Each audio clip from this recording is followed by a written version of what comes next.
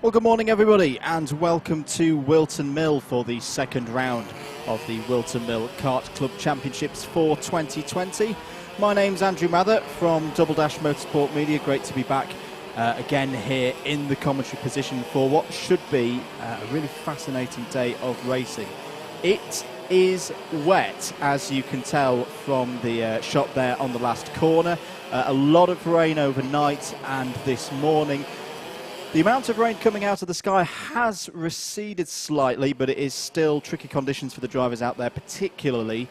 I had a little walk down to turn 1 and turn 2 this morning, standing water down there at the bottom of the hill. So yes, very, very tricky conditions for our drivers. Don't worry, you're not missing any of the racing at the moment. X30 Senior Practice is out on circuit at the moment. And whilst they're out there having their warm-up laps, let's run through the agenda for the day, particularly if you're new. Welcome, great to have you here on board on the Alpha Live stream. Do make sure that you have subscribed to the YouTube channel for Alpha Live. We're here for every single round this season, every fourth Sunday of the month. But here's your itinerary today. So we'll start off with X30 Junior. Big field of X30 Juniors here today. Honda Cadet will be second in the first rotation, then it'll be a Junior Rotax heat, a joint Mini X30 and Mini Max heat, so two classes running out on circuit at the same time in that one, Army Cadet and then Senior X30 to finish. Regular viewers will know that I'd like to talk a lot about rotations. That will be the end of rotation number 1. We'll then go into rotation number 2. Which pretty much stays as the first rotation did, so X30 Junior, then Hondas, then Junior Rotax, Mini X30s, etc, except we'll have one more Junior X30 heat on the back of that second rotation, and then we'll break for lunch. We've got one B final at least planned for on our itinerary. That, of course, is the Junior X30s. And then we'll run into our finals. Honda Cadet followed by Junior Rotax, Mini X30, Mini Max final, Army Cadet, Senior X30, and then Junior X30 to finish. So the simple bits of it is every single driver will run in 2 heats and a final. That will mean, of course, for our X30 Juniors, because there's so many of them, we have to run them all across 3 heats. There will be 1 heat that they sit out, don't worry. That is all part of the plan. And there will be reprecharging from the B final into the A for the X30 Juniors as well. All races counting for championship points, of course. It's still way too early to talk about championship ramifications here in February. But just for a little bit of the groundwork, heat wins give you 36 points, final wins give you 60 points. We'll run through those in due course. And I think the X30 Senior Practice has finished. Yes, it has indeed. Roy Johnson was quickest in that one. But with no further ado, we will get on with proceedings. We are getting ready for the first race of the day, which will be our first heat for the X30 Juniors.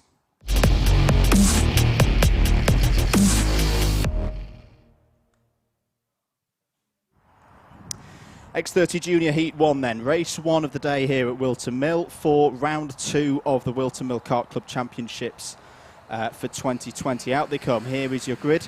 Random grids, remember, for the heats. Jessica Edgar has pole position for this one, alongside on the front row is Michael Rapsey. Row 2 looks like this: Jude Fernehoff and Daniel Hackett. Row 3, Thomas Mills and Lorenzo Cordell. Row 4, top runner so far this season, Luke Watts and Harvey Ribby. Row 5, Alex Doddington and Sam Baker. Row 6, Jake Yanagisawa and Ellis Bourchier. Row 7, Robbie Stapleford and Douglas Bolger. Row 8, Alfie Baxter Davies and Jack Davies. Row 9 is Christian Brooks and Alex Moody. Row 10, Jack Plant and Olivier Algieri. Row 11, Ben Folland and Sean Hogan. Row 12, Jensen Buckingham and Louis Johnston Cool. The field of the grid. Into the back of the grid now. Row 14, Antonis Sofroniou and Charlie Field. And then row 15, 30 karts on the grid, Zaki Hussain and Benedict Davies. So this, I'm going to say it right now, is going to be one of the most competitive fields of the day in X30 Junior. Not only the biggest, but a lot of good drivers in this one. Getting ready then to see the lights and go green and go racing here at Whilton Mill. Round 2 of WMKC 2020 is go. Solid start for all of our junior drivers there into the first couple of corners. Very wet down there still as they rise up the hill now to Christmas Corner. Well, it is already starting to look a little bit drier after our practice sessions earlier on. A couple of drivers running wide there, trying to find the grip on the outskirts of the circuit, but I think it is Jessica Edgar who's held onto the lead for now. Jensen Buckingham having a little go there, and I think spinning down into the Ashby corner. Yes, he did so, but he's been righted by another one of the drivers and just about got going, but he has lost a lot of positions there. Luke Watts already coming through there in the distinctive yellow and black helmet. Remember, he was your final winner last time out and took Heat 3, so he's definitely on form at this early stage of the season. Number 53, Jude Fernerhoff, won the first heat of the day at round 1, but loses a position there to Luke Watts. Great stuff up the inside there from Watts into second place. End of lap 1 then, Jessica Edgar leads, Luke Watts second, Jude Fernerhoff third. Harvey Ribby, good start for Harvey Ribby up to P4 after lap 1. Douglas Bolger up 7 positions to P5. Then it's Hackett, Stapleford, Bourchier, Yanagisawa and Mills, the rest of the top 10. So Jessica Edgar resisting this pressure at the moment from Luke Watts, but Luke Watts has a look down the inside into Ashby Corner. Did he get that move done? Yes, he did. So Luke Watts to the front then on lap 2. Remember, it's 10-minute heats. Oh, as Edgar has a look down the inside. Differing lines at the moment at this stage of the day with the tricky conditions. But Luke Watts held onto the lead through the back straight still. Jude Fernerhoff in there as well. Fernerhoff up the inside going for second place. Both drivers running wide there. Want to be careful with the track limits, but Jude Fernerhoff takes second place over start finish there on timing. A couple of other moves in the rest of the top 10. Robbie Stapleford up to 6th place. Jake Yanagisawa up to 8th place, followed by Thomas Mills. He's now P9. Christian Brooks is on the move as well, who was very quick in practice earlier on this morning. He's now up to 11th place. That's 4 positions gained on lap 2. You can see how much grip or how little grip there is out there, and that's no grip at all for the number 44 of Daniel Hackett. That looks to be up at Christmas Corner to me that he's had some form of incident, but he's got the kart going again and is back in the race. And Daniel Hackett was up in the top 10 as well, so that's not good at all for, I think he's a novice as well. Yes, he is on my sheet, so a couple of novices in this class. That's unfortunate there for Hackett to lose that position. There's the number 71 of Harvey Ribby. 7 minutes to go. 7 minutes and then an added lap after that for all of these heats through this morning and early afternoon session. Still Luke Watts leading.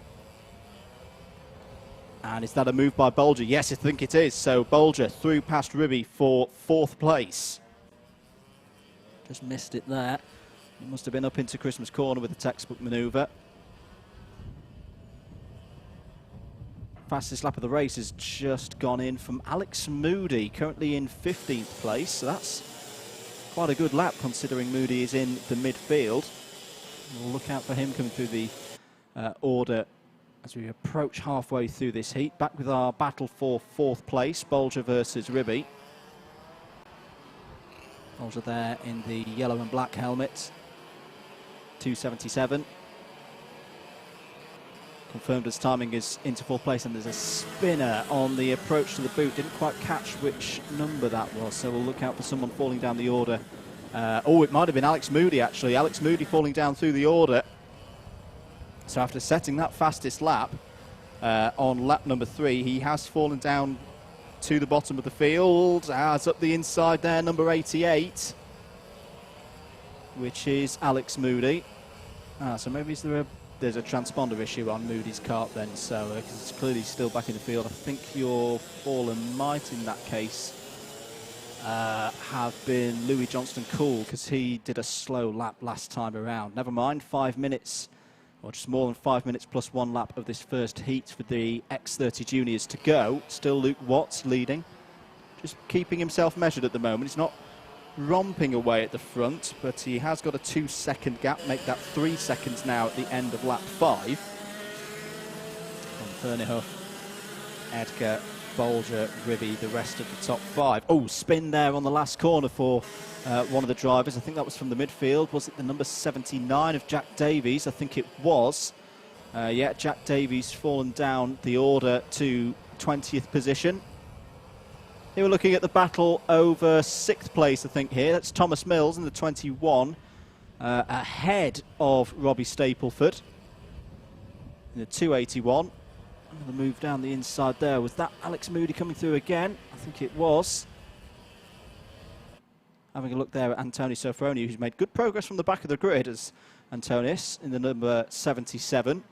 That's the key thing in these heat races. It's not necessarily about winning them. It's especially if you're at the back of the grid,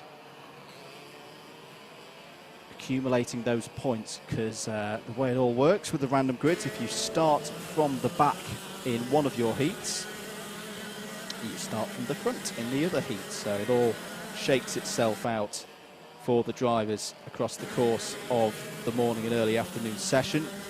Algieri on the move. I've just spotted Olivier Algieri up to 10th position. And what's this battle that we're looking at here? This is involving the number 88 in there. That's Alex Moody again, and I think it's the number 52 of Jack Plant just ahead. Jensen Buckingham will be in this region of the field as well. Number 77, Antoni Sofroniou. Looks like there's some damage on the front of Antonis' kart. The Nassau panel's looking a little bit awry. And up the inside there, nice move there by Jack Plant on Ellis Bourchier in the number 58. Back with the battle for 5th place. Thomas Mills making nice progress himself, challenging the back of Harvey Ribby. You can see on the digi-flag there is a contact warning for Antoni Sofroniou. So we mentioned that there was damage to the front of Sofroniou's kart.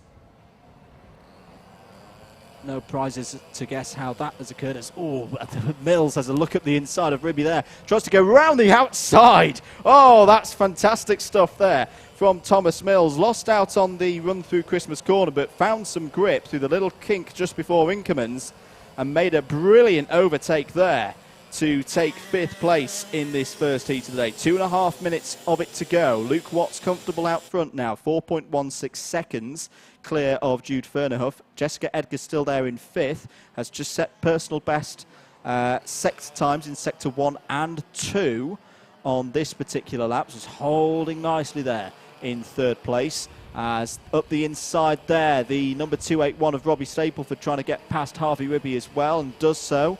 It's a little bit wide though. Christian Brooks, look out for him as well, number 82. He's come through the field, was fastest in the even numbered test session, or practice session that we had before we came on air. Luke Watts was your fastest driver, unsurprisingly, in the odd numbered practice that opened things this morning. He is very comfortable now and looking like he's going to take his 2nd heat win of the year so far. And battles going on there. This is all over, I think, about 12th place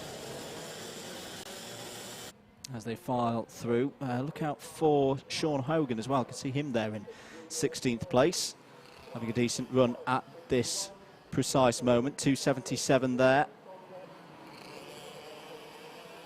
Douglas Bolger. This is back with the 2nd group on the road. In fact, Douglas Bolger has taken 3rd place there, away from Jessica Edgar.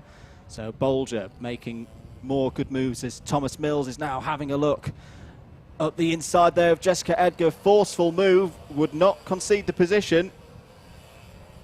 Jessica Edgar gave just about enough space there. That's another position for Thomas Mills. It's down the inside. Again, really nice stuff there. That's Douglas Bolger going through past Jude Ferniehoff. So Jude Ferniehoff's being ganged up on here. Looks like Mills has got through. So these two working together. Oh, bit of contact there as they come onto the back straight, and Ferniehoff tries to fight back. Now the question is, does he... I'm trying to have a look at that front bumper. Is there any droppage on that? No, I think it's okay. It's a great scrap here. This is all handing the win, though, to Luke Watts. He is very comfortable out front now. Penultimate lap now scored with 12 seconds to go. 6.83 seconds is the lead for Luke Watts, but it's this battle for second place that we're focusing on here, with Thomas Mills now in the front position of it and is scampered away from the rest of them as well. Fernerhoff goes down the middle of the circuit, defensive position there, trying to resist the attacks of Douglas Bolger. Jessica Edgar's still there in fifth. Robbie Stapleford not out of this as well. Defensive driving again there from Jude Fernerhoff as they go down into Ashby. Time has elapsed, so Luke Watts will see the last lap board in about 20 seconds time when he goes over start finish. As, oh, big dive there from Bolger down the inside into the second of the left-handers, and he's got the move done. That was a brave move. Some good defensive driving from Fernerhoff. He was making it tough there for Bolger, but Bolger saw that gap, went down the inside, was decisive in that move, and that'll be good for third place. Edgar fighting with Stapleford. Christian Brooks now involved in this, in the white, yellow and blue helmet, number 82. Last lap board out now. Lorenzo Cordell there, just saw him in 11th place. Christian Brooks now attacking Robbie Stapleford as they run up to Christmas Corner. Defensive driving from Edgar. It's all stacking up here. Harvey Ribby's coming back into this as well. Harvey Ribby in the blue and pink helmet in the number 71. Can he take advantage of all this squabbling on the last lap in the first heat of the day? Just remember, this is the first heat of the day. They're racing like it's a final. This is fantastic stuff. Coming onto the back straight now. Still opportunities to overtake, but they are staying line astern. Luke Watts is approaching into the boot now, about to take another win here at Whilton Mill Kart Club. In fact, across the line, there he is. Luke Watts wins heat number 1 in X30 Junior. It's going to be a very good drive for Thomas Mills in second place. Third place should be Douglas Bolger. Fourth for Jude Fernerhoff. Fifth for Jessica Edgar. Sixth, Robbie Stapleford. Seventh for Christian Brooks. 8th, Harvey Ribby. 9th, Olivier Algieri, and a good top 10 there for Lorenzo Cordell. That's the field coming over the line. Good first heat there from our X30 juniors. Alfie Baxter Davies 11th, 12th for Jake Yanagisawa. Of course, crashed out of the final in the wet conditions at round 1. Good to see him back amongst the front runners here. 13th place for Antonio Sofroni, but with damage, I reckon there's a dropped bumper on that one. 14th for Ellis Bourget, 15th Sean Hogan, 16th Charlie Field, Jack Pratt 17th, Jensen Buckingham 18th, Louis Johnson Cool 19th, Ben Font 20th. Although I say all of that, that is with Alex Moody in there somewhere because he's got an issue with a transponder.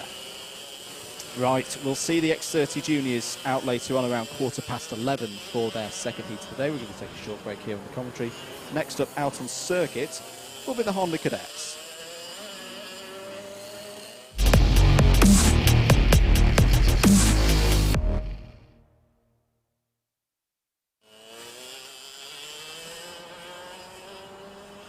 Honda Cadets getting ready then for their first heat of the day. You can just see them in the dummy grid. I'm trying to have a look at tyres. Yeah, I think it's looking like wet tyres for all drivers. Here's your grid.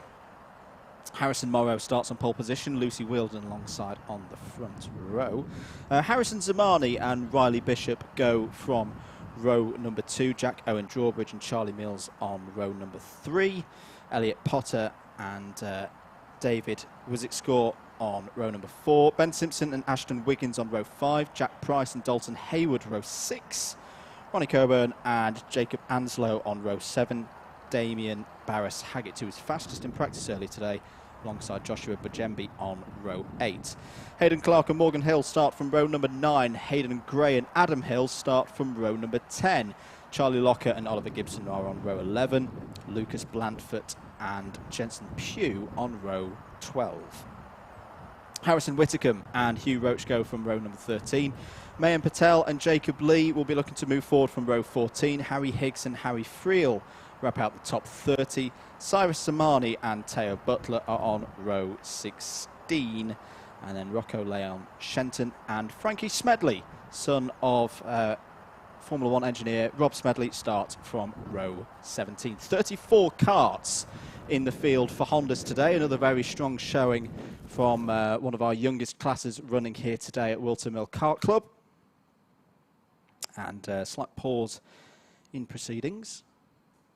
Not quite sure what the reason is for that, but I'm sure there's a couple of safety checks going on around the circuit. Safety paramount here at Whilton Mill. Thank you to everybody watching at home. Hope you're enjoying your Sunday. Alpha Live and Double Dash Motorsport Media with you all day, apart from the lunch break. Got to have a little bit of a lunch break as we go through 20 races here today at Whilton Mill. This is going to be the second of them, the first heat of 2 for the Honda Cadets. Andrew Mather from Double Dash Motorsport Media on commentary duties. I've got to say, if this is your first time watching this level of motorsport, this level of karting, sanctioned by Motorsport UK, Honda Cadet is my favourite class. Always very competitive, a great starting point for many a driver. Not the most powerful karts in the world, so it's all about racecraft at this level. There they go out. They'll have one short formation lap, and then it'll be a standing start for our Honda Cadets. They really get a good mix of the different skills that you need in this one. Got to say as well, the number of novices, this is what I'm really liking with Honda Cadet this year. We've seen a lot of our Honda Cadet drivers from previous years graduate up into other classes. But brilliantly, there's a lot of novices that have come in. Almost, I'd say, a third of this field are novices. You can tell the novices apart. They are the ones which have the black number boards with white numbers on them. Here they are coming through.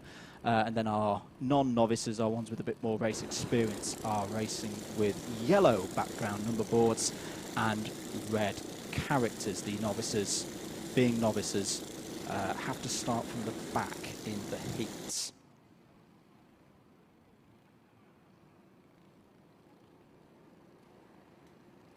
So the drivers coming round the last couple of corners.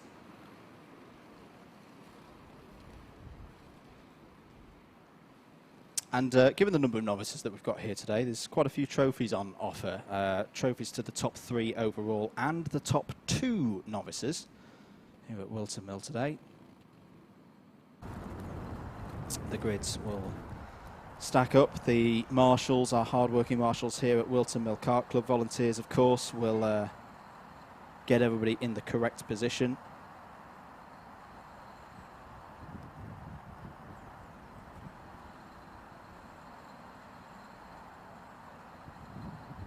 Keep comments coming in on the YouTube channel. We got all the comments coming in.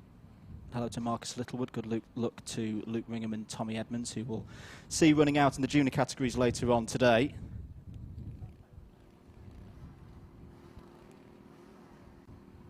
So a couple of drivers. Oh, one driver not particularly happy with what's going on with the grid there.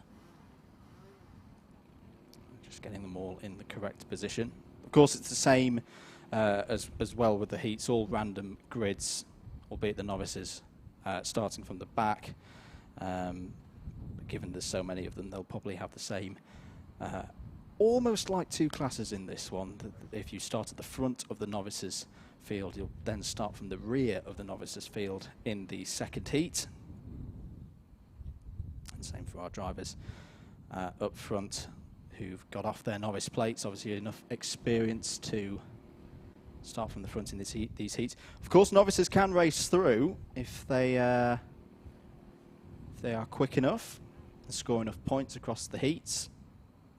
We'll see them in their, what some would say, rightful position for their talent levels further up the field. And we have seen before Honda Cadet novices race through the field and get good top 15 positions.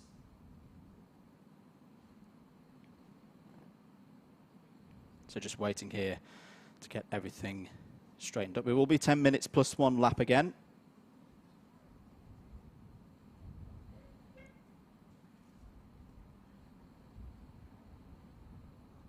Longer finals, of course, when we get into the afternoon, where it'll be 12 minutes plus 1 lap. Let's just remind you of that grid.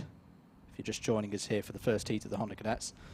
Harrison Morrow starts on pole position for this one. Harrison Zamani alongside on the front row. Riley Bishop, Jack Owen Drawbridge on row 2. Charlie Mills, Elliot Potter on row number 3. Row number 4 is David Wizitscore and Ben Simpson, Ashton Wiggins and Jack Price wrapping out the top 10. Dalton Hayward and Ronnie Coburn on row 6. Looks like we are good to go though. Thumbs up from the marshal at the back end of the field. Ready for Honda Cadet Heat 1 here at Whilton Mill Kart Club. Round 2 of the WMKC 2020 Championships. Away we go then. Good start from the pole side of the grid. Very good start from number 47. Going split mew on the grass there to get down the inside. That was David Wizitscore trying to make that move, and up to Christmas corner for the first time. It is going to be the number 72 of Jack Owen Drawbridge leading them into the first heavy braking zone. Drivers all trying to sort themselves out. Oh, there's a spinner in the middle of the pack, and it's number 37 who's gone round. 37 Charlie Mills, Jack Price, number 71 involved as well, and has got himself stuck in a tricky position there, facing uphill towards the grass. Hopefully he'll be able to get that kart going again. No, more problems for Price there, and that just shows you they are. Oh, it's a massive spin there as caught under braking. Didn't catch who that was flying off to driver's right. It was the number 30. It was the number 30 Ben Simpson, third in the championship after round 1. Had a good day back in January, but that's not a good start there on lap number 1. Battling going on there. It looks like it's the number 17 of Elliot Potter who will lead at the end of lap number 1. He will indeed. Owen Drawbridge second. Wizitscore in third. Harrison Morrow fourth. Riley Bishop fifth. And then it's Ashton Wiggins, Dalton Hayward, Harrison Zamani, Ronnie Coburn and Hayden Clark wrapping out the top 10. Oh, big move up the inside and contact there between the number 77 and the 26. 77 being Ronnie Coburn, taking out Harrison Zamani. Went for a big move down the inside. Let's have a look at the replay there. You could see him coming out from miles back, and the poor 68 got a punt up the rear as well. That was Dalton Hayward. That'll have felt a little bit uncomfortable. On to the back straight then. Lap number 2. Elliot Potter still leading this one. Jack Owen Drawbridge there in second. David Wizitscore in third, as the number 68 of Dalton Hayward has a little look for a move there. Race hopefully settling down now as we go on to lap 3. There was a move being shown there. I think that was Hayward having a go at Ashton Wiggins. The rest of them coming through the field. You can see some of our novices coming through. Harrison Whitcomb, who ran very strongly last time out in round number 1. Here he is again, up to 13th place overall already. And a few novices following him as well. The number 86 of Shenton there, Am Pugh and Teo Butler. So showing that some of our novices definitely got the pace that in time they will move off those novice plates. Battle for third place, or is that second place? Yes, I think it's for second place. Owen Drawbridge and Wizitscore side by side as they come onto the back straight. Jack Owen Drawbridge has a little look there, and I think let's Wizitscore go. Maybe trying to work together a little bit to try and catch Elliot Potter. The rest of the field forming in behind, almost 2-3 wide there into the final corner. Ashton Wiggins right in the middle of it all. Encouragement from the parents on the balcony there over scrutineering as well. Very passionate about their racing. Number 68, Dalton Hayward. Good run up the inside of Ashton Wiggins. Very nice, clean move there. And that should be 6th place. Number 48 of Damien Barris-Haggett is involved as well. Damien Barris-Haggett was quickest in practice this morning. They were different conditions. There was a lot more moisture out on the circuit and standing water in places. See most drivers trying to take the conventional racing line, or maybe a little bit wider on the approach to the back straight. Reaching the halfway point of this first heat of the day for our Honda cadets. Has indeed settled down as the number 68 of Hayward looks to make a move there again. So Hayward now up to 5th place, as having disposed of Riley Bishop and Ashton Wiggins on that last lap. The number 60 of, is that Jensen Pugh? Yes, it is. Looking racy there. As, oh, contact, and big contact between the number 48 and the 32. The 32 being Riley Bishop. Was not happy about that at all. Let's have another look at this one. So the number 48 is upside the inside of the 57. I think the 57 actually gets into the 32. So that was more on Ashton Wiggins for me, but Riley Bishop not happy about that one at all. That was all over 6th position. So just as we say it's all settling down, it all kicks off again. Harrison Whitcomb continuing to run strongly. 12th overall now for the novice in the number 69. Good move there by, I think that was Finlay Fishburn in the 14. Going down the inside of another driver. I'll tell you, some of our novices from the back of the field are making their way through as well. Frankie Smedley from the back of the field is up to P24. Already got a little bit of experience elsewhere in the country at Teesside. As the number 57 and the 52 squabble over 8th place. But Smedley, as I say, has seen him race myself up at Teesside Autodrome in their sprint series, another series that you can follow on Alpha Live's YouTube channel. Just make sure you've subscribed. Maybe have a little watch of that tonight after our action here at Whilton Mill. They're running up there today. There's the number 69. There is Harrison Whitcomb, who's now up to P11. It's a very impressive story from this novice. Had to battle through the final, was clear out in front of the novice stakes in the final, but had a spin. Did fall down to 2nd place, but managed to fight back and still triumph. Oh, the 71 is off down at turn 2. That's Jack Price. So Jack Price has had quite the moment there. You can still, there is still a little bit of standing water down at that end of the circuit, at the bottom of the hill. I wonder if he's caught some of that water and had that moment there. He looks perfectly okay. Fastest lap of the race has just gone in from Ronnie Coburn, the number 57 down the inside of 48. So that's Wiggins past Barris Haggett as they go through Christmas Corner. As, oh, wide there, is that, that's the number, is that Barris Haggett? Yes, it is. It is Dame Barris Haggett, who's run so well over the course of practice in the early part of this morning, has gone off. He's at the exit of Inkerman's Corner there. Looks perfectly okay, but obviously very, very annoyed at that incident because he was in the top 10. I wonder if he got caught out there by a slower driver or got encouraged into that. We'll maybe have another look at that in a replay in a few moments' time.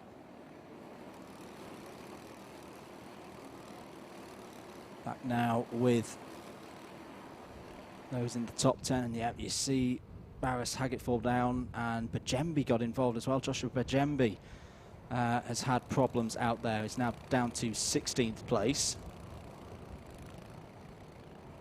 There's the number 22 of Morgan Hill, just ahead of Ashton Wiggins. Yellow flag out at Marshall Post D for the recovery of Barris Haggett.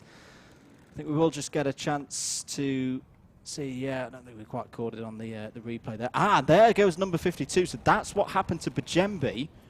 Just lost it under braking down into Ashby Corner. So he's getting to that stage of the day, I think, where there's a semi-dry line out there, but if you get off of it, you get in trouble very, very quickly. Back with our squabble over, I think this is 6th place. Yes, it is. Morgan Hill ahead of Ashton Wiggins. The number 75 of Harrison Morrow in there as well. So in fact, this is 5th place. Harrison Morrow's lost a couple of positions there on that last lap. So Hill up to 5th, Wiggins 6th, Morrow now 7th, and Harrison Whitcomb, the ever-impressive novice, now up to 8th place. Should also shout out Rocco Leon Shenton, who's come from the back of the field, is now in 10th place. And here comes Whitcomb trying to go down the inside of Morrow and gets the move done. So Harrison Whitcomb now up to 7th place overall, and looking strong again to take the top novice trophy at the end of the day, but still a lot of racing to go. Less than 1 minute in this Honda Cadet first heat of the day. Once the time expires, of course, we will see plus 1 lap be added. The rest of them coming through. Number 32, we just caught a glimpse of there. Riley Bishop now back up to 12th place. That's a decent recovery there from Bishop. Morgan Hill and Ashton Wiggins working nicely together at this precise moment of the race. They're up to 5th and 6th place respectively, as I think that's Ronnie Coburn getting past Riley Bishop for 12th place and giving the finger wag to say let's work together, let's work forward. Still Elliot Potter leading this one, but it's not got the race won yet.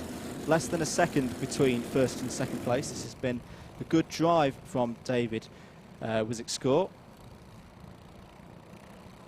There's Shenton, the second of our novices on the road at the moment.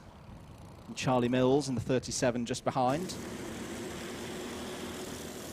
think there might have been a blue flag out there for the slower drivers as the leaders come through. Just waiting to see leader come over, start, finish out of my view here at comms position, but we'll track it on timing and scoring. Dalton Hayward's not out of this one as well yet, as some of the top 10 make their way past the back marker. Harrison Whittaker again fighting for more positions here with Wiggins and Hill. We are on the last lap then. Can Elliot Potter hold out to take his first Whilton Mill Kart Club victory of the season? Another one of the novices just calmly keeping out the way there as Whittaker and Wiggins side by side as they go through Christmas Corner. Wiggins defends well round the outside. Back with the leaders though, Potter and Wizek-Score. Potter looking comfortable, just in control at the moment. Wizek-Score not quite close enough, I think, to go for a last lap move, and to be honest, you probably wouldn't want to in this situation. It's a good second place, good points, and a good setup for getting a strong grid position later in the day. But here comes Elliot Potter in the number 17, confidently took the lead at the start, calmly kept himself out front and takes the heat win.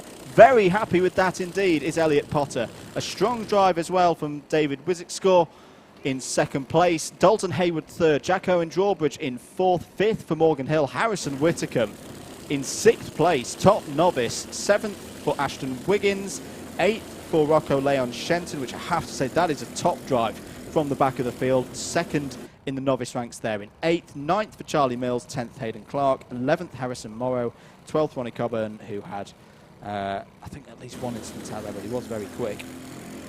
Riley Bishop 13th, Joshua Vajembi had a spin, finishes 14th, then a few of our novices coming through as well, Jensen Pugh, Teo Butler, Oliver Gibson and Harry Higgs, all novices there in the top 20. Hayden Gray and Harry Friel wrapping up the top 20. Ben Simpson 21st, Frankie Smedley also from the back of the grid moved up to 22nd, Harrison Zamani 23rd, then Mayan Patel, Adam Hill, Jacob Lee, Hugh Roach, Charlie Locker, Jacob Anslow, Lucas Blanford, your top 30.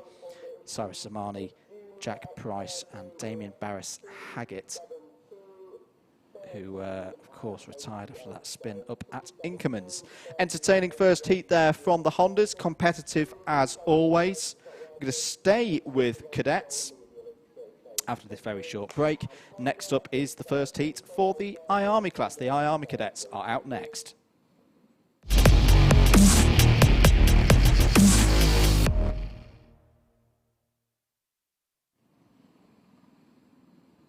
Apologies, I got myself confused. It's of course Junior Road Tax next.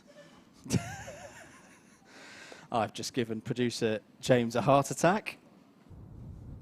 He's just keeping me on my toes. Apologies, Junior Road Tax is out on circuit next for their first heat of the day. Here's the grid for it. Race number 3, Junior Rotax Max Heat 1. Carl Dunford has pole position. Callum Davies on the front row as well. Leo LaCastro and Charlie Ellis are row 2. Lewis Wild and Harrison Crook row 3. Elliot Pickard and Tommy Edmonds are on row number 4. Callum Romain and Jensen Giles are on row 5. Gabe Fairbrother and Ben Price on row 6. Jessica White and Jack Cooper on row 7.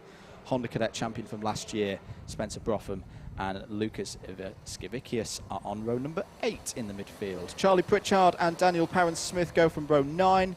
Oscar Hall and Matty Hingley are on row 10. Noah Hadley and Luke Ringham on row 11. Jack Davies and Harry Wainwright on row 12. And then towards the back of the grid, we've got Kieran Gianelli and Marison Foley on row 13, Joshua Burton and Miles Dawn on row 14, Jake Howarth and James Jackson on row 15, and Louis Ball wrapping out the 31 kart field for Junior Max. Hello to Simon Stansfields, who's correct in saying final started approximately 10 past 2 according to the timetable. You can keep an eye on the timetable and all the latest results. Go to results.alphatiming.co.uk/WMKC/2020.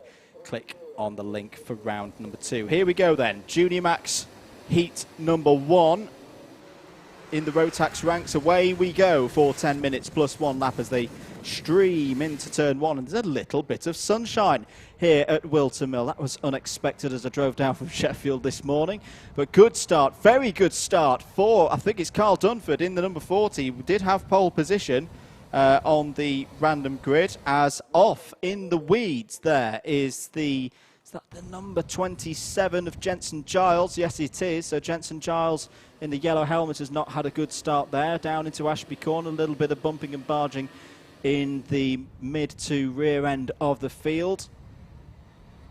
They're all trying to squabble their way through. It's a growing class, this, Junior Max. Great to see more than 30 drivers competing here today. Filing round onto the back straight for the first time, and Carl Dunford is gone. He's absolutely gone. He's up the road, and the rest of the field have got to get themselves organised pretty quickly to tame this run. He's got a 2-second lead after lap 1. Fantastic stuff from Carl Dunford, privateer runner. Move being done there by Romain on Crook for 5th place. The standard up the inside move into Christmas Corner. 8.5 minutes of this one to go. Still more battling going on in the midfield. We have got a few novices in this one as well, I should mention. Top novice gets a trophy in this class today. James Jackson has had a good start in that part of the field, up to 23rd already as they slide through the second of the double left-handers in the middle of the circuit onto the back straight. End of lap number 2. Can anyone tame the pace of Carl Dunford? The answer is no. The answer is no at the moment. There's a good battle there off the final corner. 2.66 seconds is now the lead for Dunford. Moves on that last lap. Elliot Pickard is up to 3rd place past Callum Davies. And is that them that we're joining here? No, this is a little bit further back. No, it's Davies trying to defend from Romain. This is a very good run from the number 10. So Callum Romain is up to 4th place now, with that move into Christmas Corner. Downhill, tricky braking, especially in these conditions. This is what I would describe as greasy now. Deceptive how much grip is out there, and especially for the number 72, Crook, I think, got a little bit wide there and just clipped the grass, and that allowed Hingley to get through. Matty Hingley, who was quickest in the practice session at the start of the morning for this class. You can see the distinctive kart of Tommy Edmonds there. 3rd in the championship after round 1, was a big part of the championship battle with Joshua Valance in 2019. A lot of experience at this level for Tommy. Clearly moving through the field again. Here comes the number 18, Daniel Parent-Smith, another driver who's stayed at this level for another crack of Junior Max. Good move there on Davies, so that should be 7th place now for Daniel Parent-Smith, running with the Pro Train team on the Tony Kart chassis. Edmonds makes another move down. He's coming through the field. This is what we've come to expect from Tommy Edmonds. Still Carl Dunford, though, leading from Lewis Wild, who did take a heat victory last time out in round number 1. No Linden's here today. Oh, somebody's gone off in the background there. Might be Jensen Giles again, possibly. We'll try. No, it's the number 20. It's one of the novices. It's Joshua Burton, unfortunately, who's had a spin there, but he's perfectly okay. Marshall helping him to get the kart back on the circuit, and away he'll go. Now, no Joe Linden here today, who won the final for round number 1. Definitely a dry line forming there. Definitely, that's a bit of a surprise, I've got to be honest. Having considered how heavy the rain was a couple of hours ago, but good to see. Giving our drivers more experience of changeable conditions, always a good skill to have for any driver looking to make their way in motorsport. 5 minutes to go, plus 1 lap after the time expires. Carl Dunford continues to control this race. He's got a 3-second lead now over Lucas Wilde. Elliot Pickard in 3rd. Matty Hingley, though, coming into this now, 4th place. And here is Hingley trying to look down the inside of Pickard. Side pod to side pod. Not got the move done, now got the move done. Another textbook overtake there into Christmas Corner. And that's Hingley up to 3rd place. Tommy Edmonds there in the Spirit of Senna kart. Still in 5th place. Little adjustment there from Hingley. Still using that wider line. Oh, as off there. Is that another one of the novices? Can't quite make out the number on that one at the moment. That's on the run up to Christmas Corner. James Jackson, by the way, still top novice at the moment. It's the number 76 of Louis Ball. Oh, that's a shame, because Louis was running in 2nd place of the novices. 25th on the road overall, but unfortunately will fall to the bottom of the order. Up the inside there goes the number 77 of Jack Cooper. Makes the overtake stick. Great fight still going on in the midfield. Gabe Fairbury has had a problem on that last lap. He's fallen 10 positions, but still there in the top 20. Number 95, Callum Davies, behind Leo LaCastro at the moment. And number 16. There's your leader, Kyle Dunford. 3.5 minutes for Kyle to negotiate, and then the added lap after that to take what would be his first victory of the season.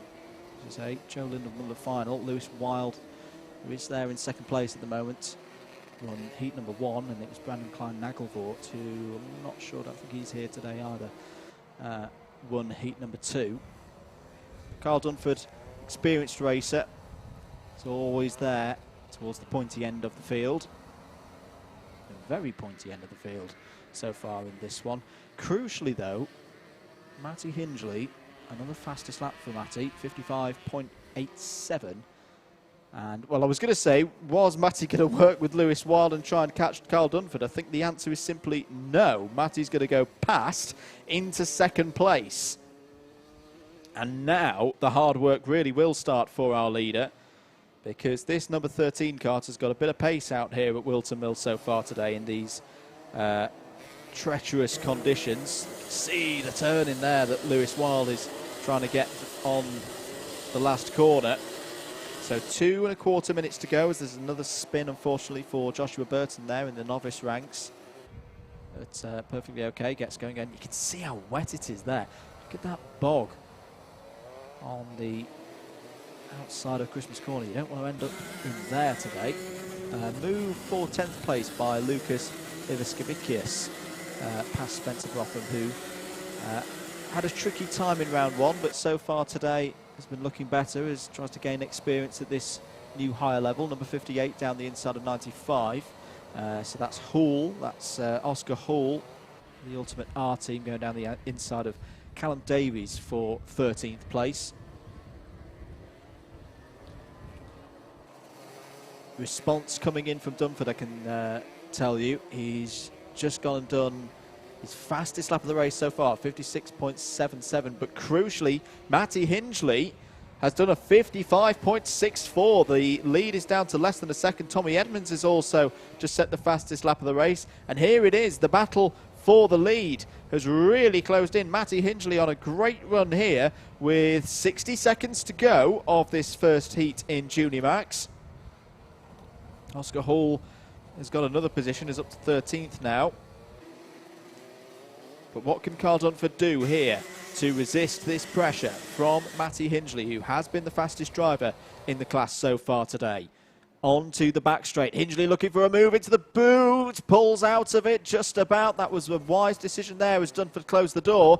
Is there a chance to get the overlap and up the inside into the final corner? Yes, there is. Hingley down the inside. Can Hingley keep it in track limits? Ooh, that was questionable, but Dunford slips back through. So Dunford keeps the lead and does a new fastest personal best of 56.48. 2 laps to go then. With the amount of time on the clock, that was a good defensive move by Dunford, just cutting to the inside, not allowing any room for Matty Hingley to get underneath. There is a back marker up ahead. It's the number 36 of Jake Howarth, who's in the novice ranks and looking like he's running a nice replica Lewis Hamilton helmet there. And in fact, the move has been done. Hingley's got through, so it must have been coming off of Ashby Corner that Hingley has got past. So Hingley took the opportunity in the traffic to take the lead. We'll see the last lap board, a little adjustment there again on the radiator cover, which is allowed at this level. Final lap then. Can Matty Hingley close out this victory? It's been a great drive from 20th on the grid. Not an easy place to start from, the middle of the pack.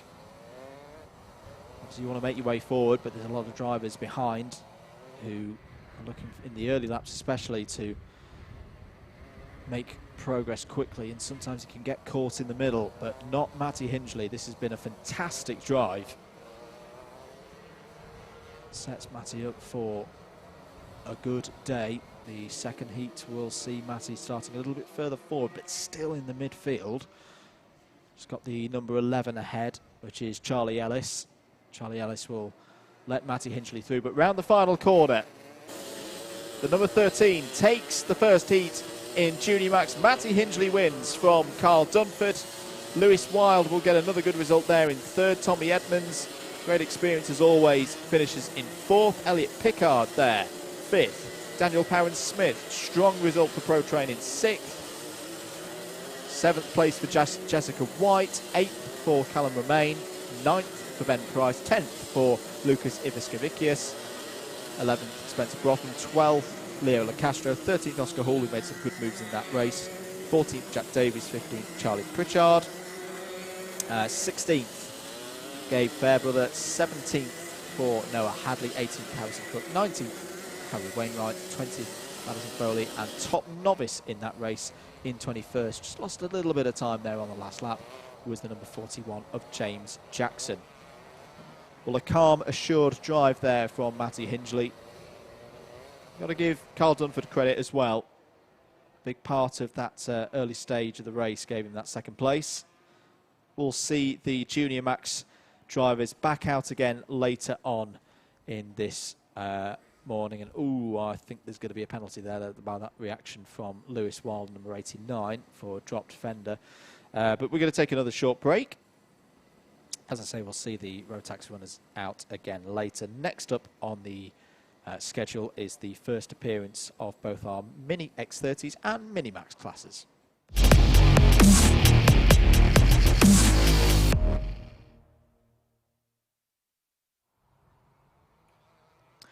Back here at Whilton Mill for round 2 of the Whilton Mill Kart Club Championships for 2020. Here's your starting grid for race number 4, which is our joint X30 Mini and Mini Max race. Keane Geraghty will have pole position for this one alongside Wesley Swain on that front row. Shravan Shanmugavel and Luke Sintler go from row number 2. Rylan Etchberg and Billy Phillips are on row number 3. Rylan took a heat win in round 1. Leo Brown and Alfie Briggs on row number 4. Joshua Patch and Ella Stevens go from row number 5. Gabriel Stilp, winner of the final at round 1, has to start from row 6 in this one alongside JJ Russell. Vinnie Lloyd Chamberlain and Jack Nettleship go from row 7. Benjamin Doughty and Oliver Kerr go from row number 8. We are into our Minimax runners here. Zane Khan and Ben Crossley start there on row number 9, Oliver Smith and Bobby Rosier on row 10, and then Ben Rayburn and Katie Ashman on the last row there of this field. Good to see that we have had a few more Minimax entries. I've only got 3 in my programme, but there's going to be 7 out there for this first heat of the day. Track conditions continuing to alter here at Whilton. You can just see those lighter patches of tarmac. That's where the dry line is. But you do typically get this at Whilton Mill, because especially on that run up to Christmas, cut to the inside when it's a bit greasy and damp. So that side of the circuit drives first. It's maybe going to take a little bit longer for the conventional racing line of 2 drivers left cutting in to try out. Who's going to be the first to brave it out there? It wouldn't be me at this stage of proceedings. Way to tell these 2 fields apart. The X30 Mini runners that we're looking at here, they have white backgrounds and black characters on their number boards. The Minimaxes have yellow backgrounds in their class. Here go the X30 Minis away for their first heat of the day. And we'll wait to see the Minimaxes set off as well. We'll keep tabs on them across the course of the next 10 minutes. But it's been a good start there for Cian Geraghty in the yellow and blue helmet, number 73. Cuts to the inside, doesn't want anyone diving down the inside into Christmas here on lap number 1. Resists from Luke Sinclair. Away go the Minimax runners then for the start of their race. 1 novice in their ranks as well, which is Katie Ashman in the number 53. As what are we looking at here? That's the number 74 of Ryan Etchberg making some moves past some runners. The number 33 of Leah Brown involved as well, trying to cut to the inside. Slides there. That's what happens when you get off the dried racing line and onto the greasy stuff, especially at this time of the year. Still quite cold out there. Air temperature about 11 degrees. That's the number 87. Nice move there from Vinnie Phillips. Vinnie Phillips, part of the YRDA group. And we're also running Luke Watts here today. Cian Geraghty leads then at the end of lap number 1. Vinnie Phillips second, Luke Sinclair third. Roland Etchberg and Alfie Briggs wrapping up the top 5. Here are the runners in Minimax. It looks to me like Oliver... Oh, spin for the number 93. That's Joshua Patch. So Joshua Patch goes round at the top of the circuit at Christmas Corner, gets going again. But Oliver Kerr leading in Minimax from Zane Khan and Ben Crossley.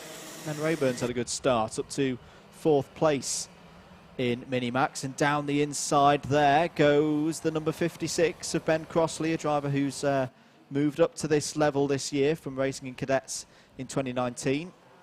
Was that a change to the 3rd? Yes, I think it was.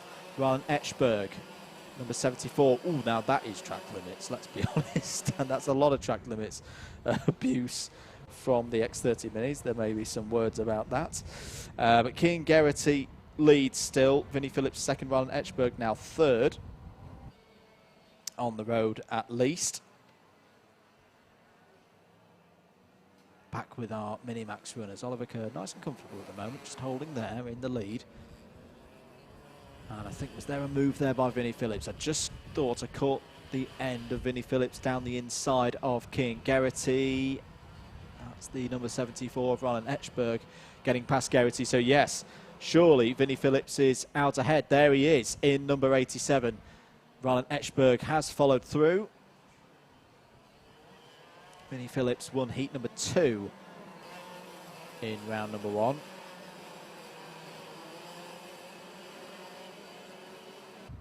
Seven minutes plus 1 lap to go. Phillips confirmed as in the lead now. Etchberg second, Cian Geraghty 3rd.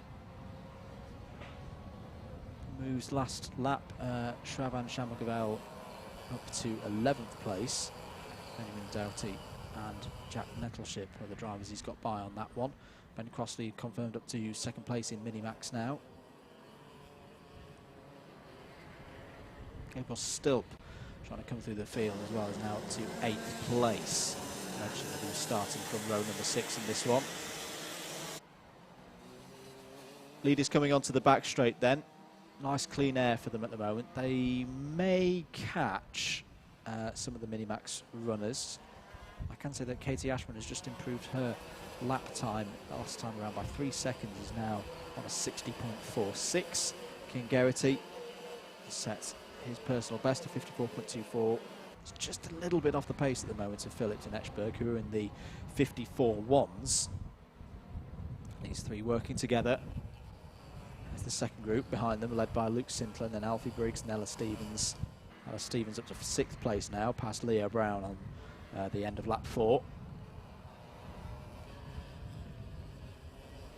It's like Gabriel Stilp has closed up to the back of that second group as well. It's just set the fastest first sector of the race so far of anybody in the field. There's also been a change for lead in Minimax. Ben Crossley has got ahead of Oliver Kerr, so the driver of the number 56. Good number, that, number 56. Here it is. So Crossley through and into the lead there in Minimax. Good pickup by the camera. About it, Slavak at the top of the hill. His normal position there at the top of the hill. Whoa, very wide there. Big moments. I think that was Zane Khan in the number 47, flirting with the grass that we saw Damien Barris Haggett out in the Honda Cadet heat. 5 minutes of this one to go. As Gabriel Stilp's out. Gabriel Stilp out, and there's two drivers going for a bit of rallycross as well. That's Luke Sintler, and was that Leo Brown as well? No, it was Ella Stevens. It was Ella Stevens in the number 82. So all of a sudden, it's all kicked off here in the X30 Mini class. Our final winner from last time out of the race, potentially with a mechanical failure. Didn't see anything particularly wrong with the kart when we cut to that shot, and then I'm not quite sure what was going on with Stevens and Sintler as they were exploring how much moisture's still in the grass. I can tell you that from here. There's a lot. Here's the squabble between JJ Russell, number 84 there, and Joshua Patch, who had that spin earlier in the race. Jack Nettleship there in the 57s. This is towards the bottom end of the X30 Mini field at the moment, but still battling very strongly. As Patch tries to get up the inside of JJ Russell there, braking hard into Christmas Court. Very nice stuff there. That's very good from Joshua Patch, just holding his own, as the number 57 of Nettleship's not too happy there about a bit of contact with JJ Russell coming off of Christmas Corner. But no, that was a good move there from Joshua Patch. That's not easy in these still greasy conditions under braking. Just kept it calm, got the block pass on the inside, and took 11th place. Vinnie Phillips still leading then. 3.5 minutes to go here at Whilton Mill. It's our first X30 Mini and Minimax heat of the day. First of two. Here's your battle for second place though. Rylan Etchberg and Cian Geraghty, who did lead the early stages of this one. There you can see Phillips is gone. Phillips has got this one won surely, unless some misfortune strikes the number 87, which of course we hope doesn't happen. Geraghty keeping Etchberg honest as we go into the latter stages. There's been a contact warning for Ben Rayburn, who's up to second place in Minimax. Not a penalty, just a warning for now. The black and white diagonal flag will be out for, or it's already been out for, number 58. Alfie Briggs making progress. Just spotted a new personal best for Briggs. He's up to 4th place now. Yeah, just see him there in the 347 at the back of shot in the Jack Dex racing machine. Local team to this area, of course. In fact, this is a good race so far for JDR run karts. 3rd, 4th and 5th with Leo Brown there, just off the back of your shots. 4th in the championship at the moment after round 1 for Alfie Briggs. Decent start. Be looking to move forward and hopefully get on the podium today. Top 3 in X30 Mini get trophies today. Just one trophy I think available in the Minimax ranks, which is for the win. Might be one for second now, but there's a few more entries from the 3 that were in my programme this morning. 90 seconds of this one to go. Vinnie Phillips looks to have this one. Still a good battle going on though between Rylan Etchberg and Cian Geraghty. They're having a little look there. That's some of the Minimax runners towards the back. Still Ben Crossley leading in Minimax as well. This would be a good run for Ben Crossley. No As I mentioned, no Joe Linden in Junior Max, no Harry Linden here in Minimax, who really dominated the last round and took 2 heat wins and the final win. We're just having a look here at Shamuel Gravel and Joshua Patch. The Patch must have got through early on this lap. He's up to P10. Shamuel Gravel, another runner in the Lewis Hamilton design helmet. There as Shamuel Gravel has a look. Did that move pay off, or I think Joshua Patch just held it round the outside going onto the back straight. Again, calm driving from Joshua Patch. Leo Brown's just set the fastest lap of the heat so far, 53.07, so lap time's definitely coming down now. 30 seconds to go. Where are the leaders? They're just coming through sector number 2. This will be tight to see whether this is going to be 1 more lap or 2 more laps. But there is your leader, Vinnie Phillips. He's come into today's racing with a lot of confidence. As we say, took the second heat in round 1. And is this going to be a last lap? That's right on the cusp there. I think he just got across the line, so 2 more laps then. Time has expired before... Oh, there's a wheel! Oh my goodness, where's that come from? There's a wheel going across the circuit. That's very lucky that that's not hit anybody. Well, that's where it's come from. It's the number 57. I have never seen that happen before here at Whilton Mill, but the number 57 of Jack Nettleship has lost the rear left. I wonder if it's a stub axle failure, and the wheel bounced across the circuit. Thank goodness nobody was on their way up to Christmas Corner at the time. And everyone's okay. There is your leader, who's going to see the last lap board this time around. There it is. Number 47 there of Zane Khan is unfortunately a lap down. That's a real shame for Nettleship, because Jack was having a good run. Oh, it's Vinnie Phillips. That's what happens when you get offline. There's still a lot of water, especially in the curbs and any nooks and crannies around the circuit, as Briggs is being challenged by his teammate. Leo Brown trying to go around the outside, but doesn't quite have the grip there on driver's left up to Christmas. Vinnie Phillips will win this one, surely. There is the stranded kart of Jack Nettleship. 3 wheels on that one. Hence he's out of the race. And 2 retirements from this one, with having seen Gabriel Stilp retire earlier. But Vinnie Phillips, this has been a very assured win. Another win for the driver, the number 87. He takes the first heat of the day. Second place will go to Ryan Etchberg. Third for Kean Geraghty. Fourth, holding on there, Alfie Briggs had a good squabble with his JDR stablemate Leo Brown in 5th. Ella Stevens in 6th. Luke Sinclair 7th. Vinnie Lloyd Chamberlain 8th. And it should be Benjamin Doty in 9th. Coming across start finish now. There is the number 29. And side by side for 10th place. Who's going to take it? It will be Patch. So Joshua Patch takes 10th. Shravan Shamuel in 11th. JJ Russell 12th. 13th place is Swain. And waiting for our winner in, there it is, Ben Crossley takes his first win in Minimax this year. Ben Rayburn 2nd. Bobby Rosier there in 3rd place in Minimax for number 49. Oliver Kerr 4th. Well, a dramatic race there, especially in X30 Mini, with a couple of the drivers having moments off the circuit, 2 retirements, a wheel, an errant wheel bouncing across the circuit at one point. We will see our X30 Minis and Minimaxes back out in rotation number 2, about halfway through it. We're going to take another very short break here on the Double Dash Motorsport Media commentary. And now I won't scare producer James. Now, next up, it is, of course, the iArmy Cadets.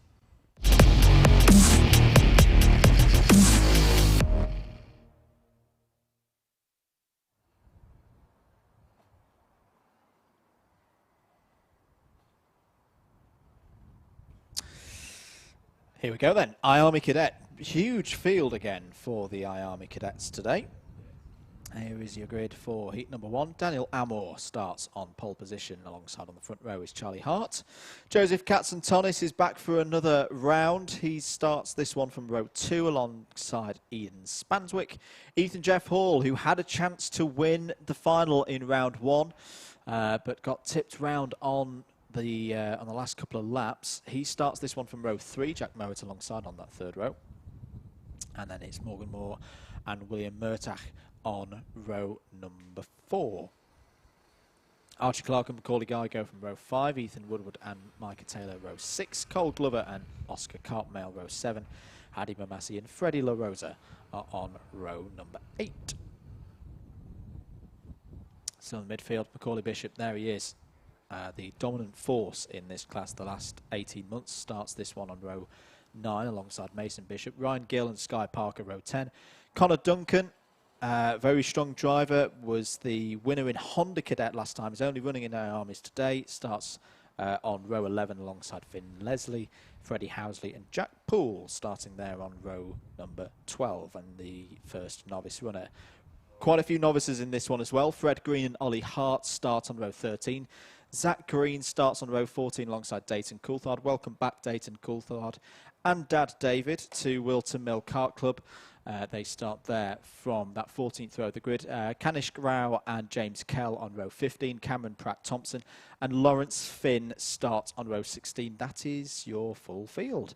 32 runners in Army Cadet Heat 1. This was another really good class last time out in round 1. The amount of challenge, I'd say, for Macaulay Bishop has definitely risen from 2019, where Bishop dominated the championship and wasn't here all the time, but didn't need to use any of the drop scores for poor results, because every time he was out on circuit he was up towards the front of the field. This year has not been the case, definitely not so far at round 1, especially with the likes of Ethan Jeff Hall and Archie Clark in there. Joseph Katzentonis, as you say, has been running pretty well so far in 2020. As I say, it really is good to see all these Army cadets out here. The field numbers have grown from last year. I think we sometimes had around 20 runners in Army Cadet in 2019, so having a full complement of drivers for just a single race. We did have a B final at round 1, but still 32 Army Cadets is a very strong number indeed. Daniel Amor, though, we say starts pole position for this one in the number 41. A nice snazzy Red Bull livery on that Army Cadet kart. Charlie Hart's the number 50, so it looks like we're just about ready to go then. We've got our front row, we've got our second row. Hopefully we've got everybody else as well. And we'll see a green flag this time around. Away they go then for 10 minutes plus 1 lap in Army Cadet. Who's going to lead out of the first couple of corners on the run up to the hill? It looks like Daniel Amor in the number 41, but look at this, it's Joseph Katzentonis. What a start there from Joseph Katzentonis. Got a fantastic run out of Fine Lady up to Christmas Corner and has taken the lead here. So Joseph Katzentonis in the number 12. Drivers squabbling, trying to sort themselves out as they run into Ashby Corner. Here come the novices. Oh, as 3 of them are off already. The 22, 53 and 51. That's Kanishk Rao, Jack Poole and Zach Green already in trouble there. And they're not even through the first half of lap number 1. Katzentonis leads from the number 50 of Charlie Hart. Charlie Hart goes up the inside. Fantastic overtake. Really good stuff there from Charlie Hart. And there's a point to the head to say, come on, let's work together to pull away from this field. It's a 1, 2, 3, 4 over the line at the end of lap 1.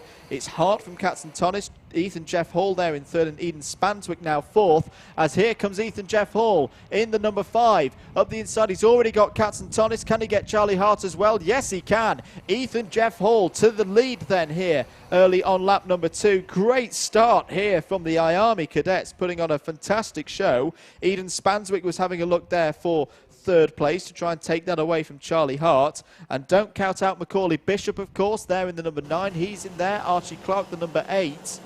As there's 2 drivers. Oh, it's Coulthard. Dayton Coulthard is involved with an incident, and the 48 of Micah Taylor is involved as well. That's up at Christmas Corner. That's a real shame for Dayton on his return to Whilton Mill Kart Club. But 8 minutes of this one to go.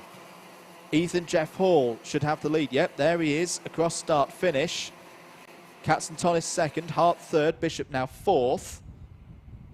So here comes Macaulay Bishop, but this is what we've been talking about, the higher quality field in terms of numbers, and the challenge for Bishop if he's going to be Whilton Mill Kart Club Army Cadet champion again in here in 2020. There was a move, I think, there by Archie Clark, the number 8 seed nationally. Is that him getting past Eden Spanswick? There's another spinner on the exit of Inkerman's Corner. It's one of our more experienced drivers. It's not a novice. It might be the number 76 of Cole Glover. We'll check that in a few moments. Back with those at the front of the field.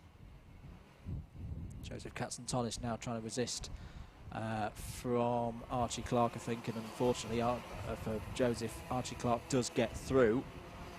So Katzentonis has lost a couple of positions on that last lap. So it's Ethan Jeff Hall from Macaulay Bishop, Eden Spanswick, Archie Clark, and then Joseph Katzentonis wrapping out the top 5. Here comes Spanswick, gets in the toe of Macaulay Bishop. Just holds position for now. This is what cadet racing is all about. It's not just about going for overtakes at the earliest opportunity. It's about working with your fellow competitors to ensure that the driver at the front doesn't get away, and especially when the driver at the front of the field is one of the level of talents that Ethan Jeff Hall has.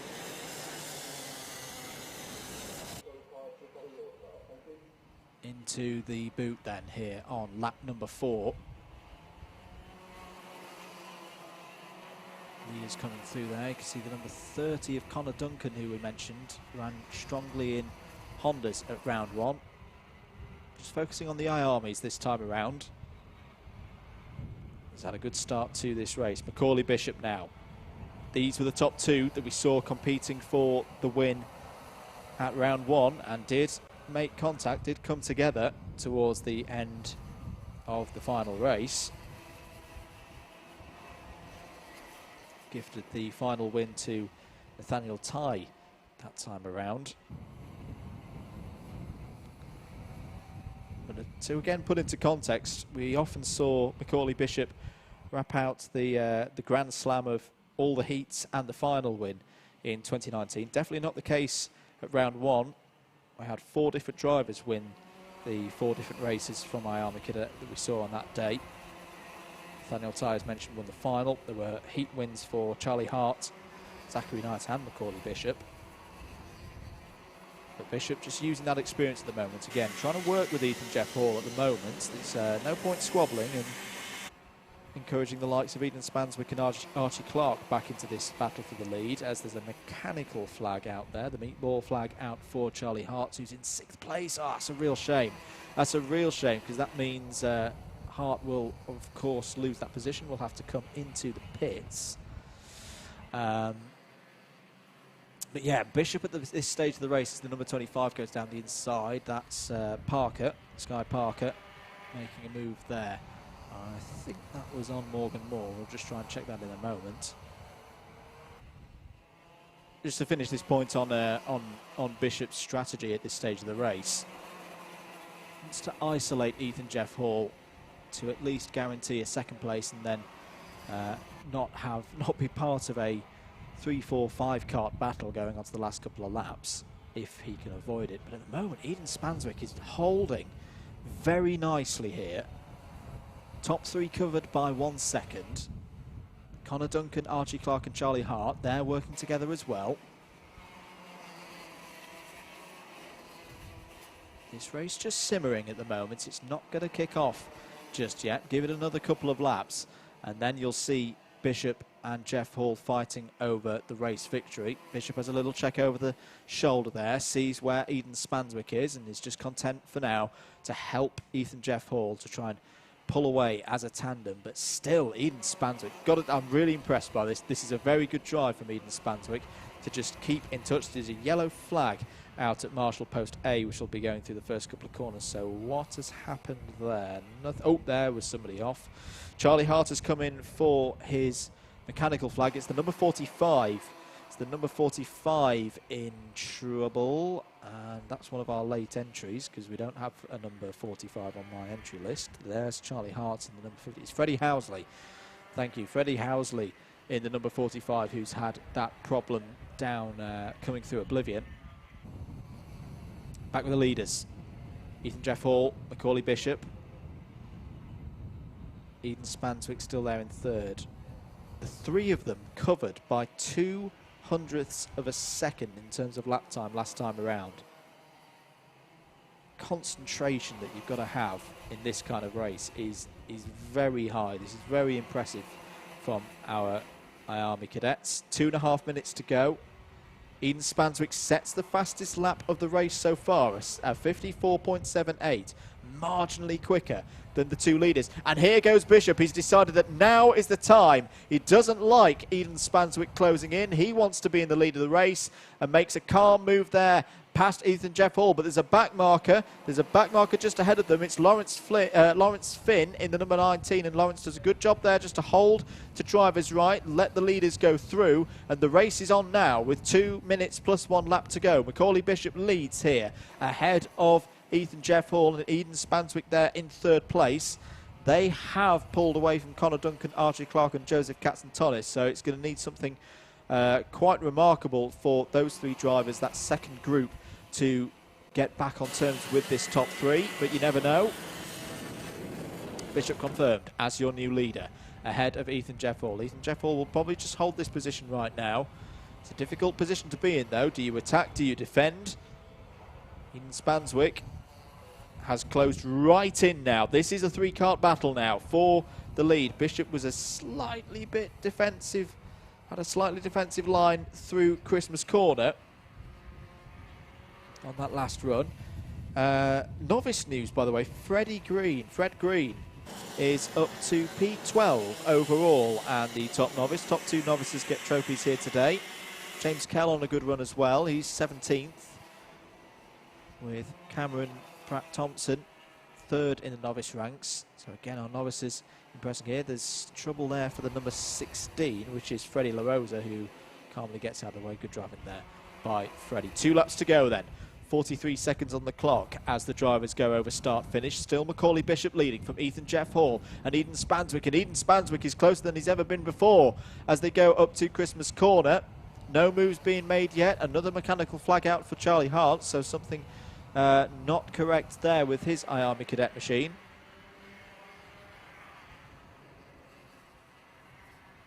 Second group of three now know that they're not going to catch the leaders. They're fighting now as Connor Duncan down the inside of Archie Clark with Joseph Katzentonis still in close tow. It's a top 6 that are have scampered up the road really from Mason Bishop in 7th place.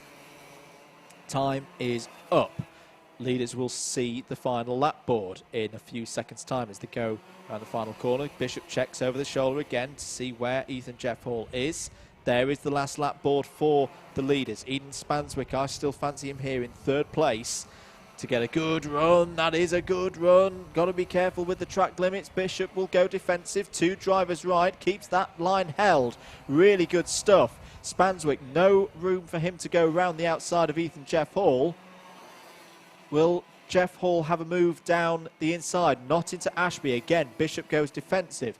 Just holds that line. Doesn't offer any opportunity for Ethan Jeff Hall to get through. Slightly defensive again. It's the first of the double left-handers. This is brilliant stuff. Macaulay Bishop showing not just how quick he is, but how wise a driver he is to keep this lead. Will stay to the left as they go into the boot. Ethan Jeff Hall will have to try and go around the outside, maybe cut to the inside as they go into the final corner, but he's not going to be able to do it. Macaulay Bishop comes round the final corner, takes heat number 1 brilliantly from Ethan Jeff Hall and Eden Spanswick, who put on the race of the day so far. 4th place is going to go to Connor Duncan. 5th place to Joseph Katzentonis, who led early.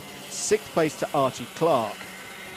7th will go to Mason Bishop. 8th place will be Jack Mowat. 9th, top 10 there for Hadi Mamasi in number 44.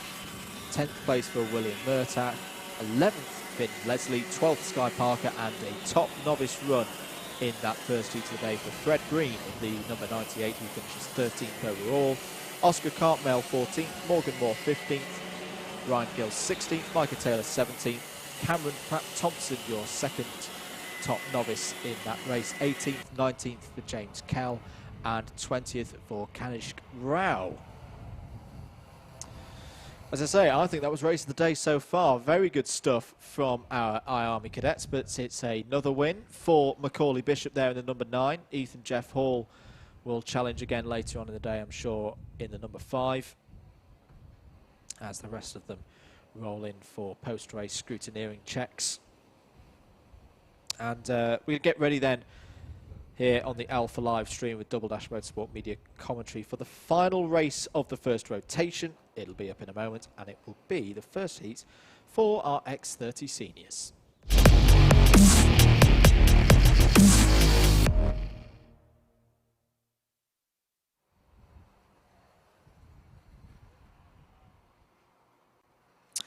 It's the X30 seniors out next for their first heat of the day.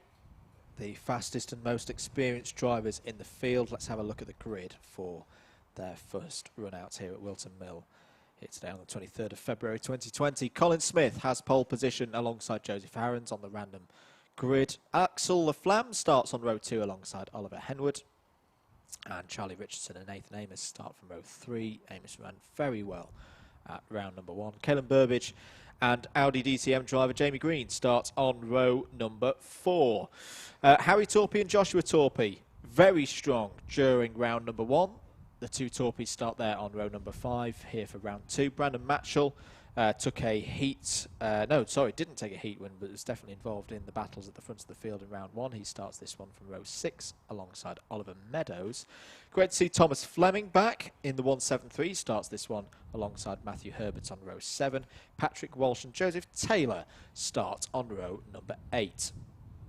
Charlie Koshel and the reigning junior X30 champion Caden McQueen start from row 9. Mason Weir and Archie Forber are on row 10. Carly Atkins, who's been racing in Valencia recently, starts on row 11 alongside Roy Johnson. James Otto and Yusuf Sohayono are on row 12. Last couple of rows, Benjamin Southgate and Jonathan Wong. These are all novices as well. Benjamin Southgate and Jonathan Wong on row 13, and then Luke Carney on row 14. 27 karts in the field. Slight pause in proceedings again here at Whilton Mill. Do hope you're enjoying your Sunday afternoon. I really did not expect to see any blue sky today as I travelled down the M1 in utterly foul conditions, but there it is.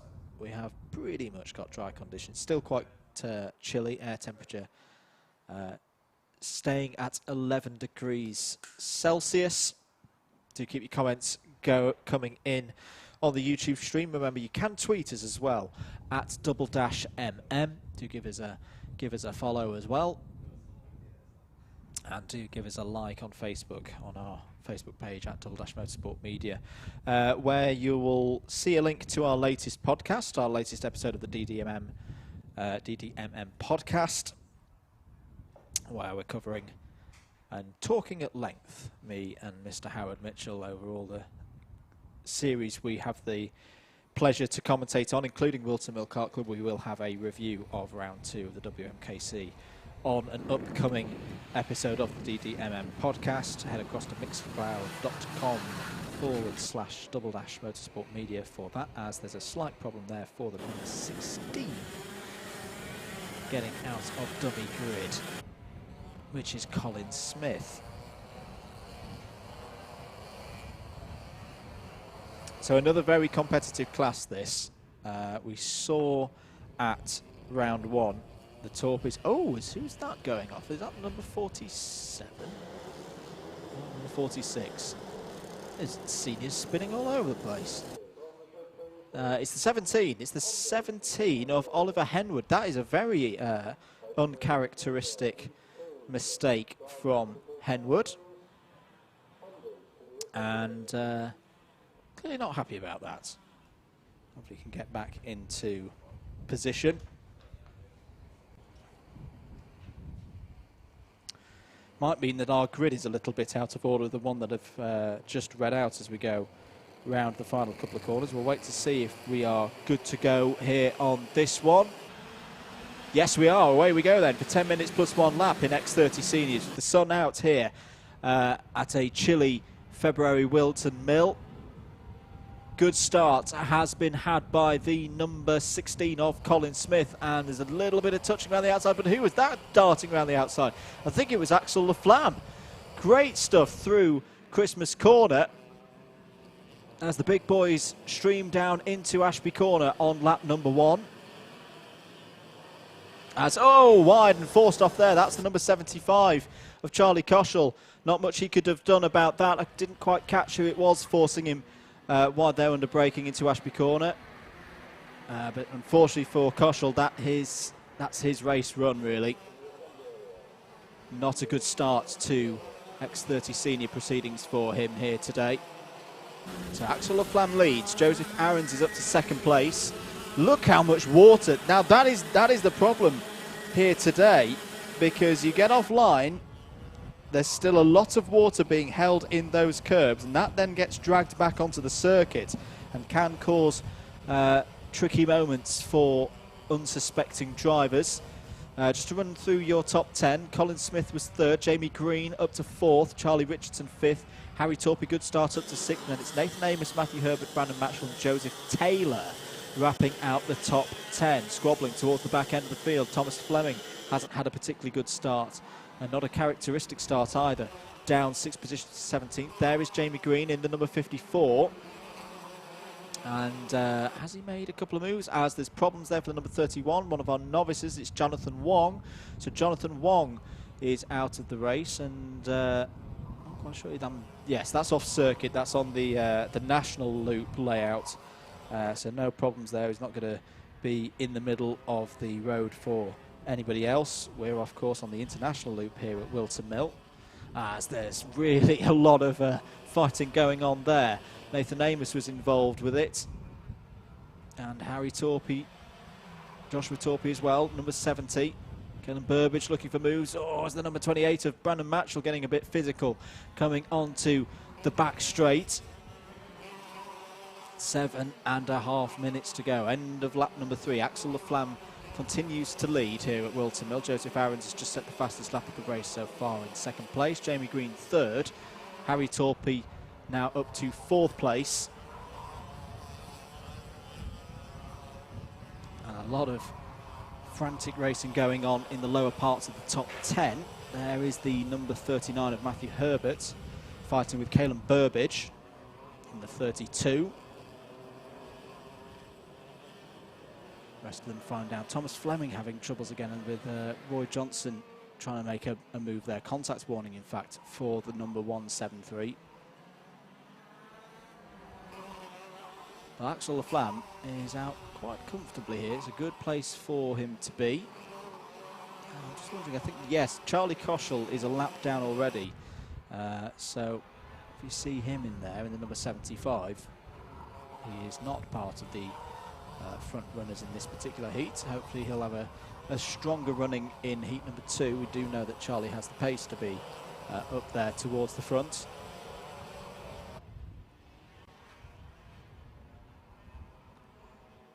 Lower parts of the top 10 just coming through your shot into and through Ashby Corner. All trying to sort themselves out. Here's your battle for 5th place. This is Charlie Richardson. In fact, no, I think it's the battle for no, it is for 5th place. It's the Torpey of Joshua. Joshua Torpey up the inside. There's 2 drivers off there. Roy Johnson is one of them. And is that Kalen Burbage? Yes, it is. It's the number 32 of Kalen Burbage.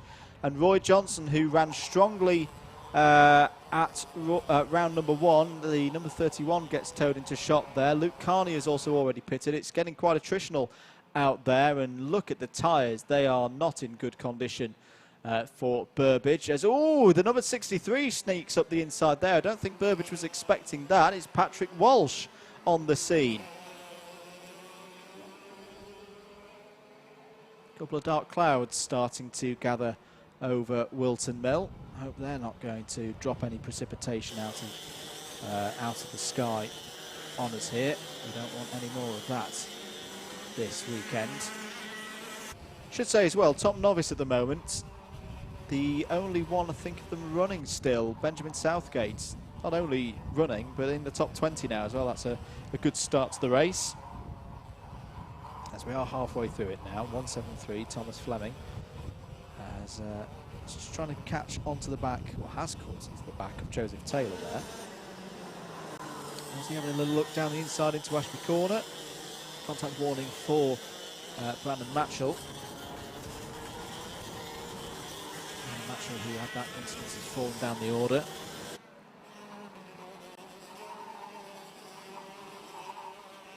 Four and a half minutes of this one to go. Still Axel Laflamme just nicely pacing it in at the moment, and up the inside of Richardson goes Fleming, and will take 7th place. There's your leader, Axel Laflamme, 1.3 seconds clear to the nearest 10th ahead of Joseph Aarons. Jamie Green, of course, very experienced driver, has raced up through many levels of single-seaters. And oh, huge catch there from Thomas Fleming. That was a moment and a half. And just nearly caught one of those little crannies around this Whilton Mill circuit. There's a bit of a bump there as you come out of Inkermans and down into the braking zone for Ashby. Kept himself ahead of Joseph Taylor there in the gold and white helmet. Jamie Green has just set the fastest lap of the race so far, a 46.17 second lap time. Very quick lap time indeed. Oh, having said that, Caden McQueen is having a quiet race by Caden McQueen. Oh, the leader's off. Oh, Axel Laflamme's gone off and he's having a look at the rear axle. I think something is has mechanically failed there, because that is, if that is a driver error, that is very uncharacteristic from Axel Laflamme. But Axel Laflamme, who was comfortable in this race, he's having a look at the rear right. I wonder if something seized and pitched him off. And is there still a chain attached to that sprocket? I don't know, but that is such a shame for Axel Laflamme, who becomes another retirement in this X30 Senior race. And there's your new leader. Joseph Aarons will not believe his luck as he goes past the stricken number 59. There's Jamie Green, 2nd place. Number 75 of Charlie Koshel. Remember, he's a lap down, having spun off on the formation lap. This has been quite a remarkable first heat of the day from our seniors. There was another massive moment there. This time it was Charlie Richardson, who nearly did the same, well, had the same save that Thomas Fleming had a lap or so ago. 2 minutes to go, and from Axel Laflamme looking very comfortable in this one. The race is on, and Jamie Green has just gone quicker again. 45.95 for Green, and the gap is now 1.3 seconds. 0.2 quicker on that last lap, but get a few more, and Green will start getting into the slipstream of Joseph Aarons. There's the number 73 of Harry Torpey. It was Joshua who took the final win and one of the heat wins as well at round number 1. But Harry was part of the picture as well. Matt Armstrong was your other heat winner in X30 Senior last time out. But who's going to take this first one here in round 2? 80 seconds to go. We've already got 4 drivers out of this race. Laflamme, Roy Johnson, Jonathan Wong and Luke Carney. We'll see them later on in this session, which will run past 12 o'clock and into the early parts of the afternoon. Here's your fight for 5th place. Thomas Fleming just at the front of it, with Nathan Amos there in the red and white in 6th. Joseph Taylor closing in 7th. Caden McQueen, who was mentioned he was having a quiet race by his standards. He's obviously a very accomplished driver, many years here at Whilton Mill Kart Club, trying his hand at the seniors. Arguably the hardest challenge he's ever had, but he is taking to it very well there. He's coming from the lower parts of the grid, is in 8th place at the moment. Joshua Torpey sets a new fastest lap of the heat so far, 45.85, but that's immediately beaten by Thomas Fleming, 45.74. The lead gap, though, is down to less than 7/10 of a second.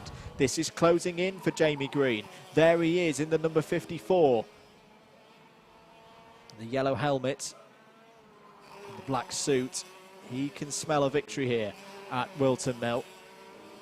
Checks over his shoulder to see where is Harry Torpey. He's miles back, a good 3 seconds back. Time has expired. One more lap to go then for these two leaders, Joseph Aarons and Jamie Green,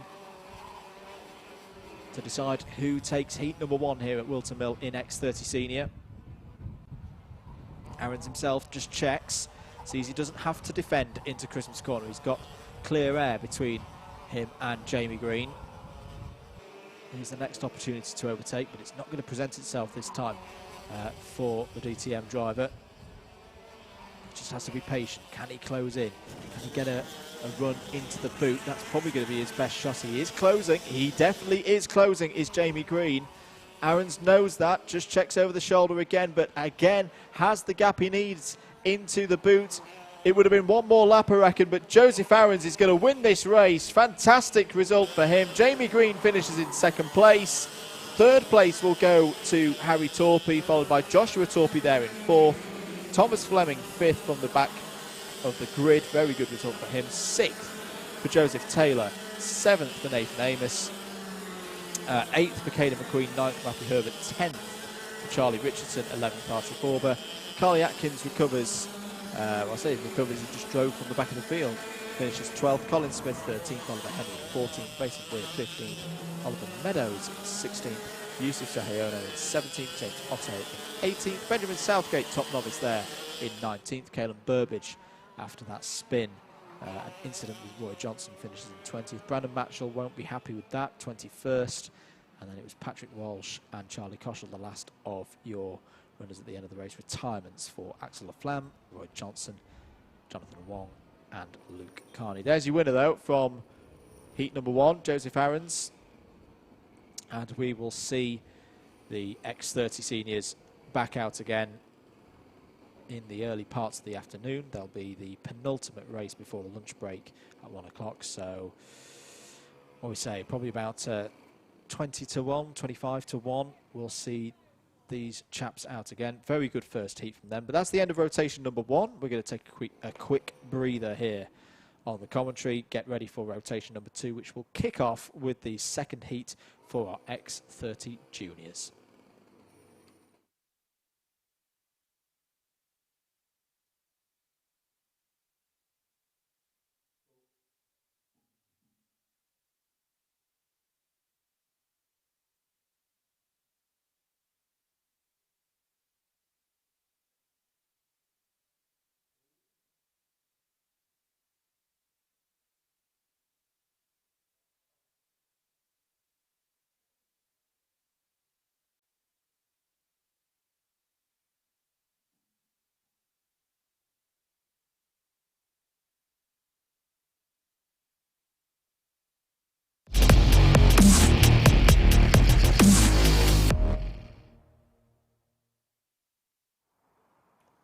That buttered chicken sounds particularly good. Good bistro special offered there. Up in the, well, I still call the new clubhouse. Very, very nice facilities here at Whilton Mill. And we're getting ready then for the 2nd heat of the X30 juniors. This is our biggest field of the day. Here is your grid for that 2nd heat. Mackenzie Stevens starts on pole position, with Alexander Johnston alongside on the front row of the grid. Ben Jenkins and Samuel Hawthorne are on row number 2. Harry Junior Burgoyne and Lucas Ellingham going from row 3. Kanato Lee and Daniel Amazigo on row 4. Joshua Valance starts from row 5 alongside Luke Weston. Samuel Shaw and Josh Agambar are on row 6. Cody Keogh and Robbie Stapleford start from row 7, and Ellis Bourchier and Jack Yanagisawa are on row 8. In the midfield then for this one, Sam Baker and Alex Doddington are on row 9. Harvey Ribby and Luke Watts will be looking to move up from row 10. Lorenzo Cordell and Thomas Mills start on row 11. Daniel Hackett and Jude Fernerhoff on row 12. And then towards the back end of the field, it's Michael Rapsey and Jessica Edgar on row 13. Jolie Petit and Zaki Hussain on row 14.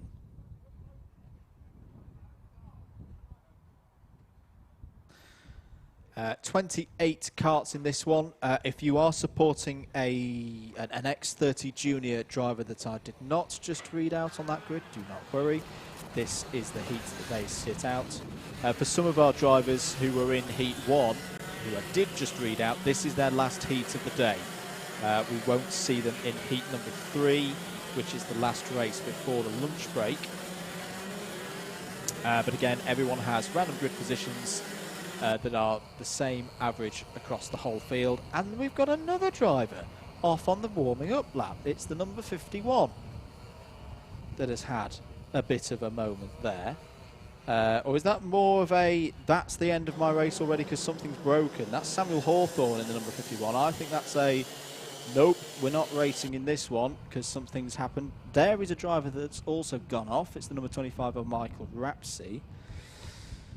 Yes, that's a little bit of a strange one as Samuel runs back to the paddock and back to safety.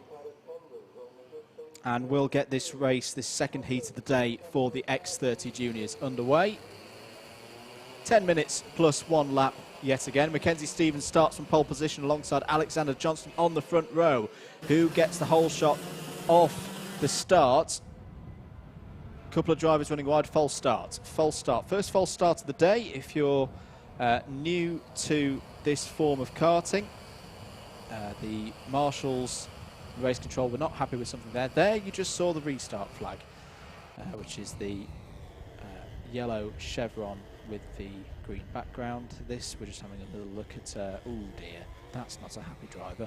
Samuel Hawthorne out of this race already.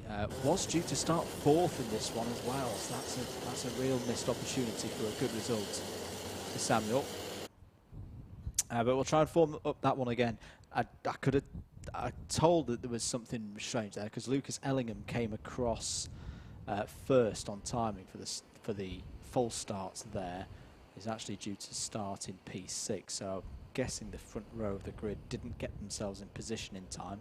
Now they're in position, the number 19 on pole on the left-hand side of your screen, number 48 on the right-hand side of your screen. Here we go then, attempt number 2 to get this X30 Junior heat underway. Much better that time, everyone where they're meant to be. Who is going to lead coming out of the first couple of corners, running up to Christmas Corner? Looks like it is still the number 19 as they come through the field. Luke Watts trying to make up positions already there in the red suit and the yellow helmet as they come down into Ashby Corner for the first time. Some drivers defending, some trying to go the long way around the outside, some of them being like Lorenzo Cordell there with the roundel style helmet. Watts up the inside of a couple more drivers. The number 29 of Kanato Lee is in there as well.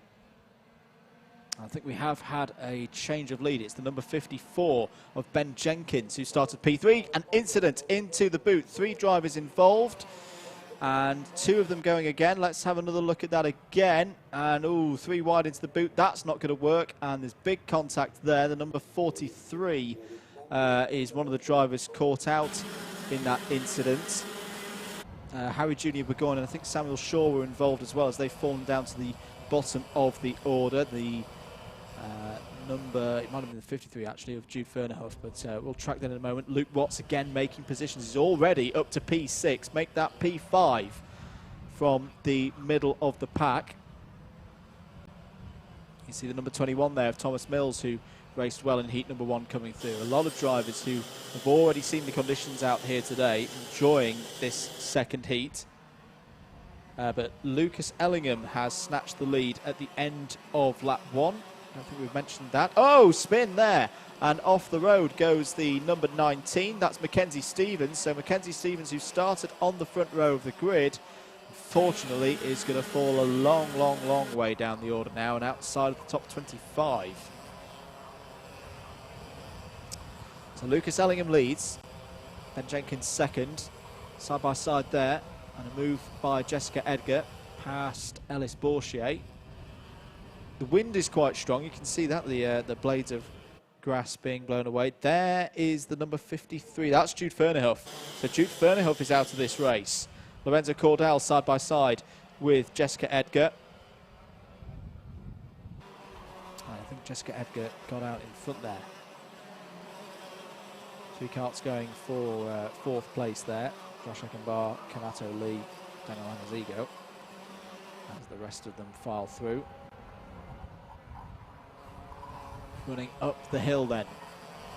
Lee goes to the inside of Agenbar, makes a clean move there for 4th place. These drivers need to work together though at this stage of the race, because Luke Watts has already got past them, is up to 3rd place. With his pace he can scarper away very, very quickly, as that was a move by Alexander Johnston I just saw there, the number 48 trying to get past Michael Rapsey for 19th place. Side by side again. This is again the squabbles around 5th place. The number 21 of Thomas Mills looking up the inside, gets past Daniel Amazigo, is into 6th. Harvey Ribby overtake there on that last lap, gets past Joshua Valance for 9th. Contact warning shown on the DigiFlag board for the number 20 of Lorenzo Cordell, who's currently in 13th place. We mentioned was in close quarters with Jessica Edgar out there on circuit. Again, just a warning, no penalties at this precise moment of the race. This group's starting to fracture, I think. This group behind Luke Watts, as the likes of Lee and Mills have just pulled their way through. It also looks like Luke Watts has closed into the back of Ben Jenkins and sets a very fast 47.11. Here he is. Will Watts go for the move into Christmas Corner? He likes to make the moves here, and he's done it again. Another move by Luke Watts takes 2nd place away from Ben Jenkins and will now set off in pursuit of Lucas Ellingham, who did win a heat last time in round number 1, took the 2nd heat of the day. So we know he's got good form at this early stage of the season. 5 minutes of this one to go. Just to confirm that Luke Watts did keep the heat 1 victory. See a few penalties can come in from time to time and catch us out when the results change, but Luke Watts has already got 1 heat on his scorecard for this event here today. Can he make it to Thomas Mills? Sniffing around, trying to find a way past Daniel Amazigo. That is Stapleford going past Agenbar. So Robbie Stapleford in the 281, racing for premium karting, gets an overtake in and gets 7th place now away from Josh Agenbar. Oh, a little bit of contact there. I think was at the 48 getting into the back of another driver, maybe the 65 of Luke Weston. We'll try and catch that again in a moment. So this junior heat just a bit calmer than some of the races that we've seen so far today. I think there's a number of drivers out there who just know they need to get a result in this one, not do anything too dramatic. Here comes Thomas Mills though. He's trying to make a move on Daniel Amazigo, who confidently, that was very good. Late braking there from Amazigo to just hold that outside line. Firm but clean racing between the two of them. Here they are again. Coming onto the back straight now. Can Thomas Mills find his way through? Because he'll know that Luke Watts is out ahead and trying to close in on the leader and pretty much guarantee himself pole position for the final, which is based off points acquired in the first 2 heats. He's being held up at the moment, I'd say, by Daniel Amazigo. More progress from Harvey Ribby. He's up to 8th place, has just got past Josh Agenbar. Progress from Samuel Shaw as well. He's up to 15th place now, past Ellis Bourchier. Mills tries to cut to the inside, has a look down the inside into Ashby Corner. Oh, is off there with the number 13. It's Zaki Hussain. So problem there on the approach to Paddock Corner, the final corner. Looks like he's perfectly okay though. and should be able to get back into the race. Not back into the race, those are the 272, that's Alex Doddington. So Alex Doddington is out of this one, just on the approach to pit lane. Could be another technical issue, so yellow flags out through the boot. Oh, somebody else is joining. Was that the 225? I think that was the 225 of Cody Keogh. Here's an overtake being done by the number 29. That's Lee, that's Kanato Lee going past Ben Jenkins. That's the third. That is for third place in this second heat. Yeah, it was Cody Keogh who's come into the pit lane and negotiated a way past Alex Doddington. So it's all going on in the last corner. Another move by Samuel Shaw, by the way. He's got past Jake Yanagisawa for 14th place. 2 minutes plus 1 lap to go. Yellow flags out. Coming onto the back straight. Probably still in recovery of this. Be careful. No overtaking under the yellow flags, of course. Still Zaki Hussein stuck on the outside of the final couple of corners. Samuel Shaw has got another move in, I think. No, not quite past Lorenzo Cornell. Here we're back with the battle over 5th place. Thomas Mills has got past Amazigo. So the number 21 now into the top 5. Can it be more? Ben Jenkins is the next driver up the road. Got to say, Lucas Ellingham is holding a nice lead here to Luke Watts. Has just set the fastest lap of the race, 46.42. And has just come around again on 46.46. A nice, consistent pace there from the race leader, holding Luke Watts to 2.5 seconds.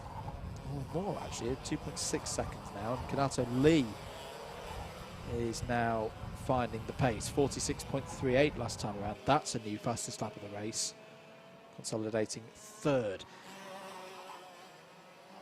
Here's a good battle, just coming through the final corner.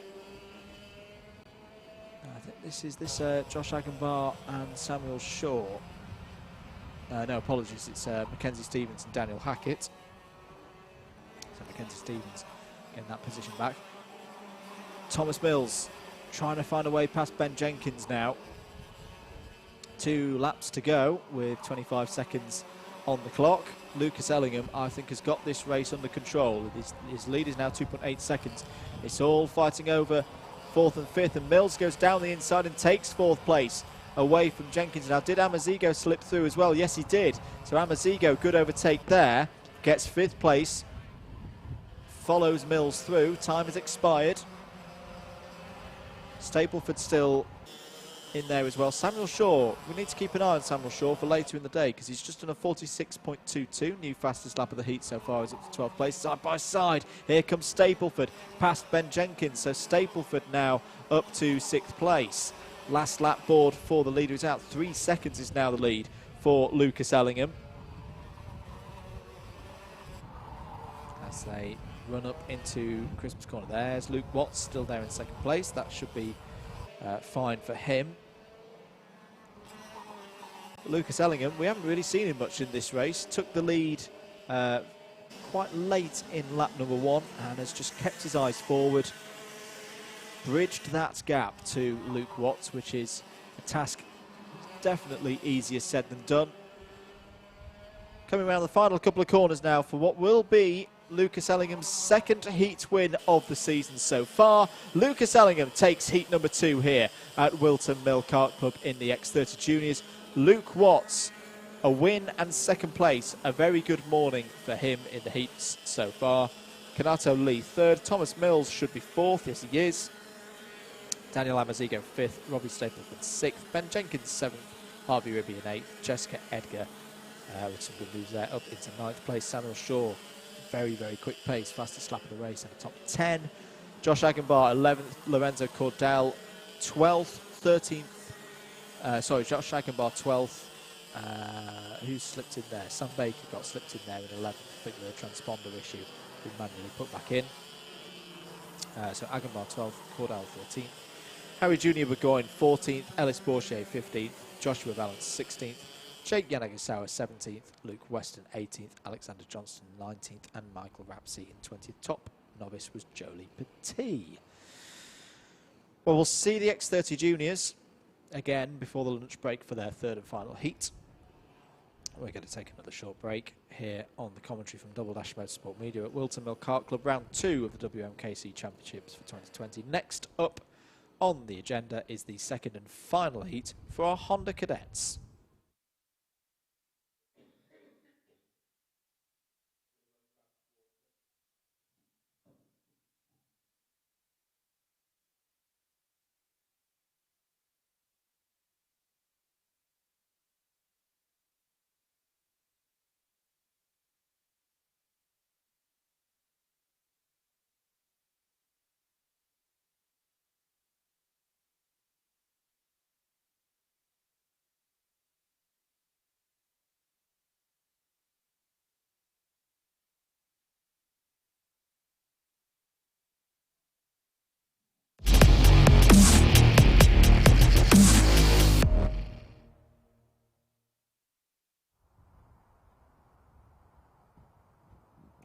Honda Cadet Heat 2, final heat for our cadet drivers in this class. Let's have a look at the grid. Hayden Gray has pole position for this one. Morgan Hill alongside on the front row. Hayden Clark and Joshua Bajembi on row number 2. Damien Barris-Haggett looking to bounce back from the disappointment in Heat 1. Starts on this third row alongside Jacob Anslow, Ronnie Coburn and Dalton Hayward, row 4. Jack Price and Ashton Wiggins will be next up on row number 5. There it is. Ben Simpson and David Wazitsko on row number 6. Elliot Potter and Charlie Mills on row number 7. Jack Owen Drawbridge and Riley Bishop on row number 8. Harrison Zamani goes alongside Lucy Wielden from row number 9. Harrison Morrow and Frankie Smedley go on row number 10 into our novice runners now, I should say. Rocco Leon Shenton was second top novice in the first heat. Very impressive drive that was. Teo Butler starts alongside Rocco on row number 11. Cyrus Samani and Harry Friel go from row number 12. And then towards the back end of the field, again, all of these are novices. Harry Higgs and Jacob Lee start row 13. Mayan Patel and Hugh Roach on row 14. Harrison Whitcomb and Jensen Pugh, row 15. Lucas Blandford and Oliver Gibson on row 16. And 2 more, just for good measure. Charlie Locker and Adam Hill on row 17. 34 karts in the field. It was a very good first heat earlier from our Hondas. Just to remind you of the result from that one, it was Elliot Potter who took the win ahead of David Wazitska and Dalton Hayward. Top novice was Harrison Whitcomb, who was 6th overall, and Rocco Leon Shenton, 8th overall, was second top novice. Do hope you're enjoying your Sunday afternoon. If you're enjoying the commentary, you can support us at Double Dash Motorsport Media on Facebook. Give us a like at Double Dash MM on Twitter and Instagram as well. Remember, we're here throughout the whole entire season, every round of the Whilton Mill Kart Club Championships for 2020, alongside Alpha Live as well. If you've not already pressed the subscribe button on the YouTube channel for Alpha Live, do it now. Do it right now. And follow them on social medias as well, on Facebook, Instagram and Twitter. We're ready to go then for heat number 2 of the Honda Cadets. 10 minutes plus 1 lap as always today through the heat racing. And this should be a good one. Away we go then for racing here again in Honda Cadets at Whilton Mill Kart Club. All the drivers scrambling around as they go through the first couple of corners. Who's going to lead out of the first 2 corners on the run up to Christmas? Looks like the number 65 of Hayden Gray is being challenged by Morgan Hill, and Morgan Hill leads. So Morgan Hill in the number 22 gets up the inside and makes that move. I can already see Harrison Whitcomb coming through in the number 69, top novice from the previous race. Downhill into Ashby Corner then. Morgan Hill leads there in the blue and red suit, closely followed by the number 65 of Hayden Gray, and up the inside as well, is Hayden Clark in the number 56 who's having a look, and Damien Barris-Haggett in the 48 as well. So a couple of the drivers that we saw in Heat 1 already coming to the fore as the rest of them file through and across start-finish. It is Hill from Clark, which sounds like the 60s.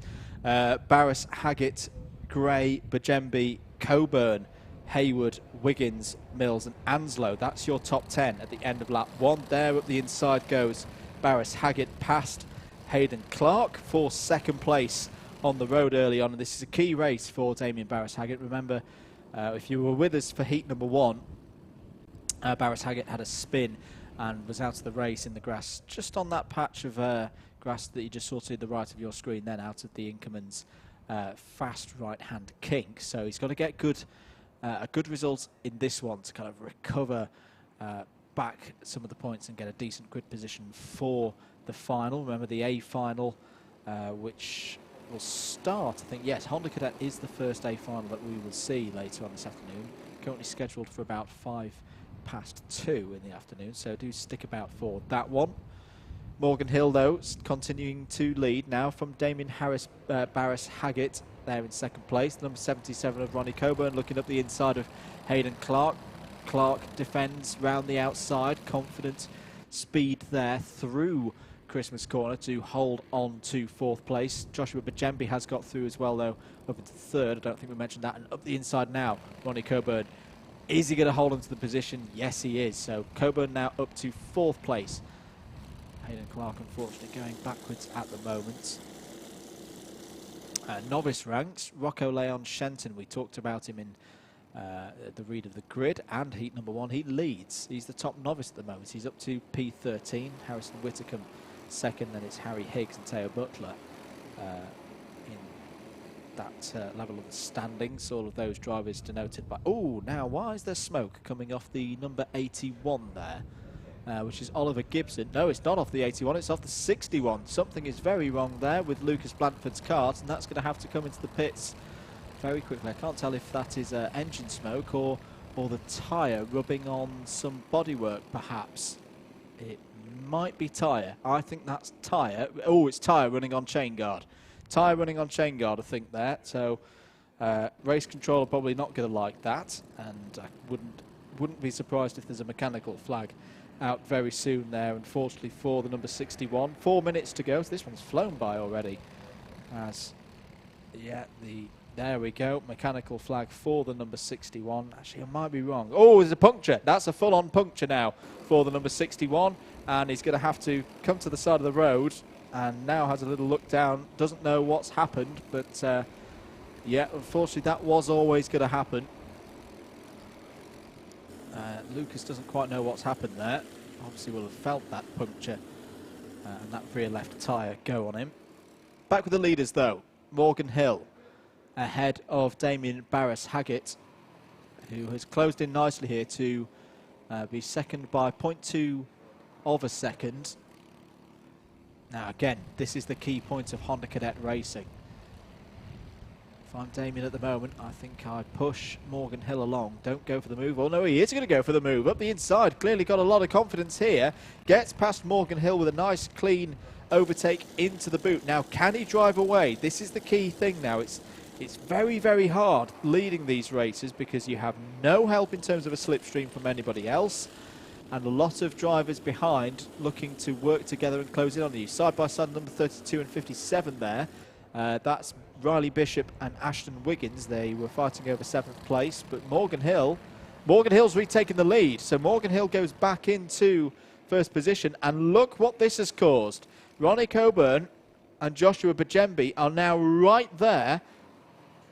And this is why we sometimes mention, with a few minutes on the clock, it's better to just help your partner at the front of the field, because if you start squabbling very, very quickly, especially here in Honda Cadet, 3rd, 4th, maybe 5th place can catch up, and you've got much bigger problems at that point, because you're not just attacking, you're defending as well. As Ronnie Coburn, I think, did he get into the back of Damien Barris-Haggett there as they come across start-finish? 2 minutes 15 to go. It's Hill from Barris-Haggett.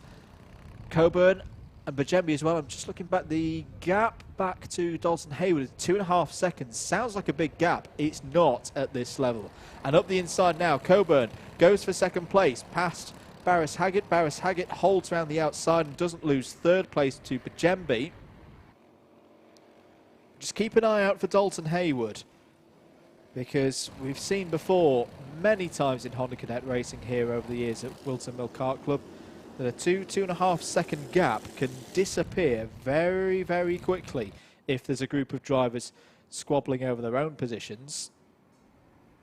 Just a novice update you'll see on the scoring tower on the left hand side of your screen. Rocco Leon Shenton has gained another 2 positions. Is up to 11th place overall, clear leader in the novice ranks. Harrison Whitcomb second in the novice ranks in 16th place. Then a little bit further down off your timing screen, I can say that Teo Butler is third at the moment of the novices. Up the inside, Bajembi gets the move done on Barris Haggett. And what that's done, it's just opened up a little bit of a gap. But now Ronnie Coburn has a little look down the inside of Morgan Hill. And again, I would just work at the moment with Morgan Hill. He's, of course, these drivers very much learning their crafts. All of them hard racers, though. All of them enjoying their time here at Whilton Mill Kart Club. 2 laps to go then. Oh, there's a back marker there that the leaders do well to negotiate. It's the, and that's the number 82 that's off there. It's Jacob Lee. So Jacob Lee, who was running in 4th in the novices, unfortunately has had a problem there and is going to fall down the order. Coburn is definitely trying to help Hill at the moment. Just saw him pushing Hill up the run to Christmas Corner there, but Bajembi is right there, still in 3rd place. Side by side. Oh, and a bit of contact there between Hill and Coburn. Coburn trying to cut down to the inside onto the second of the double left-handers, and look who's coming through now. Dalton Hayward and Damien Barris Haggett are still involved here as these top 3 fight over the lead here on the penultimate lap of this final heat for the Hondas. Little nudge there from Ronnie Coburn. They'll see the final lap board this time around. There it is. And Morgan Hill is now going to have to defend very, very hard here from a charging Ronnie Coburn, who was quick in heat number 1 as well. Fastest lap of the race has just come in from Riley Bishop. We're going to concentrate on this lead battle. But Bajembi's going to try and go around the outside. No, that's not quite going to work there, or is it? Still side by side, still Hill from Coburn. Bajembi checks over his shoulder to see where Barris Haggett is. He's not that far behind. Round the outside, that would be an outrageous manoeuvre. He's done it. What a move by Ronnie Coburn round the outside of Morgan Hill. Now, can he defend and hold this into the boot? Because there's still opportunities for Morgan Hill to fight back. We saw this earlier in the battle with the number 48, which is still there, Damien Barris Haggett, as they come through the boot. Oh, there's contact! And Barris Haggett got into the back of Bajembi there. That might be something that the stewards want to look at, but round the final corner, here comes Ronnie Coburn. A beautifully judged heat victory there in Honda Cadet. 2nd place for Morgan Hill.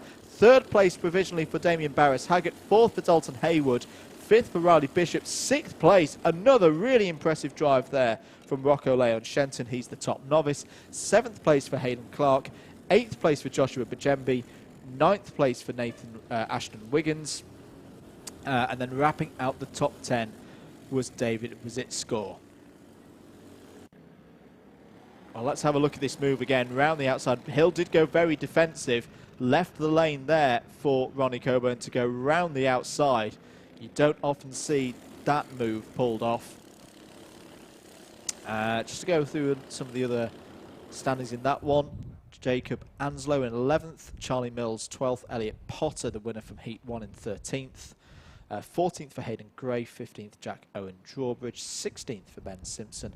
And then the 2 Harrisons, Harrison Zamani and Harrison Morrow, 17th and 18th. There was a change for 2nd place in novice late on. Teo Butler was 19th overall, 2nd in novice. Harry Friel, 3rd in novice there in 20th place. Harrison Whitcomb this time 4th place in novice, 21st overall.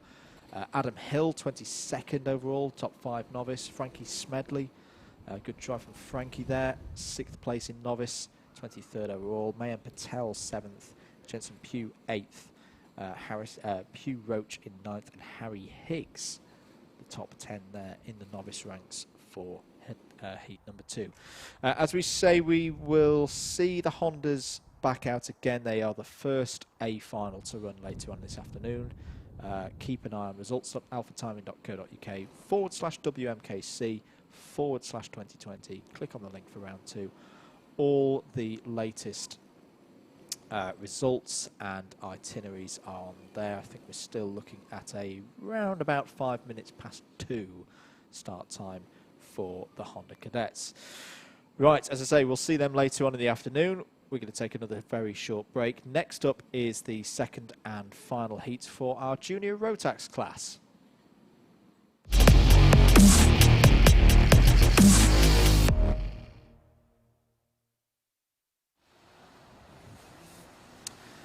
Let's get on with this one because they're already out and on the formation lap. Madison Foley and Kieran Janali are on the front row for Junior Max Heat 2. Harry Wainwright and Jack Davies are on row 2. Luke Ringham and Noah Hadley, row 3. Matty Hingley and Oscar Houle on row number 4. Daniel Parent-Smith raced well in heat number 1. He starts this one from row 5. Charlie Pritchard alongside on that 5th row. Lucas Iveskevicius and Spencer Brotham on row 6. Jack Cooper and Jessica White, row 7. Ben Price and Gabe Fairbrother on row number 8. Jensen Giles and Callum Romain on row 9, Tommy Edmonds and Elliot Pickard row 10, Harrison Cook and Lewis Ward row 11, Charlie Ellis and Leo LaCastro row 12, Callum Davies and Carl Dunford on row 13, James Jackson and Jake Howarth on row 14, Miles Dawn and Joshua Burton on row 15, and Louis Ball by himself on row 16. 31 karts in the field. Results from heat number 1, just to reiterate that one, it's Matty Hingley who won heat number 1. Here's heat number 2. Away they go for 10 minutes plus 1 lap here, and no, because that's a false start. That was opportune. We get to read out a bit more from what happened in heat 1. So Matty Hingley, as we say, was your heat winner. Carl Dunford in P2, Lewis Wild P3, Tommy Edmonds P4, Elliot Pickard P5, and that is a mess. That is a mess up at Christmas Corner. Oh, there's more. Oh, that's not even on. I thought that was at Christmas Corner. It's not. It's on the exit of Fine Lady. What has happened here? There's 1, 2, 3, 4, 5, 6 karts off. The driver of the number 37 looks in some discomfort. That's Jessica White. I hope she's okay. And there's more. What's happened here? There's the number 58. And is that Daniel Parent-Smith? I think it might be the number 18 in the Pro Train kart. Well, apologies, folks, because we didn't see what caused this episode. One driver is very unhappy there with their kart being towed away by the marshals. And yeah, I think that is Daniel Parent-Smith in the yellow helmet and the red suit, number 18. And red flag, first red flag of the day then here during Junior Max after a false start. And apologies, we didn't quite see what caused the incident on the run up to Christmas Corner, but the drivers will be brought to a halt on the back straight, and hopefully nobody's seriously injured, but obviously the marshals straight to work just to care after the drivers. We're going to take a short break here at Whilton Mill Kart Club and be back once we're back underway after this red flag.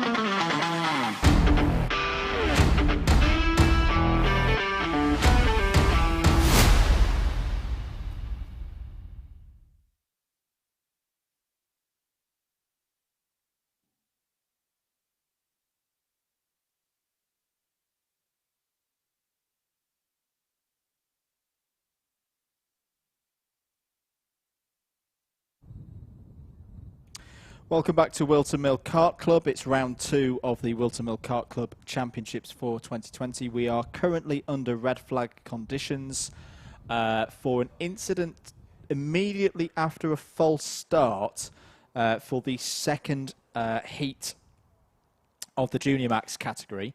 Apologies, we still aren't clear in comms as to what actually caused that incident. We haven't got full vision of the circuit where we are here in the Alpha Live office. So what we're going to do whilst we get ready for the rerun of this second heat for the Junior Maxes is just have a few moments to go over the results that we've seen so far today. If you're just joining us here on the Alpha Live stream with commentary from Double Dash Motorsport Media. X30 Juniors had their first heat of the day at the start of the day, and it was won by Luke Watts from Jude Fernerhuff and Jessica Edgar. With a good start today there. Honda Cadets then came out for their first heat of the day, which was taken by Elliot Potter ahead of David Wizitscore and Dalton Haywood. So that was your top 3 from this one. All of these results, by the way, are on results.alphatiming.co.uk/WMKC/2020, and you click on the link for race day round 2 if you want to have a good look over them, especially over the lunch break. Junior Maxes then came out for their first heat. Hopefully we'll get their second heat underway very shortly. Matty Hingley won that first heat ahead of Carl Dunford, who led the race for a very, very long time, but unfortunately just lost it towards the end of that one. Lewis Wild finished in 3rd in that one. We then moved on to the X30 Minis and Minimax, so this is 2 classes running out on circuit at the same time. First of all, the X30 Minis. Vinnie Phillips took a dominant victory by 4.62 seconds ahead of Cian Geraghty and Alfie Briggs. In Minimax, it was Ben Crossley who took his first win of the season in the Minimax class ahead of Ben Rayburn and Bobby Rosier.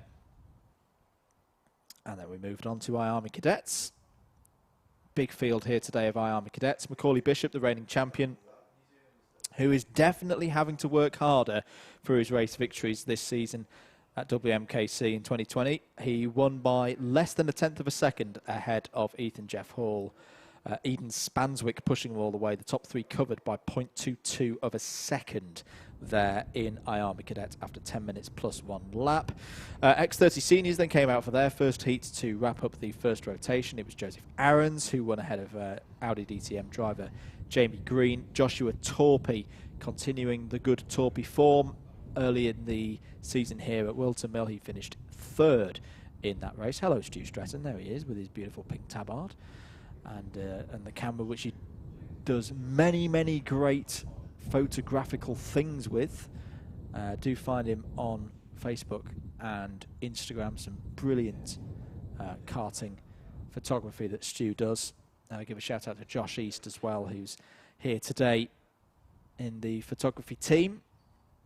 We then moved into the second rotation, which of course we're in the middle of here whilst we're under red flags for Junior Max. We kicked off with another X30 Junior heat. Lucas Ellingham won that one.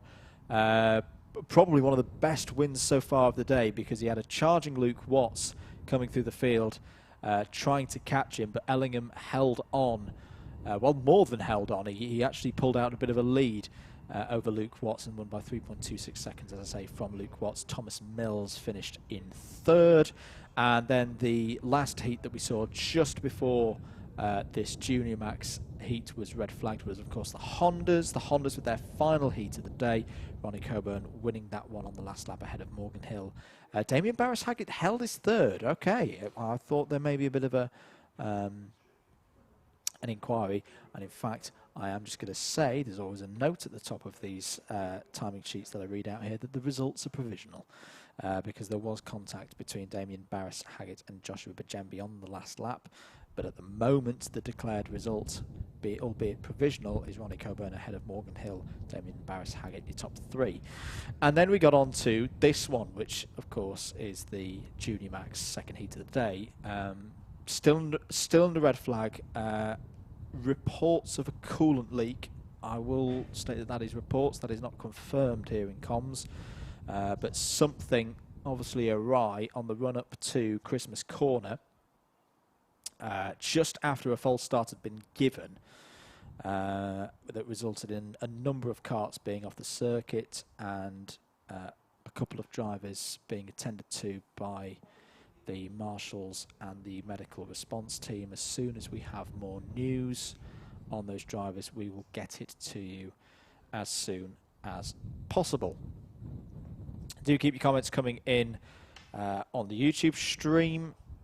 The ones that I can see today. Hello to Lightning482 saying good luck to Tommy Edmonds. Tommy raced very well earlier on in heat number 1. Came through to finish 4th. Has got a good chance here. Once we do, as I say, get this Junior Max second heat of the day underway. A couple of the marshals having a chat there before we do get this one back up and running. Big thanks to everyone who has supported this second round, this second weekend of Motorsport UK sanctioned. Oh, and they're off now. Clearly we're going to get back up underway. But great support again from the drivers, the teams, the parents, the guardians of all of our young drivers here today and yesterday at Whilton Mill Kart Club. You can, of course, get your entries in for round number 3. Head across to the Whilton Mill website, and all the details regards club racing is on there. Remember, it's www.wiltonmill.co.uk for, as I say, round 3, always the 4th Sunday of the month. There is well, that's not structurally robust. That's, yes, I think that's a wise decision to take that gazebo down. I have seen, not in Whilton Mill Kart Club events, but I have seen race stopped by gazebo on track here at Whilton Mill previously. Unsurprisingly, it was in the BUKC. University of Warwick managed to get a race stopped because of a flying gazebo. So we don't want any of that, not today. So that's a wise decision to take that way, because it is still quite windy out there. Obviously the sun's out, we've not got any rain, we've got a dry circuit, but still a little bit blustery at times here in Northamptonshire. Hello to Josh Selway Racing, who is cheering on Noah Hadley. Hello to Abby Crook as well, cheering on Harrison Crook in Junior Max. As we say, we hopefully are getting Junior Max underway shortly. If you're enjoying the stream and the pictures and the ability to see what's going on, do follow Alpha Live on Twitter. Give them a like on Facebook as well. And of course, subscribe to the Alpha Live YouTube channel. Running multiple events today. I should say that our colleagues up at Teesside Autodrome are running one of their monthly club meetings up there today. Don't go watch it now, because even though we are under red flag at the moment, this will get good and be back to racing in a moment. But if you subscribe to the Alpha Live YouTube channel, you can see and be notified by clicking the notification bell. All the streams, all the previous streams as well, go back and watch them again, or watch them for the first time if you're watching this one and you're missing Teesside at the moment. Of course, click the notification bell to be notified of all upcoming streams in due course. If you're enjoying the commentary, do give us a like at Double Dash Motorsport Media on Facebook. You can find us on Twitter as well at Double Dash MM, and on Instagram the same at Double Dash MM. There is the number 95. That's Callum Davies, 10th in the championship after round 1. Had a decent first heat, and I imagine he was involved in that first incident that brought out the red flag. Apologies, we're still a bit sketchy on details of who was involved and what the cause of it was. We'll try and find out over the lunch break. Yeah, I've just seen from Daniel Klein-Nagelvoort, any news on Daniel Parents? I've not received any yet, Brandon, so but as soon as I do, I will let you know, because he was one of the drivers that we spotted in a little bit of discomfort once the red flag came out. Drivers just patiently waiting at the moment to be under starters orders for this second heat of Junior Max.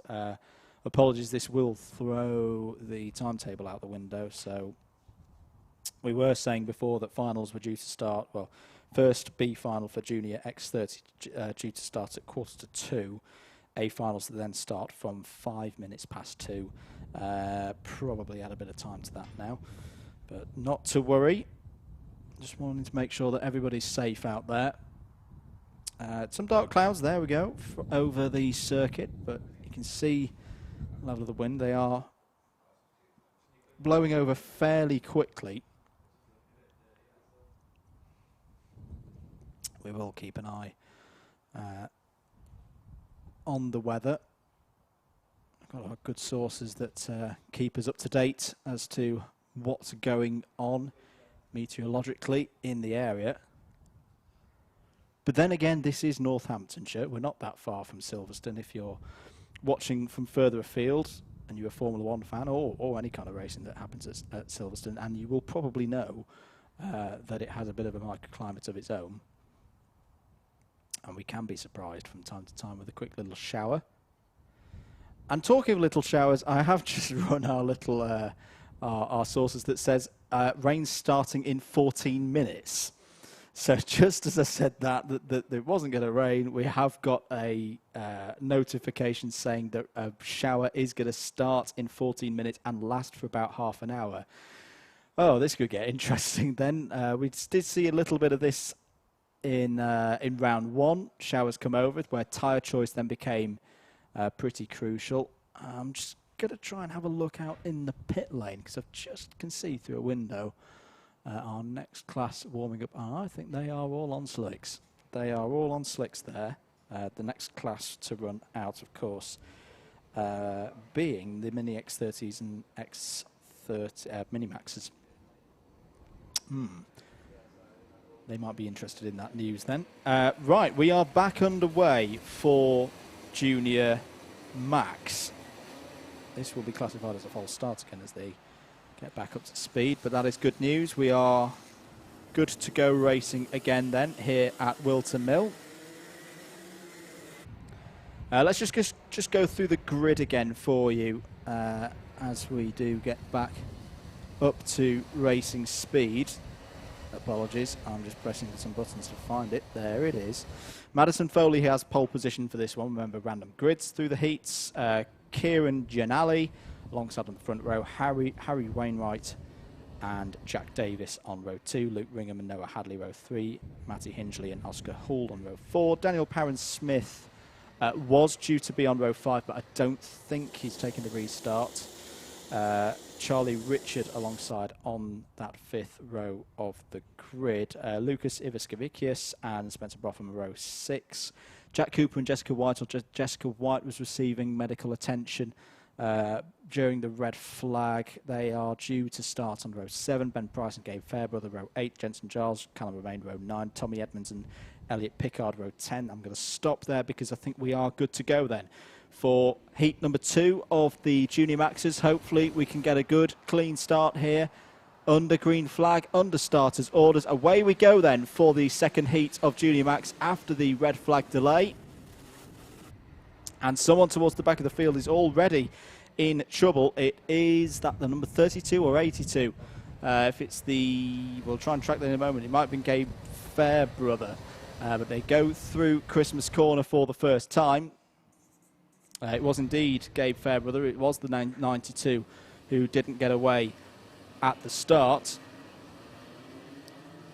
Calm run through the first couple of corners then for the juniors, as up the inside there was a move being thrown there. Was that by Matty Hingley? Yes, it was. So Matty Hingley to the front, having already taken the win in heat number 1. Matty Hingley is already at the front. There is the 89 off. That is Lewis Wild. Lewis Wild, second place in the championship, was second in heat number 1, has got a problem and is out of this race. before really it's even started. 10 minutes still on the clock. That's one of them gone. Number 24 trying to get up the inside there. That was Charlie Pritchard, I saw, trying to make a move. He was 8th over start-finish at the end of lap 1. So it's Matty Hingley, Harry Wainwright, Madison Foley top 3. Kieran Giannelli 4th. Jack Davis 5th, Luke Ringham 6th. Noah Hadley 7th. Charlie Pritchard mentioned 8th over start-finish. Then Tommy Edmonds and Spencer Broughtman to wrap out the top 10. There's Madison Foley in the number 19, just behind Harry Wainwright. And I think I saw Jack Davis on the move as well, up through the field. Over start finish, it's still Hingley from Wainwright. Foley, Jack Davis indeed is up to 4th place now, ahead of Kieran Giannelli. And Davis now going on the attack for 3rd place, trying to get past Foley as the clouds continue to gather, I can tell you, out of our commentary box window. I think there definitely is a bit of rain in the air that's going to be due in the next 10 or 15 minutes. Hopefully these drivers will be out of the way before that occurs. Tommy Edmonds trying to move up through the field, using all of his experience. Carl Dunford, remember, he ran strongly in heat number 1.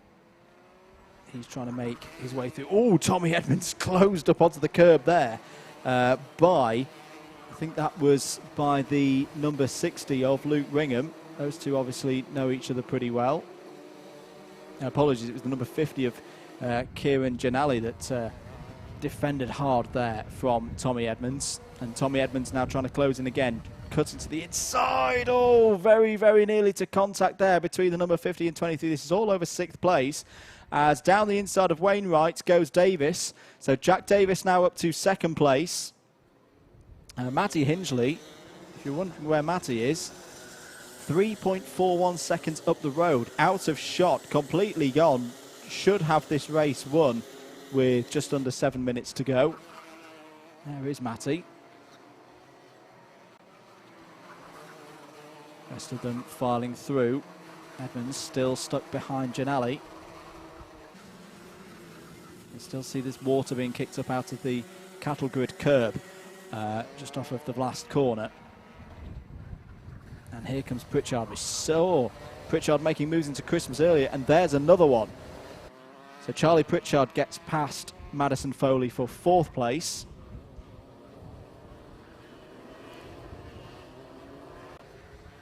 Dark clouds continue. They really are rolling in. I can see them out the window. This is definitely got the sign of a bit of rain coming in here at Whilton Mill. There's Madison Foley. There's your leader, Matty Hingley. Coming over start-finish. A few novices in this one. Louis Ball currently the highest of those. As off is the number 10. That's Callum Romain. So Callum Romain is off. I think that's coming onto the back straight, and furious, absolutely furious, and looking for help, trying to push that cart out of. And the trouble for the drivers, especially on this, is so boggy in there. It's hard to get grip. There comes the marshal to tow the cart back onto the circuit, but for Callum Romain, that is the race done and over pretty much.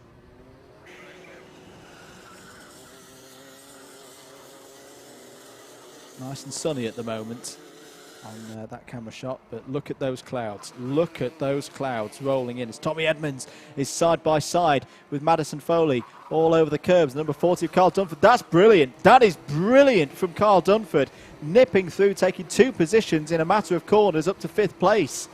The runner-up from heat number 1. 5 minutes to go.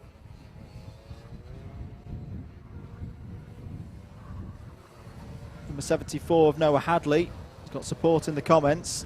He's trying to come through as well, trying to get past Madison Foley. This is over 7th place. Rain starting in 5 minutes, according to our sources. This could hit the final lap of this race, if that is correct. So even though Matty Hingley has a big lead, this isn't won yet. If the rain is about to fall, 4.5 minutes to go. New fastest lap of the race so far from the leader, Matty Hingley. Now over 5.5 seconds, 6 seconds in the lead now, as Jack Davis sets a PB of 47.58. Harrison Crook, and it's raining. There it is. It started. So it started earlier than we thought it was going to hit. It's not going to take 5 minutes at all. 4 minutes of this race to go, and the heavens are opening here at Whilton Mill. It's probably going to be a short little shower. It won't be set in for the whole day, but how do the drivers cope with this now? I think it literally is just in one corner of the circuit, which, yeah, is typical for this area of the world. Very localised shower. The thing is that going to come over circuit? We're just having a look at sector times. They're all slow. They are all slow. They're starting to struggle with grip out there. Here we're looking at the battle involving the 24. This is over fourth place. In fact, sorry, third place, because Charlie Pritchard has got past Harry Wainwright there for third place. And the lap times are starting to drop. They're into the 47s and the 48s, but it's not affecting the whole circuit. Carl Dunford goes down the inside of Harry Wainwright and has taken fourth place away from the driver of the number 29 there. Tommy Edmonds still sniffing around in sixth place, trying to get some more positions. Noah Hadley confirmed up to seventh place, having got past Madison Foley on the last lap. 3 minutes to go, and these drivers, well, it'll feel like an eternity as the weather starts to close in here at Whilton Mill. It's only really on that one camera that we can see the rain, and I think it is very, very localised at the moment. Carl Dunford tries to cut to the inside of Pritchard. Really, really good move again. And Carl Dunford is coming through the field, but is now fighting back is Pritchard, and he retakes third place. 2.5 minutes to go. Lap time still in the 48s, which isn't particularly slow. Dunford looks down the inside into Christmas Corner, takes third place away from Pritchard. A couple of spots of drizzle on the camera lens up at Christmas Corner. Nothing there. That camera's from the final corner looking across the circuit into Ashby. Still 6.7 seconds is the lead for Matty Hingley. Still Louis Ball, your top novice as well. 17th on the road. 2 minutes to go. Tension here as Edmonds has a little look at the inside of Wainwright there. And Noah Hadley isn't out of this one. Couple of spots there. There's your leader, who seems perfectly fine in these conditions. The wind still blowing through the circuit. Leo LaCastro has made a move for 14th. In fact, where's Pritchard gone? Pritchard's falling down the order, unless it's a transponder issue. Try and catch where the number 24 is. There's the 23 and the 29. Just ahead. Might be a transponder issue here. I need a long shot to see where the 24 is. Rain has stopped because the lap times have come back down, and in fact a new fastest lap of the race for Matty Hingley at 47.04. Yeah, I think Pritchard is in there. So there is an error on. Yep, there it is. So Pritchard is absolutely fine. It's just a transponder issue. So he's still there in fourth place ahead of Edmonds and Hadley. Less than 1 minute to go here at Whilton Mill. Oh, big slide there from Pritchard down into Ashby. Patchy bits of rain. I can see the rain on the commentary box window as well. So something is coming in, continuing to close in. It's just spitting, says James from Alpha Live. 20 seconds to go. It's not raining hard enough to affect these runners. So if you sat in the pits, it is not time right now for wet tyres. However, is that going to be true in 10, 15, 20 minutes time? That's the big question that's going to be on the lips of anybody in the paddock at the moment. Time has expired, so this will be the penultimate lap of the race. Matty Hingley has this one under control. The lap times are back out again to 48. There's the flag that nobody ever likes to see. Slippery surface flag is out at Marshall Post E. You can see the wind is still quite strong. Here's the battle involving the number 65. This is Spencer Brotham. This is a good run. This is a very good run from Spencer Brotham. Last year's Honda Cadet champion has had a quiet year so far, but is now up in 7th place, ahead of drivers with considerably more experience. There's almost a little bit of contact there. I think that was a battle involving Luke Ringham. Here's the leader, Matty Hingley, looking for 2 out of 2 on the last lap of the race.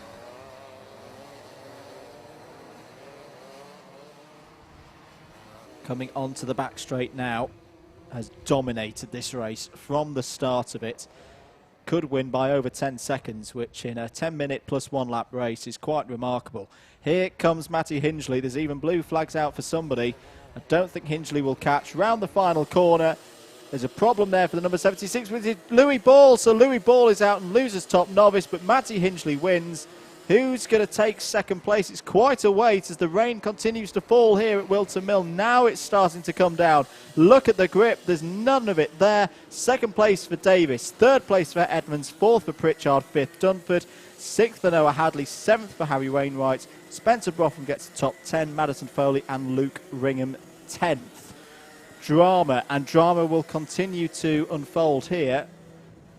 We're going to take a short break.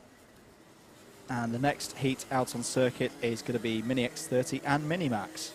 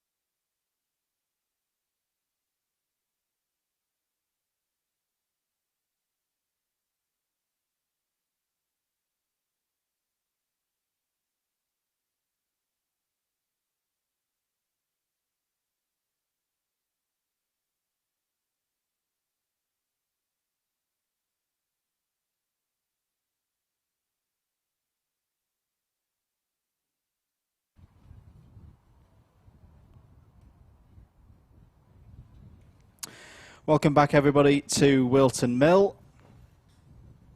The rain is falling. It is properly falling now. And judging by some of those tyres, I saw some slicks there. This could get interesting. Mini X30 and Mini Max next. Here's your grid.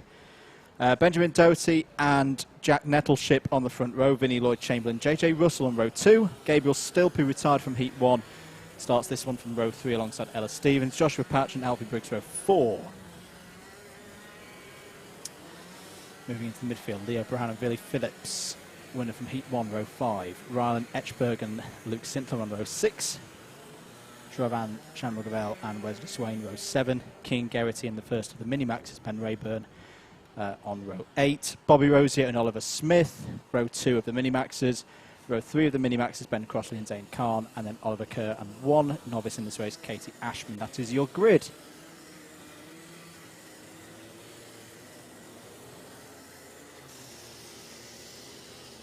Rain properly falling now here at Whilton Mill, and we did see this, I'm trying to remember which heat it was now, I think it was I-Army Cadet.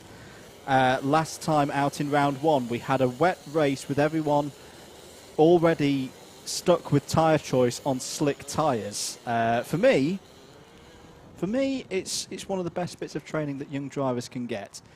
You know, it is not easy driving in these conditions on slicks, but it can be done. It can be done. You feel for the grip and use the wet lines appropriately. Here we go then. Rain falling here at Whilton Mill. 10 minutes plus 1 lap for our X30 Minis. Now, are they all going to make it through the first couple of corners? I actually realised, I think it was the X30 Minis last time you had this, because Gabriel Stilp was one of the drivers involved. They've all gone through the first couple of corners. Okay, we're waiting for the Minimaxes to come through for the start of their race. Up into Christmas Corner for the first time then. A couple of the drivers trying out the different lines. So X30 Minis have had this challenge before. Minimaxes set off for their race now for similarly 10 minutes plus 1 lap as the number 47 is already off the road. It's got to keep it running, to get it through the grass there. That's Zane Khan who's had that trouble. But look at the lack of grip that the drivers have now on these tyres. Back with our X30 Minis. King Geraghty towards the back of a group there. They've still not made it round 1 lap yet. So they are really struggling out there. We've already had 1 minute of the race and nobody's made it round as there's drivers off in the boot all over the place. The number 74, I think that's Luke Sintler. Luke Sintler off in the grass. The number 84 of JJ Russell, I think, has been involved in incidents as well. As off goes the number 93. That's Joshua Patch. And this is the trouble. Slick tyres on a wet track. You've got to be braking really, really early for the corners, chucking the steering in to have any chance of getting around the corners. And this will show the experience levels now and the skill levels. The number 92's had an incident. Keane Geraghty's in trouble there. And the number 73 chewing up a load of mud on the kink after Christmas. As I say, the number 93, Joshua Patch, has already been in trouble. I think that was the 92 of Wesley Swain who was having problems. I don't blame the cameraman at this stage. I don't know where to look because there's all kinds of stuff going on out on circuit. Ella Stevens leads. Let's mention that. Ella Stevens is doing a fantastic job. There she is, number 82, leading ahead of Gabriel Stilp. Alfie Briggs is third. And this isn't tyre choice that's driven this. None of these drivers are on wet tyres, if I'm correct in that assumption there, because they were held because of... Oh, Joshua Patch is off again. The trouble these drivers have had is they have been in the dummy grid for a very, very long time. Because we had the red flag for Junior Max before, where we were a good, half an hour. Oh, Gabriel Stiltman's wide and survives just about. There was no chance for these teams and drivers to get wet tyres onto these karts because they'd sat in dummy grid for such a long time. And this shower really has come out of nowhere. We were just saying how it was looking very sunny, it was looking still pretty windy, but there was no sign of rain. And then, bam, it's hit, as it does in this part of the world. And everyone is just hanging on at the moment. The number 92's having a look at the 57 there. This is Wesley Swain trying to get past Jack Nettleship, who, of course, lost a wheel in the first race in this class and had to retire.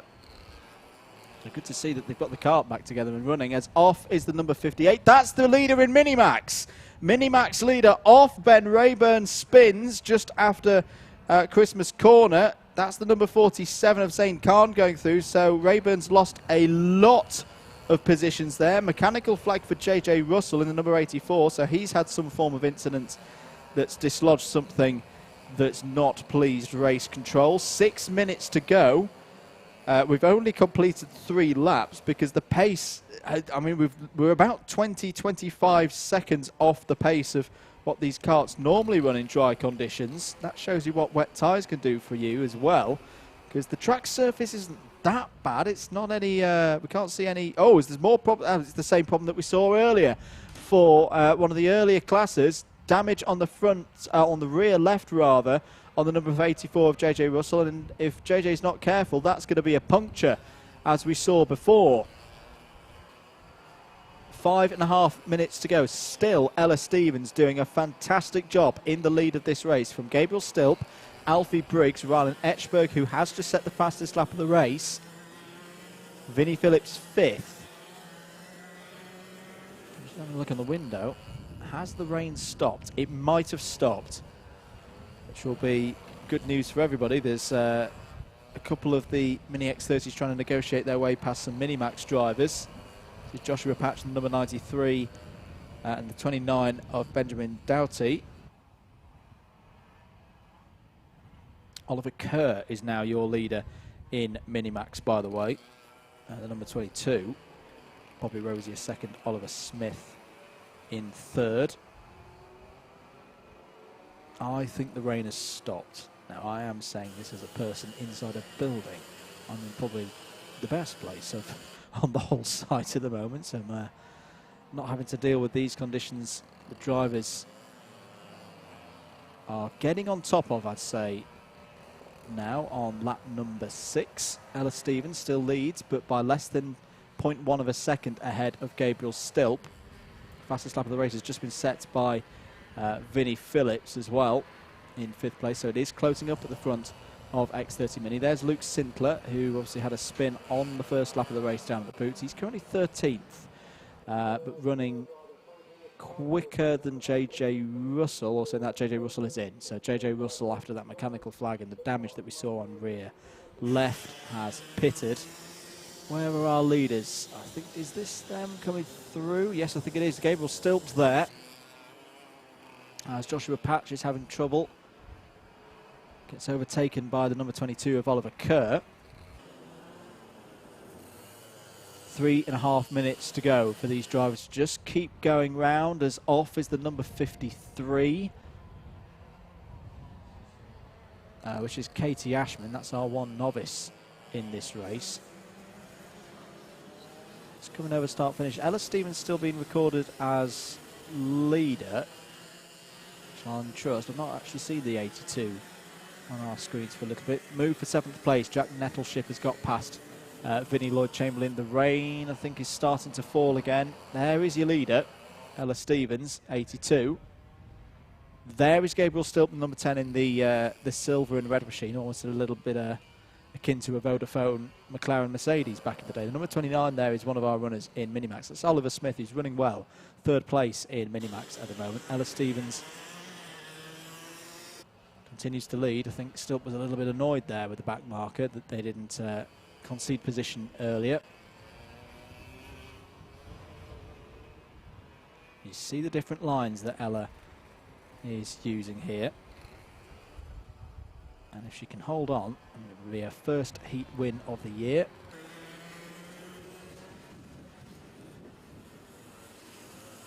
It's deceptive. I don't think it's actually raining as hard as it looks on the turn 1 camera there. But it is starting to increase in power again, the rain, and it is just surviving now. But Ella Stevens has done that brilliantly so far. 2 minutes to go. Gabriel Stilp. Oh, as there goes the 53 again. That's Katie Ashman off, and that's going to need a push.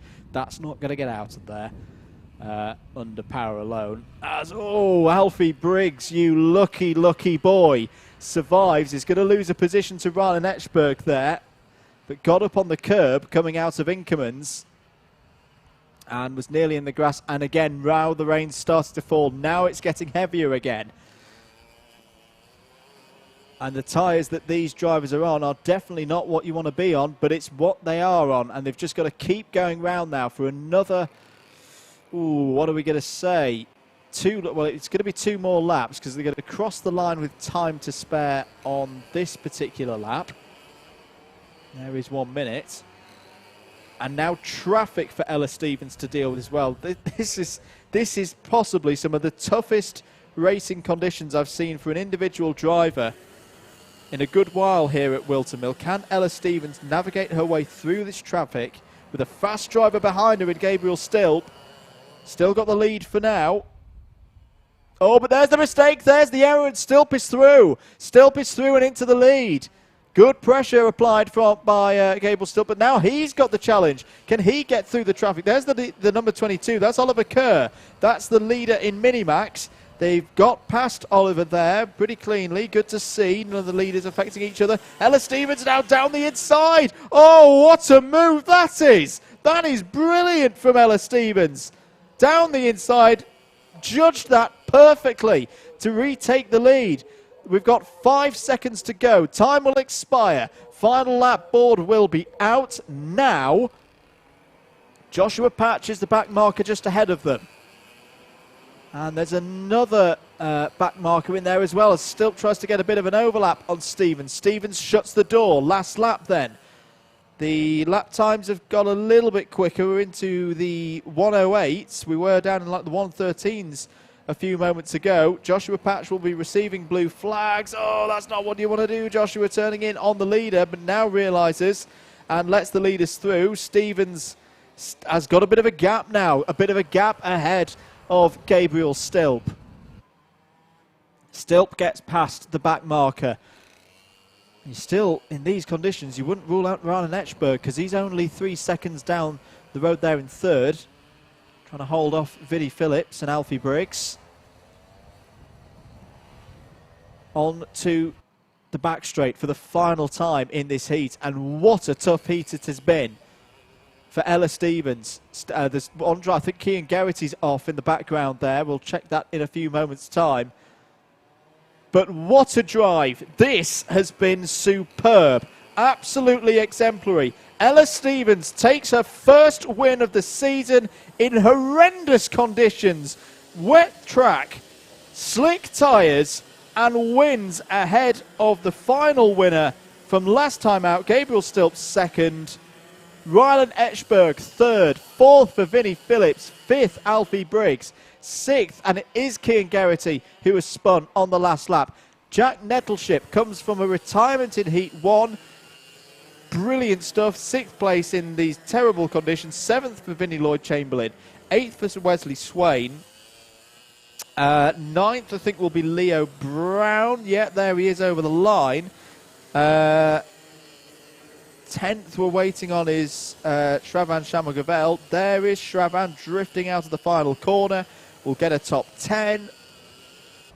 Where is Luke Sintler? By the way, the Minimax race is finished as like this. Oliver Kerr wins. Bobby Rosier second. Ben Rayburn recovers to third after his spin out of the lead. Fourth for Oliver Smith. Fifth, Zane Carnes. Sixth, Ben Crossley.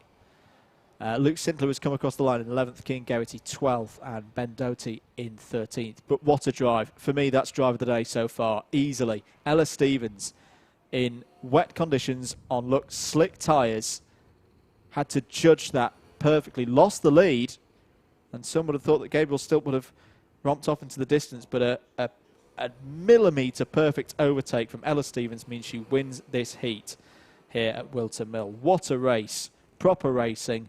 Proper conditions to test young talent, and we'll see the X30 Minis and the Minimaxes out again in their A final later on in the afternoon. We're going to take a short break and get ready for the second heat of our Army Cadets. Army Cadet is up next.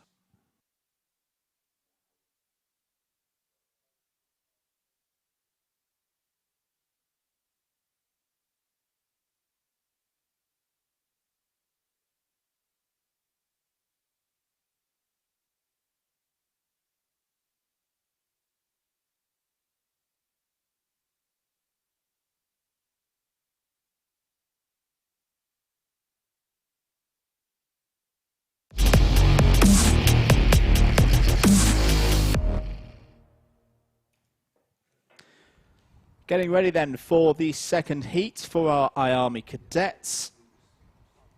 It is still wet here at Whilton Mill, but the rain does look to have stopped for now. Freddie Housley is on pole position for this second and final heat in an Army Cadet class. Finn Leslie alongside on the front row. Connor Duncan and Sky Parker on row 2. Ryan Gill and Mason Bishop row 3. Macaulay Bishop and Freddie LaRosa on row number 4. Hadi Mamasi and Oscar Cartmail start on row number 5. Cole Glover and Micah Taylor row 6. Ethan Woodward and Macaulay Guy on row 7. Archie Clark and William Murtagh on row 8. Morgan Moore and Jack Mowat will go from row 9. Ethan Jeff Hall, the number 5 seed nationally. starts alongside Eden Spanswick. Both of those drivers impressive in heat number 1. They start from row 10. Joseph Katzentonis has work to do alongside Charlie Hart from row 11. Daniel Amor and Lawrence Finn on row 12. Into the novices now, starting heats from the back of the grid. Cameron Pratt-Thompson and James Kell on row 13. Canish Grau and Dayton Coulthard on row 14. Zach Green and Ollie Hart row 15. Fred Green and Jack Poole on row 16. And that's it. 32 karts on the grid for this second heat in IARMI Cadet. 10 minutes plus 1 lap as always. And we're interested to see what tyres we're running in this one, because this again is another heat that have waited for quite a while. False start flag is out, so don't worry, we're not missing a start here. These drivers have had to wait a long time, caused by the Junior X30, the Junior Rotax red flag to get out on circuit. But judging by how much lateral load is passing through some of those tyres, yeah, we're running on wets. I think we've got wets across the board here out on circuit. There's Dayton Coulthard, who unfortunately had an incident early on in Heat 1. We'll be looking for a good result here. Great support as ever so far this season for the IARMI Cadet class. It's grown from 2019, grew kind of through 2019. Again, really good to see 30 plus karts out on this grid, and so many novices as well. So novices started from 24th, Lawrence Finn down. So there's a good number of them here. Getting ready then. Round the final corner. Are we good to go racing here for 10 minutes plus 1 lap? No, we're not. We've got another false start flag out, which is opportune. So I'm just having a look through the comments. A couple of comments asking about news on drivers from Junior Max. Apologies, I have not received any news. That's not to mean that there's bad news. It's just I haven't received it. But lunch breaks not too far away. That will be my mission number 1, to find out the state of those drivers from Junior Rotax when we had that red flag. Slowing the field down now, just trying to get them in order for this grid. It's a little bit too far apart at the moment for the liking of the officials. A couple of the novices off the back as well. And there's one driver just making their way up through the field. I think it's the number 16, which is Freddie LaRosa, who's meant to be starting P8. Right, I think we've got everybody in position now for where they need to be for the start of this second heat in IARMI Cadet in damp conditions here at Whilton Mill. Away we go then for 10 minutes plus 1 lap. No, we don't, because that's another false start. Bear with us, folks. Just need to make sure that everybody is in the right position. There's Freddie Housley, the number 45, on pole position. Oh, a couple of drivers off towards the back end of the field, but everybody in the right direction now. The number 16, that's Freddie LaRosa. So that's Freddie LaRosa, who was having trouble finding 8th place. But come on, Freddie, get back in the kart. We can still get back into P8.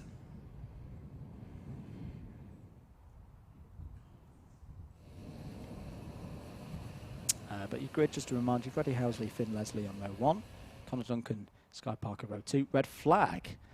Is that a red flag that we just saw? It's got, yes, red flag, so the second red flag of the day. Not quite sure what that's for. So we had a couple of drivers off on the run up to Christmas Corner after the false start.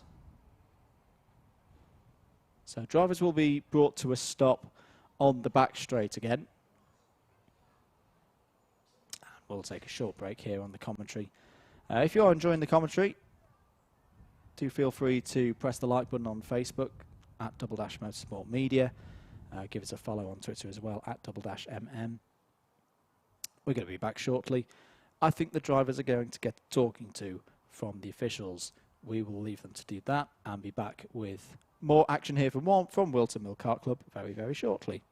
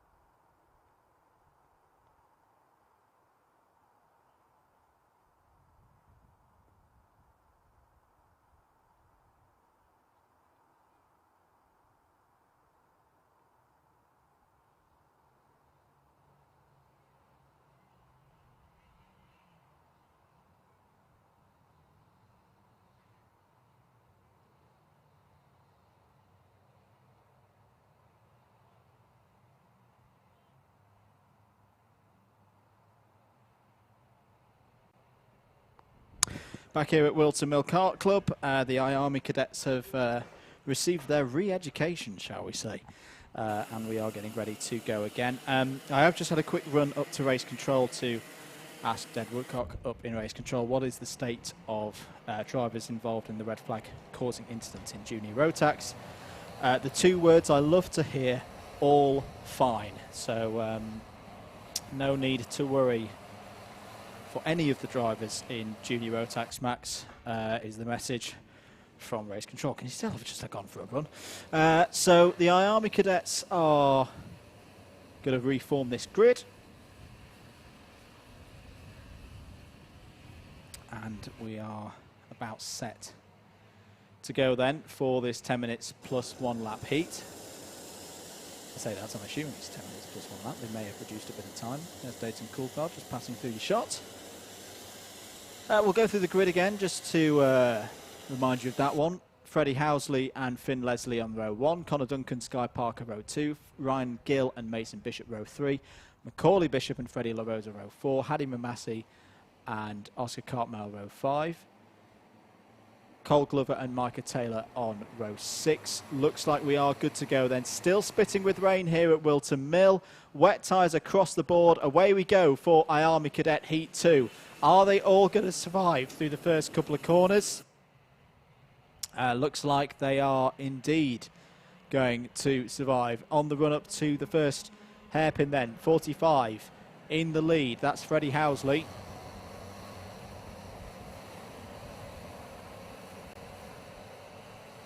As the rest of them file through, Ethan Jeff Hall getting forced out wide a little bit there, but there has been a change for the lead. I think it's Connor Duncan, the number 30, who's come through to lead early on here. Yes, it is. So Connor Duncan, who ran very well in Honda Cadet in round 1. Here he is in Army Cadet. He was in Army's as well as, the number 8 of Archie Clark is off the road.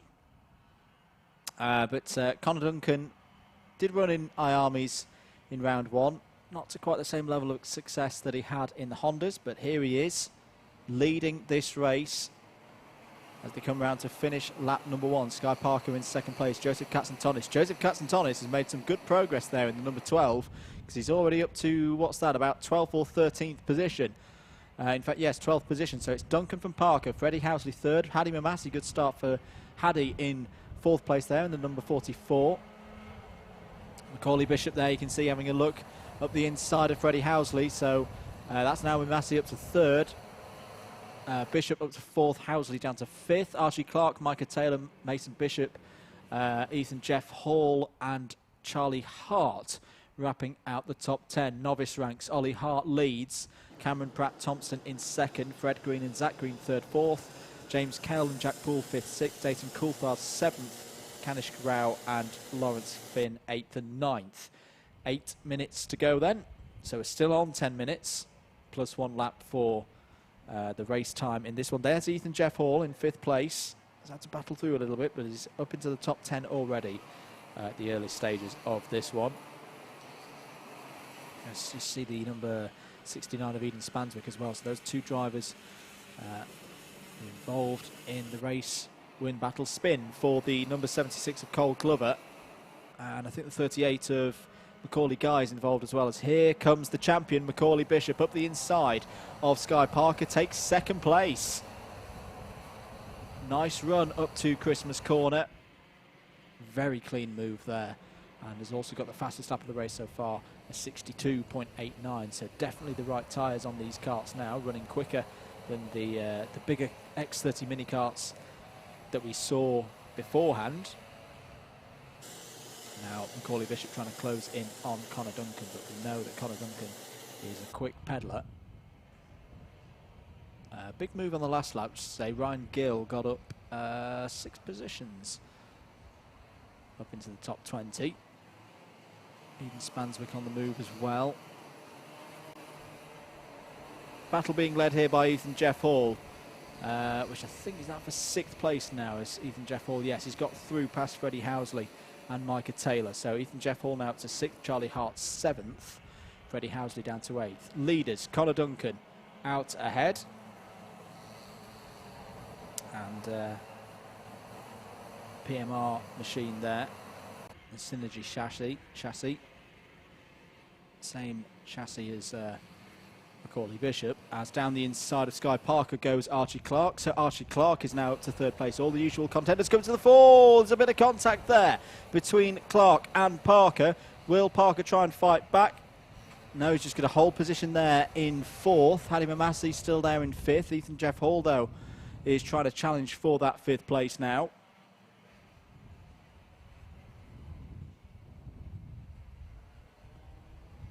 Going through the boot then. Still slippery conditions out there. The rain has now stopped. That's the good news. As the 93 of Morgan Moore makes a move. I think that was on Freddie Housley. Change for the lead. Macaulay Bishop has taken the lead. In the position he's used to now. Up front here in Army Cadet, the number 9. Not just a strong runner here at Whilton Mill Kart Club, but nationally as well. What can Connor Duncan do now to pull this back? Ethan Jeff Hall down the inside of Hadi Mamasi goes for fifth place, gets fifth place. And the question will be now, what will the lap times look like? Because we're down into the 61.72 for Macaulay Bishop last time around. Everybody pretty much setting new personal bests in the sectors. Will the tyres last of course these 5 minutes? They've probably got enough moisture out on circuit that they'll be fine. Joseph Katzentonis there, you can just see the number 12 ahead of the number 60 of Finn Leslie. 12th and 13th at the moment. Ethan Jeff Hall now trying to challenge Sky Parker, and does so with ease, and Charlie Hart trying to follow through as well, and does so. So that's Jeff Hall up to fourth, Hart now up to fifth. Sky Parker still looking for good points though in sixth place. Morgan Moore, got to watch out for Morgan Moore, because Morgan Moore's just set the fastest lap of the race.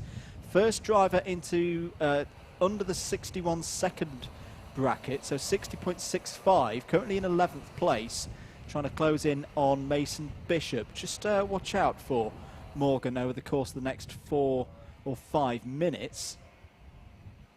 Connor Duncan keeping the leader off honest as well. 0.6 of a second is the gap between first and second, and with these drivers trying to close in as well. Archie Clark there in third. Ethan Jeff Hall now confirmed in fourth place ahead of Charlie Hart and Sky Parker. There is your leader. Morgan Moore has got up into 10th place, so continuing this move through the field. Oscar Cartmail has also got through into 14th. Meanwhile, novice ranks, still Ollie Hart. In fact, Ollie Hart and Cameron Pratt-Thompson having a really good scrap over 18th place overall. As we just cut back to have a look at the number 48 of Micah Taylor. Contact warning for Eden Spanswick. Micah Taylor was at that precise moment running in 8th place. And either Jeff Hall has got past Archie Clark. So the number 5 has got past the number 8 for third place. 3 minutes of this one to go. I think some will have some drivers breaking under the 60-second mark this time around. Namely, one of them is Ethan Jeff Hall, who just does a 59.35, gets past Connor Duncan as well. So 2.5 minutes remaining here at Whilton Mill. Second heat of the day for the Army Cadets in drying conditions now. And Ethan Jeff Hall is setting the lap times alight here. Archie Clark's now going to go down the inside of Connor Duncan for third place. There he goes. Charlie Hart's not out of this as well, in that number 50 kart running pretty strongly.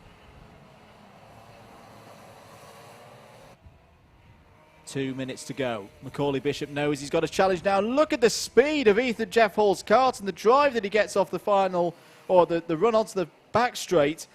Glides past Macaulay Bishop. And there's not many times I've said that in the last 2 years. New leader, Ethan Jeff Hall, with 1 minute and 40 seconds to go, has done a 58.53. Few of the drivers in the 59s. Macaulay Bishop on a 60.13 at the moment, and Charlie Hart has a little look there at Connor Duncan. That's the fight for 4th place. And we'll cut to the inside now. Surely we'll have a chance down into Ashby Corner. Very clean, very nice. There is Charlie Hart up into 4th place now. Sky Parker is just starting to drop off the back of this pack a little bit. Eden Spanswick trying to make his way up, is now up to 7th place. Novice battle still raging on.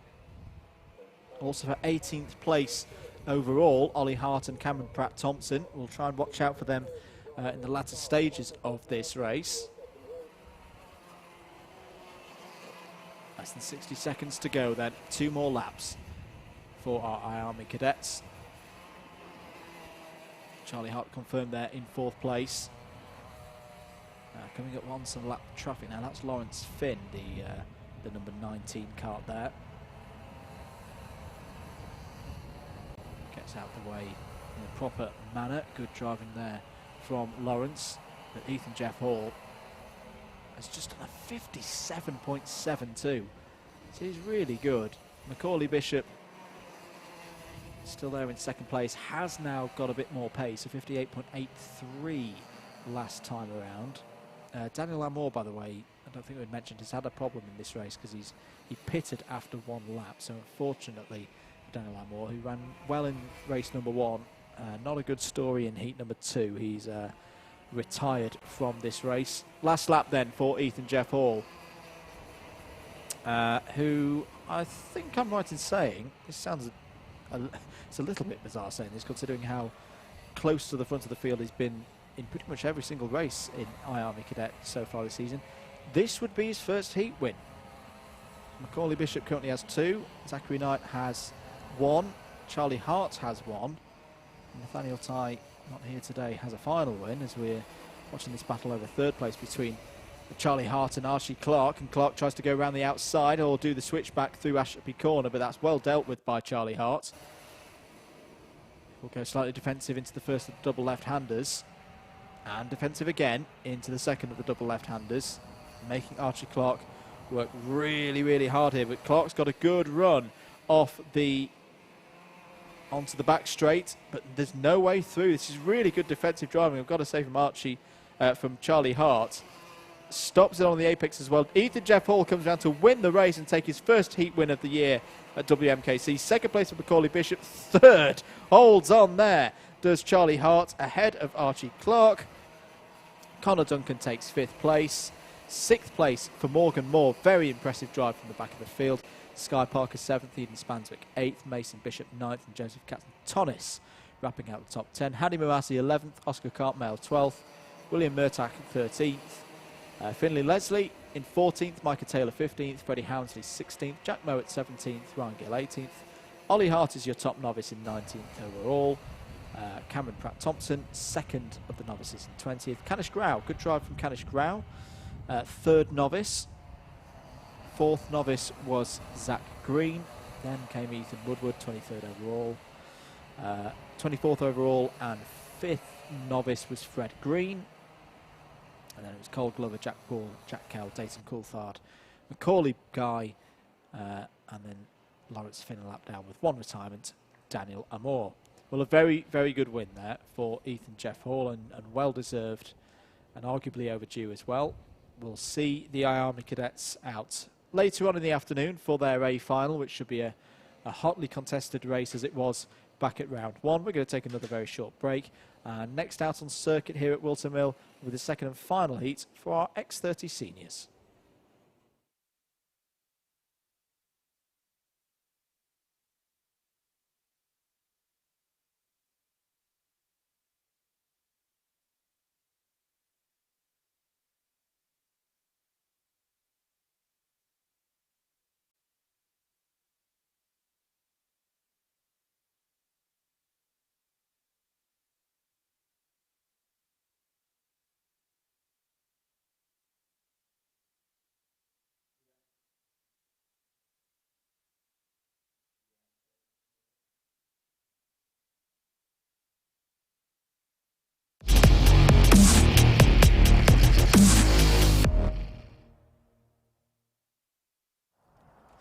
X30 Senior Heat 2, I've just had a very interesting text from one of our cameramen saying half the field are on slicks, half the field are on wets in this one. Let's see how this one turns out. Let's have a look at the grid. And Yusuf Sohayono starts on pole position alongside James Otto. Roy Johnson and Carly Atkins row 2, Archie Forber, Mason Weir row 3, Caden McQueen, Charlie Koshel on row number 4. Joseph Taylor and Patrick Walsher on row 5. Matthew Herbert and Thomas Fleming row 6. Oliver Meadows and Brandon Matchell on row 7, and the 2 Torpies, Joshua ahead of Harry on row number 8. Jamie Green starts from row number 9 alongside Caelan Burbidge. Row 10, Nathan Amos and Charlie Richardson. Row 11, Oliver Henwood and Axel Laflamme, who retired from the lead in the last heat for these guys. Joseph Aarons and Colin Smith on row 12. Luke Carney and Jonathan Wong are 3 novices here in X30 Senior. Luke Carney and Jonathan Wong, row 13, and Benjamin Southgate on his own on row 14. Yes, I've just had a text, and I did have a quick run whilst I was running around finding out about Junior Max drivers being A-OK. I did also have a quick peek into the dummy grid for this class. At the time, there were only about 5 karts in the dummy grid who'd committed and gone for wet tyres. I've just had a text from one of our cameramen, Mr. James Williams, who says that half the field are on slicks. Hello to Matthew Hyde on Facebook. And I'm guessing he's talking about a certain Mr. DC here. David's such a cool guy too. Met him at Kimbleton. He was asking whose van were who so he could park his car somewhere. Such a nice guy. Yeah, I've got to fully agree. It's been great having the Coulthards back here again this weekend. They have been down to Whilton Mill before. They got stuck in. DC's done a bit of volunteer officiating as well, as the parents are asked to do in the cadet classes. It's great to have them here again. We'll see Dayton back out in the I-Army cadet final later. Here's the X30 seniors. Now, I will admit, when the tyres are turning around, it's a little bit tricky to see if they are on slicks or not. I reckon the 49 there is on slicks and the 11 is on wets. Wait and see. This could get very interesting. 10 minutes plus 1 lap. One driver not very happy. I think that's going to be a false start. Yes, it is, because the anti-pole side of the grid did not go at all there. So we'll go around again and have another go at that. Yeah, this is a really tricky call when you're setting up the kart, putting the tyres on. For these guys will have been about 20-25 minutes ago when there was still a little bit of rain in the air. It's now sunny. It's now very sunny. It's a couple of fluffy clouds in the sky. I reckon the right tyre you want to be on is the dry. I mean, you look at that shot there. That's a dry circuit. And you can see some of the drivers. Right, I think the 73 is on wets because they were searching for some wet tarmac there. That, of course, being Harry Torpy. I always have to check which one's 70 and which one's 73. I reckon if you're on slick tyres here, you're in the pound seats. Let's see who has made the right decision. As away we go for X30 Senior Heat number 2, 10 minutes plus 1 lap. Everybody through the first couple of corners fine. There's a bit of squirming there from the number 17. As they all pile into Christmas Corner for the first time. Track looks good. Track looks very good at this stage of the race as they all file now down into Ashby Corner. This time they have all made it through. There was a couple of drivers who got caught out. And there's a little patch of water. There's still that danger as well if you're on slick tyres. Is that Nathan Amos off in the background? We'll check in a few moments. That if you're on slick tyres and you hit one of the wet patches, you're going to be having quite a big moment. I think it was the 36 of Nathan Amos. As they come round the boot for the first time in this one, who's going to lead over the start finish? It is Roy Johnson. Roy Johnson leads. Charlie Koshel second, who of course span in heat number 1. He was one of the drivers taken out on lap 1 in heat 1. That's a very good start for him. Caden McQueen up to third. This is going to be interesting. We've not seen much of Caden McQueen. A spin there for the 48. Is everybody going to dodge round? Oh my goodness me, they're just about going to do it. Well done, seniors. Really good stuff there. That will have been a scary, scary moment I think it was James Otto who went round. Let's have another look at that again. Yes, it was. James Otto up the inside of Yusuf Sohoyono, spins out pretty much on his own. Everybody else dodges him. There was a couple of drivers running onto the grass, though, that will have lost positions because of that. But just saying, Caden McQueen, this is his biggest step up so far. Obviously, he's won several championships through the ranks here at Whilton Mill Kart Club. But this is the seniors. These are the big boys. This is the first kind of time we've seen him at the front of the field. He's been doing some good stuff, but being fairly quiet at this level. Here he is second place, but he's going to lose that position there to Charlie Koshel. Charlie Koshel just glistened on by to take second place. These two experienced drivers will probably try and work together at this stage, with Roy Johnson already 3 seconds out front. And judging from these laps, well, they're on slicks. They're definitely on slicks, those two drivers. I'm trying to see if there's anyone who's really got this wrong. Carly Atkins and Thomas Fleming were slow last time around. I think that was because they were avoiding the spin for Otto, though. 7.5 minutes to go. Here come the rest of the field. Now the final couple of corners. And now that we're into proper dry lap times, 47s and 48s for the leaders, we should be able to see who has got this wrong, because the delta will start to come in on tyres. Side by side, the number 11 and the 63, that's for 5th place. And that is Patrick Walsh through. So Patrick Walsh gets past Yusuf Sohoyono. And Yusuf Sohoyono was only able to do a 56.56, so he got his tyre choice wrong. Just trying to see, I think Yusuf Sohoyono might be on wet tyres here, and that is not the tyre to be on. 6.5 minutes to go. And all of these drivers are now bottled up behind Yusuf Sohoyono. Jamie Green there in the 54 is racing through. Another start-finish. Roy Johnson continues to lead by 4.41 seconds.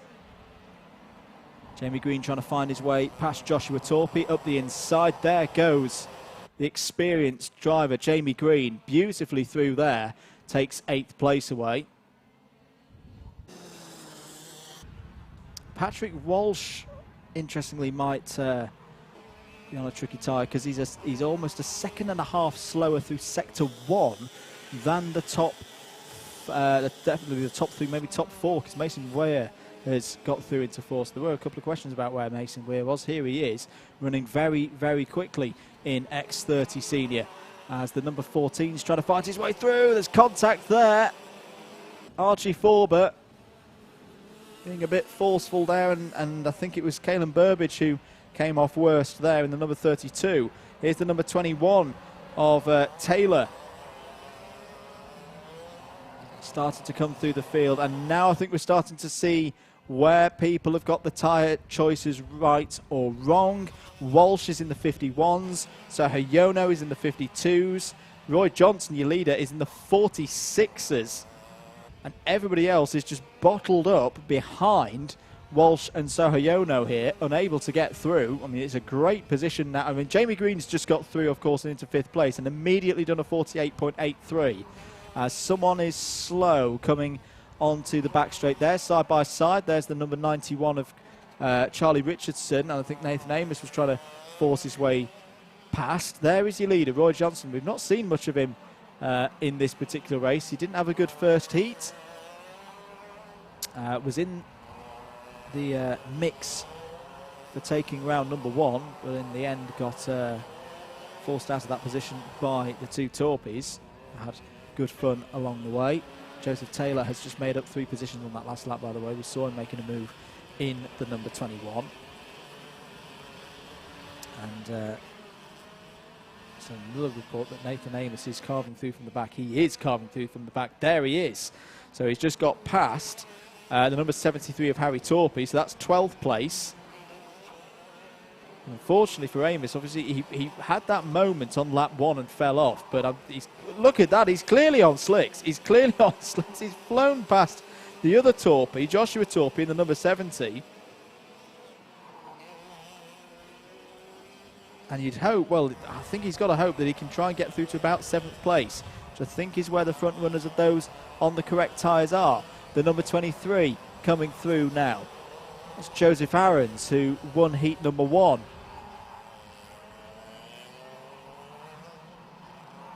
.3.5 minutes to go, plus 1 lap. Still Roy Johnson leading from Charlie Koshel and Caden McQueen. They're comfortable. We're just trying to see anyone who's coming through on the right tyre. There's the number 28 of Brandon Matchell. Couldn't quite tell whether he was on slicks or wets at that point. And Nathan Amos will slightly be kicking his. Look at the speeds! That just shows you what the tyre choice could do if you got it right. Because he's just driven past Thomas Fleming. And Thomas is not a slow driver at all. He's a very talented driver. He's driven past Thomas Fleming as if he's not even there. Nathan Amos putting on a show here. Just trying to see now how high up the order he can get. Well, that's 9th place. Next up the road is Colin Smith, whose pace is not bad, 48.19 last time around, so that might be as high as he can go, but everybody else who got this tyre choice wrong, and if you're looking at the timing screen on live.alphatiming.co.uk/WMKC, you can see a number of drivers beyond 50 seconds. They are all the drivers who got the tyre choice wrong. Blue flags are now out for the leaders. Roy Johnson has just done a 46.57, which I think is one of the quickest laps of the day so far. Just to show you that it really is dry tyre territory. Here he is trying to carve his way through the traffic now. That's the number 59 of Axel Laflamme. Again, a driver that we know is very good. Probably could have won the first heat if it wasn't for mechanical failures. But he's on the wrong tyres here. You can see that the wet tyres, they stand a little bit prouder with the tread that they've got on them. And all these drivers, hopefully they've got more spare sets of wet tyres, because would you want to run on these kind of wet tyres after 10 minutes running around in dry conditions if the rain was to return for a final? Questionable. There goes your leader. And with that amount of time, I think we've got 3 more laps. 3 more laps for Johnson to complete. Joseph Taylor has just set the fastest lap of the race, by the way, 46.45. Trying to close in on Jamie Green. And the number 75, Charlie Koshel. Good race this for Charlie. Good response from the disappointments of heat number 1. Showed he had the pace. He fell a lap down, but stayed with the leaders on track at least. And here he is in 2nd place now, looking to get some good points. Caden McQueen, 3rd place. Obviously, he's driven these karts before in the juniors. But here in the seniors, as we mentioned before, the level of driver definitely stepping up. Here's Jamie Green. Mentioned already, very experienced driver, various single-seater levels and in touring cars. Great to have him here at Whilton Mill Kart Club. And looking for some good points here at the moment in 5th place. And it should be a good grid position for the final, because he was up at the pointy end in heat number 1. He's going to have to deal with Joseph Taylor, though, because Joseph has just done another very fast lap of 46.23. There he is, right on the rear bumper of Green. He's gone through. Wow, what a move that was by Joseph Taylor. He's clearly enjoying these conditions now in the dry. Oh, as Caden McQueen's trying to find his way through some of the traffic. And that's up against the number 39, which is Matthew Herbert. Again, a very quick driver, but not on the right tyre. Out beyond 50 points something in this race. Last lap board is out then for the leader, looking for Roy Johnson. There's the change in position for 5th place. Taylor now ahead of Green, with Caelan Burbage not too far behind as well. He got the tyre choice right, didn't he? He's up there in the top 10. So basically it's the top 10. The top 10 got the tyre risk spot on.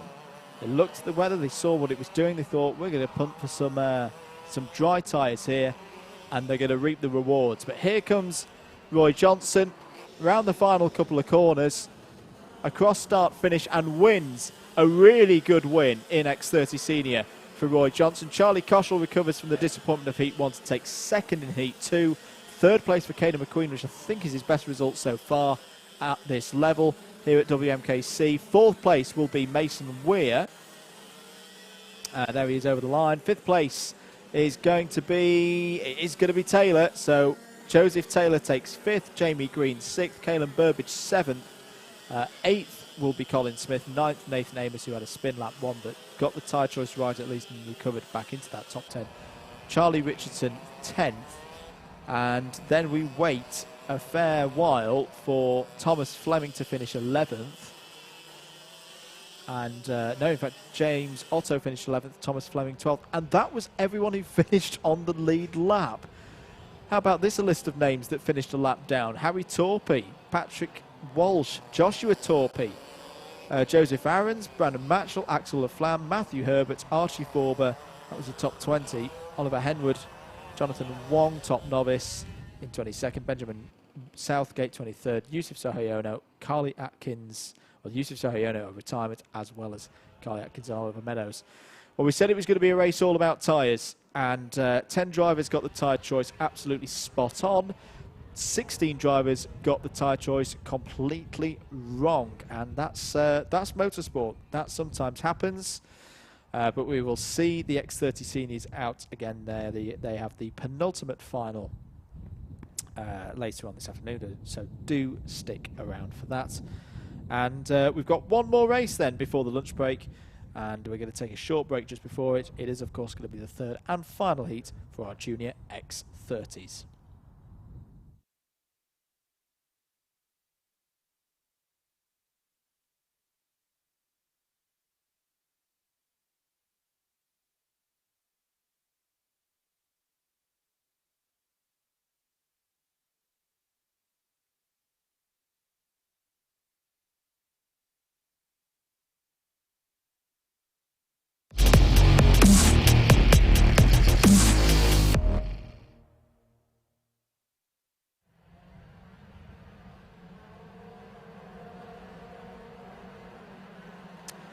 Final race of the morning and early afternoon session then. It is the third and final heat for X30 juniors. Charlie Field starts on pole position alongside Antoni Sofroniou. Louis Johnston Cool starts on row 2 alongside Jensen Buckingham. Sean Hogan and Ben Folland are on row 3. Olivier Algieri and Jack Plant on row number 4. Alex Moody and Christian Brooks go from row 5. Jack Davies and Alfie Baxter Davies on row number 6. Douglas Bolger and Cody Keogh on row 7, Josh Agambar and Samuel Shaw on row number 8. Luke Weston and Joshua Valance are on row 9. Daniel Amazigo and Kanato Lee, who's impressive in heat number 2, start from row 10. Lucas Ellingham, heat 2 winner, alongside Harry Jr. But on row 11. Samuel Hawthorne and Ben Jenkins on row number 12. Alexander Johnston and Mackenzie Stevens, row 13. Apologies, we didn't quite get to the last row there because we are good for a race. 10 minutes plus 1 lap. Last heat for X30 juniors. I'd be surprised if anyone is still on wet tyres. But here we go, up to the first braking zone at Christmas Corner. A couple of drivers tripping over one another as they go through Christmas Corner. But apart from that, it's a pretty clean start from the juniors in the X30s. Down into Ashby Corner. Nobody's fallen off the back yet. So I think the front row have retained the lead. Whether it's Field or Johnston Cool who have actually taken the lead. Everybody else squabbling towards the back end of the field, trying to find their way through. There comes the number 52, Jack Plant. So Jack Plant has had a good start here from 8th on the grid. I think he's already got himself up to 3rd. This race, of course, along with the other 2 heats in X30 Junior that we've seen so far today, each driver racing in 2 of them will set the grid for the final. And here comes Plant being very aggressive, trying to get past Louis Johnston Cool for 2nd place, and does so. And Johnston Cool now gets absolutely mugged by the likes of Olivier Algieri and I think Sean Hogan as well. Contacts warning for Douglas Bolger, who had a good race in heat number 1. But has almost had a bit of a yellow card there before he gets a penalty. Won't want to make any kind of error. 8.5 minutes of this one to go. Charlie Field is your leader. with a 49.00. So tyres still a little bit cold at this stage of the race. We saw the seniors getting into the 46s and the 47s, of course.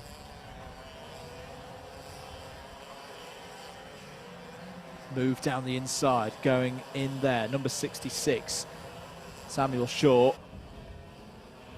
And a nice textbook move there on Antoni Sofroniou. I think just a little bit further back we saw Lucas Ellingham, winner from heat number 2, trying to make up some positions into Ashby Corner.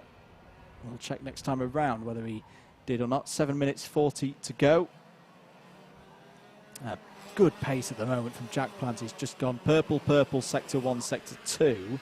Side by side for third place, Algieri and Hogan, and Hogan's got it. So Hogan through and into third place now. Samuel Shaw continuing his charge through the field. He's up to 8th. He's being followed by Douglas Bolger and Lucas Ellingham. And now Jack Plant has got to the back of Charlie Field. Another purple sector from Plant in sector number 1. You've got to think that Jack Plant, with this form, is going to go for a move to take the lead in the next couple of corners. So just got a sight there of Christian Brooks. He's had a quiet day racing-wise, but was very quick in practice earlier on this morning. He's up to 6th place now there in the white, blue and yellow Karters. Down the inside, Louis Johnston-Cool trying to get past Algieri, and does so. So the 38 drops a position down to 5th place. Christian Brooks, as I say, just behind there in 6th. Approaching halfway through this race then.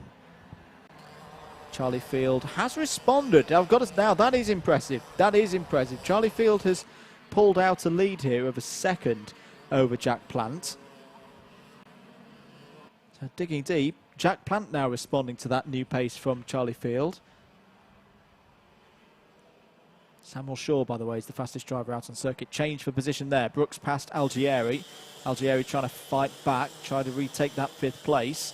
They come through the double left-handers, but no way through, and Christian Brooks moves on. Next driver up the road, Louis Johnston-Cool. Keep an eye on that number 66 Kart. Samuel Shaw is going very quickly indeed. And the number 49, Daniel Amazigo, in 13th, make that 12th. Some good sector times going in from Daniel. Contact warning for the number 221, which is Ben Folland.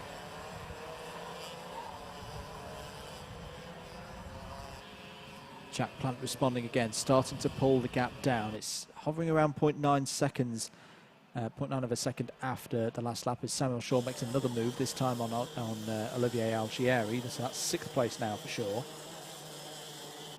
But Jack Plant is quicker in sector 1 and sector 2, so the lead is going to come down, I think, on this lap. Look at that, Lucas Ellingham diving in there.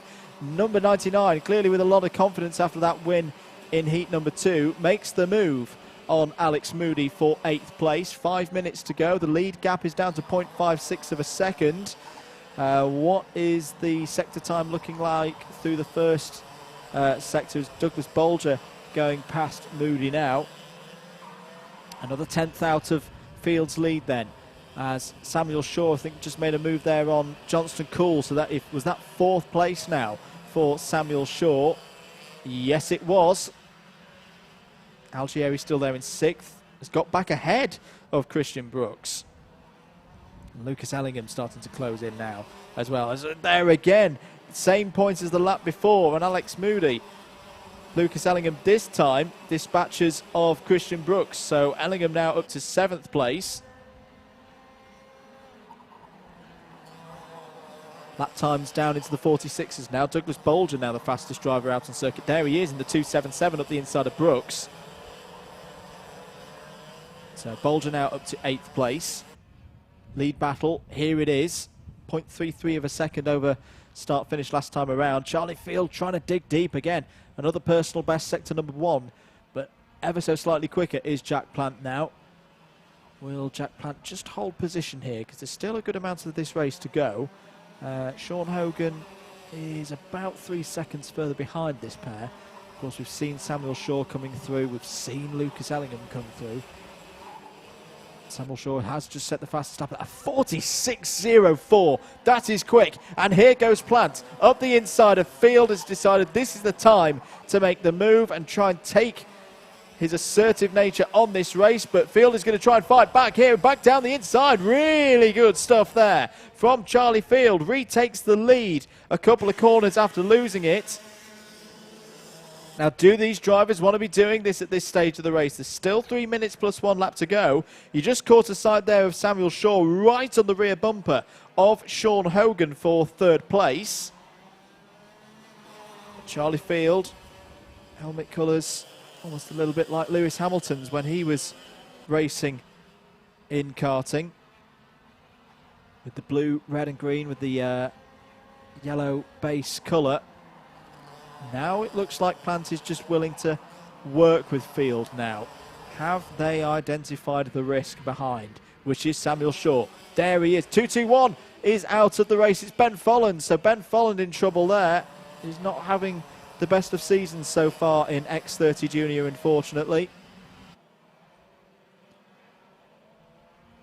But the gap between 2nd and 3rd coming down, and here goes Plant again. Oh, big move there. And Field left just about enough room. Side by side again, Plant and Field, and this time Plant gets ahead of Field. But Field will have the tow as they head up the hill now to Christmas Corner. Power down from Jack Plant. Can Jack Plant hold on to the lead? He's going to stay there. Field back up the inside. There's pod-to-pod contact. And still Plant holds on to the lead, but this is all playing into the hands of Samuel Shaw just behind. There is Samuel Shaw. Plant down the Field down the inside again. Retakes the lead. This is brilliant stuff here in X30 Junior. Now Plant wants another go. Oh, there's contact between the two of them. And Shaw's on the scene. Down the inside goes Samuel Shaw. Brilliant. Takes 2nd place. And is now surely going to go for the lead into the boot now. Still 90 seconds and more of this to go. Lucas Ellingham again, he does the same move again, and Shaw takes the lead. Overtakes all over the place here in X30 Junior at the end of lap 11. Samuel Shaw leads. Charlie Field is now 2nd. Lucas Ellingham up to 3rd. Hogan 4th. Jack Plant falls all the way to 5th, and I did question whether it was the right tactics to be making those moves at this time in the race. Douglas Bolger now down the inside. He takes 5th place away from Jack Plant. They had to work together. They didn't work together. They've been caught by the rest of the field. And Samuel Shaw, who was about to say was the fastest driver out on circuit. No, Lucas Ellingham has set a 59.898. So Lucas Ellingham now has the fastest lap of the race. Shaw checks over his left-hand shoulder, sees that there's a bit of a gap there to Charlie Field. Ellingham looks for that same move into the toe of the boot, but not doing this time. He'll try it again, surely, as there's still 2 laps to go. Still a bit of time on the clock. Shaw trying to hold on here to this win from a charging Lucas Ellingham, but Ellingham has got to get past Charlie Field down the inside into the hairpin, takes 2nd place. Lucas Ellingham, what did the sectors look like? He's lost a little bit of time to Shaw through that 1st sector. Let's see what sector 2's like now that Ellingham is in clean air. You can see him tucking in there, trying to shrimp a little bit, trying to get as much of an aerodynamic advantage as possible here in the final race before the lunch break. And as they come onto the back straight, and Ellingham's quicker. Ellingham is quicker than Shaw through sector number 2. What will the gap be over start finish as they see the final lap board? It's 7/10 of a second. It's a decent gap for Samuel Shaw, but is it enough to hold from Lucas Ellingham? Lucas Ellingham there in 2nd place now, trying to close in. Surely he will try and set this up for a move into the boot, but he's got to dig really deep through the rest of this lap. They're pretty even through the 1st sector. Douglas Bolger trying to challenge 3rd place, by the way.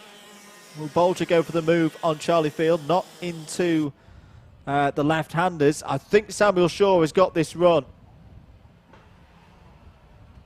He's got a good gap to Lucas Ellingham, and surely Ellingham can't do anything now. Samuel Shaw is going to take the win here. He had to fight through.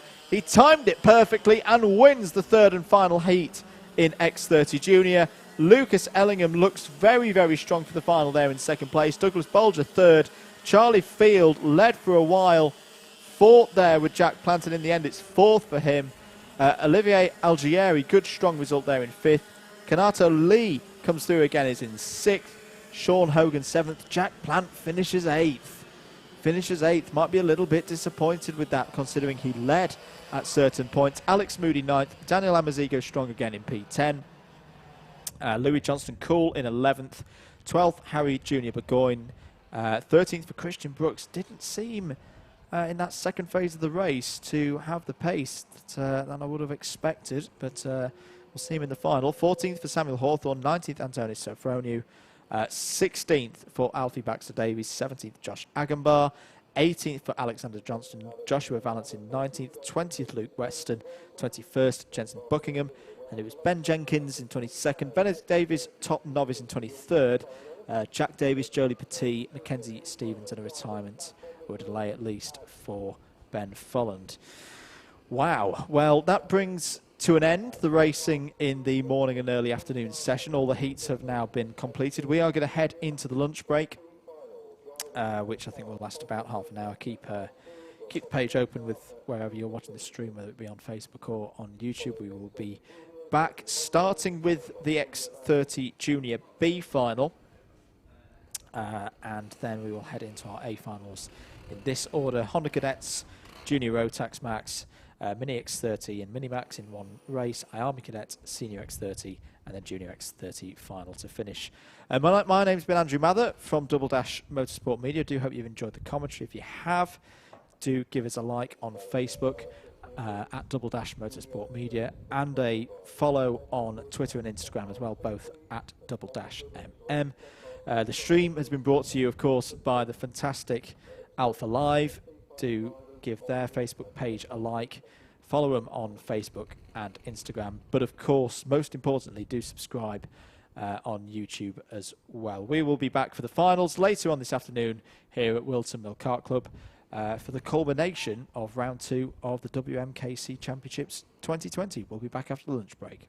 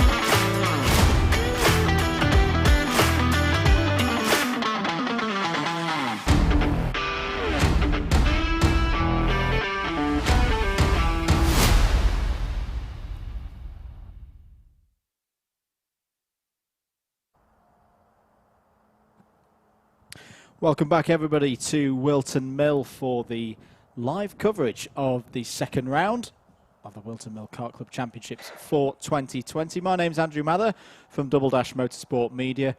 Fantastic to have you with us here today at a now sunny and actually quite pleasant Whilton Mill. We've had some mixed conditions this morning through the heats racing, but we are getting ready for the finals. We'll start off with the X30 Junior B final and then follow into our sequence of A finals, which will look like this. Honda Cadet followed by Junior Rotax Max, Mini X30 and Mini Max running in one race as two different classes, Army Cadet, Senior X30 and then our Junior X30 A final to finish off. Karts are being prepared in the dummy grid area for, as I say, the B final of the Junior Max. This is all about finishing in the top four. Sorry, not the Junior Max, the Junior X30, of course, having a B final. Top four finishers from this field of 12 will qualify up into the A final and be on the back of the grid. You can get your comments in. Let us know who you're supporting on YouTube. Do make sure that you've subscribed to the Alpha Live YouTube channel. Alpha Live bringing you the pictures and the streaming of this second round of the WMKC 2020 Championships here today. You can also tweet us at the commentary in the commentary box at Double Dash MM. So as I say, we are getting ready for the Junior X30B final. That race is up next.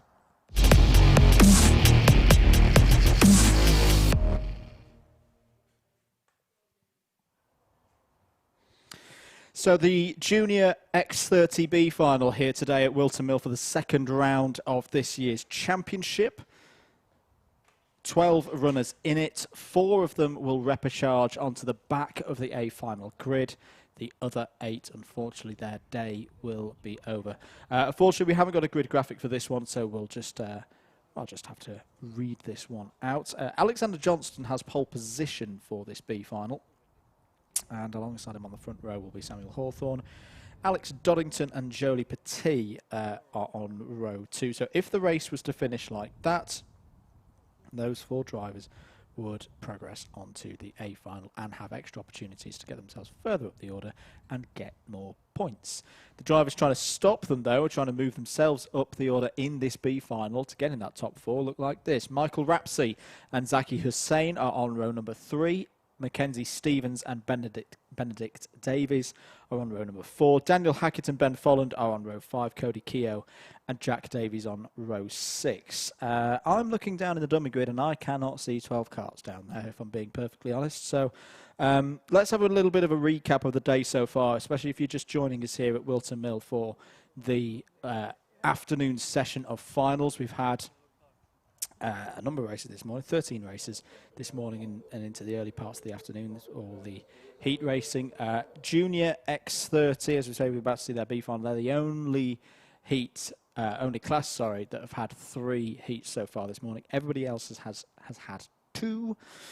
So let's actually go over your Junior X30 results so far today. So Heat 1 saw Luke Watts take the win in that one in damp to wet conditions first thing this morning after a lot of rain overnight and in the early parts of this morning before 9 o'clock.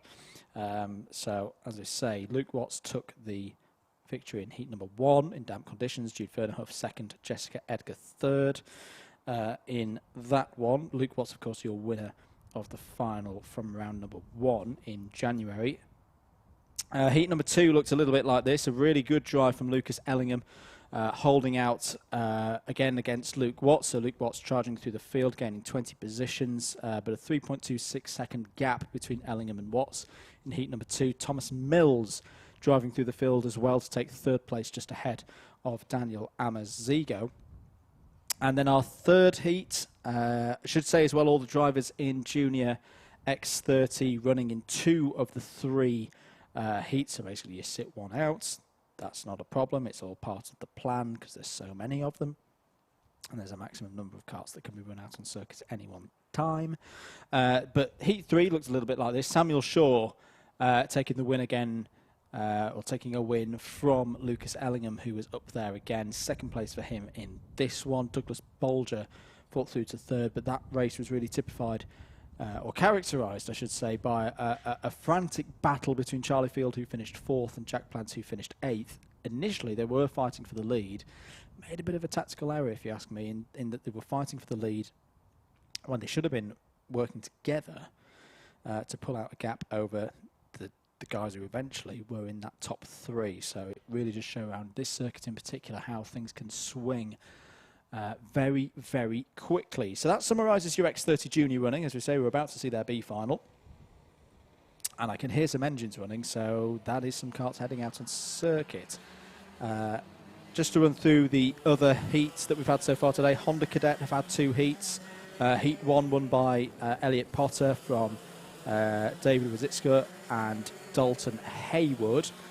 Heat number 2 was won on the last lap by Ronnie Coburn ahead of Morgan Hill and a recovering Damien Barris-Haggett, who had a retirement in heat number 1. Junior Max, let's go Junior Max next. This one has been dominated so far by Matty Hingley, who's won both heats so far today. Heat 1 was ahead of Carl Dunford and Lewis Wild. Heat number 2 was ahead of, bear with me one moment, Jack Davis and Tommy Edmonds. So that's your story from Junior Max. We'll see them later on. I'm going to stop there because we are about ready then for this X30 Junior B final. Top 4 run into the A final. I don't think we're quite ready to go yet. Are we ready to go? Yep, no, we're going ahead with it. 10 minutes plus 1 lap then for these 12 drivers to battle amongst themselves and see who's going to finish in the top 4. But it's a very good start from pole sitter Alexander Johnston in the number 48 track. Conditions are pretty good out there at this stage of the race. There's a warning, a couple of warnings in fact already for Jolie Petit and Samuel Hawthorne. Not quite sure what the warnings were for, but they have already had a bit of a wagging finger. Oh, there's a spin, massive spin, and out the race goes the number 32 Benedict Davies, one of our novices. So that's unfortunate for him. Top novice does get a trophy from this class today. I'll have to have a look and see if any novices have made it into the A final, because if they haven't, we will have that trophy decided in this very race. Unless, of course, 2 novices do get through into the top 4. And then we'll race again for that novice trophy in the final. Now, I'm just looking through. I don't think there's any novices in the A final. So this 3-way battle between Hussein, Petit and Davies will decide who takes home that trophy in this one. Johnston, Hawthorne, Doddington and Rapsey. There, your current top 4. There's a good scrap going on here involving Zaki Hussein. Ben Folland in there as well. Ben Rapsey. So this is the key position, 4th place. 1, 2, 3. They just need to work together. They're away and gone. Who of these 3 drivers, and potentially ones behind them as well, will get the 4th and final place, charging through into the X30 Junior A final? As you see, Ben Folland there trying to find a way through, doesn't do so, actually loses a position to Zaki Hussein. Michael Rapsey holding on very nicely here with that's a bit of a Fernando Alonso replica design on the helmet. Yes, it definitely is a Fernando fan out there. a fan of the two-time world champion. Rapsey looks to the inside, but Zaki Hussein's there, and Zaki Hussein makes a very nice move, takes 4th place. Contact between Folland and Rapsey, and Davies in the number 79 is trying to fight his way through as well. Jack Davies, that is. Down the inside of the number 48, change for the lead. Samuel Hawthorne takes the lead. Little tap on the helmet to say, let's work together. That is absolutely the right thing to do if you're Samuel Hawthorne, for me. Work together, get the first and second, see each other again in the A final. Alex Doddington in a nice position now as well. Already the top 3 are 2.5 seconds and more clear of these drivers here fighting for 4th place. And Zaki Hussein, in a competitive X30 junior field, as a novice, to make it through to the A final would be a very good result indeed. But it's looking like it's going to be between him and Michael Rapsey to see if they can get through. And Folland has work to do there in 6th. Obviously ran pretty well in Army Cadet last season. It's one of those trying to challenge Macaulay Bishop for race victories and round victories. Has taken this step to X30 junior. Quite a big step. He's still, I think, finding his feet at this level in the X30s. 6.5 minutes of this one to go. I should say this is the last race of the day where we will have 10 minutes plus 1 lap. We'll go to 12 minutes plus 1 lap in the next race as we start the A finals. So the lap times at the moment, top 2 running away with this, both in the 47.4s. Alex Doddington on a 48.3, not too bad. Zaki Hussein, a flat 48 there. Michael Rapsey just a little bit quicker as the leaders have caught some back markers, or back marker. That's Benedict Davies in the number 32. Gets the blue flag, sees the drivers, and pulls over to driver's right to let the leaders through. Good driving there from Benedict. This is the battle that we're focusing on, this 4th place battle between the number 13 and the number 25. This is the last spot in the A final. The last chance to gain some more points in the championship, particularly as a couple of these drivers in this field maybe trying to do full seasons here at Whilton Mill Kart Club. We've seen Michael Rapsey race before. Hussein has a little check over the shoulder there just to see where Rapsey is. I think they're coming up on the back marker as well, which is in fact, no, they are closing in on Alex Doddington here. So Alex Doddington is not safe at the moment. They have pulled 0.3 of a second in on Doddington on that last lap. So this is good tactics at the moment between Hussein and Rapsey, because they could race both of themselves into the A final if by working together and ganging up in a way on Alex Doddington there in 3rd place. Are starting to drop Ben Folland. Oh, it's off! Off there goes Rapsey. He's made a mistake, and that may have damaged the front of the kart as well.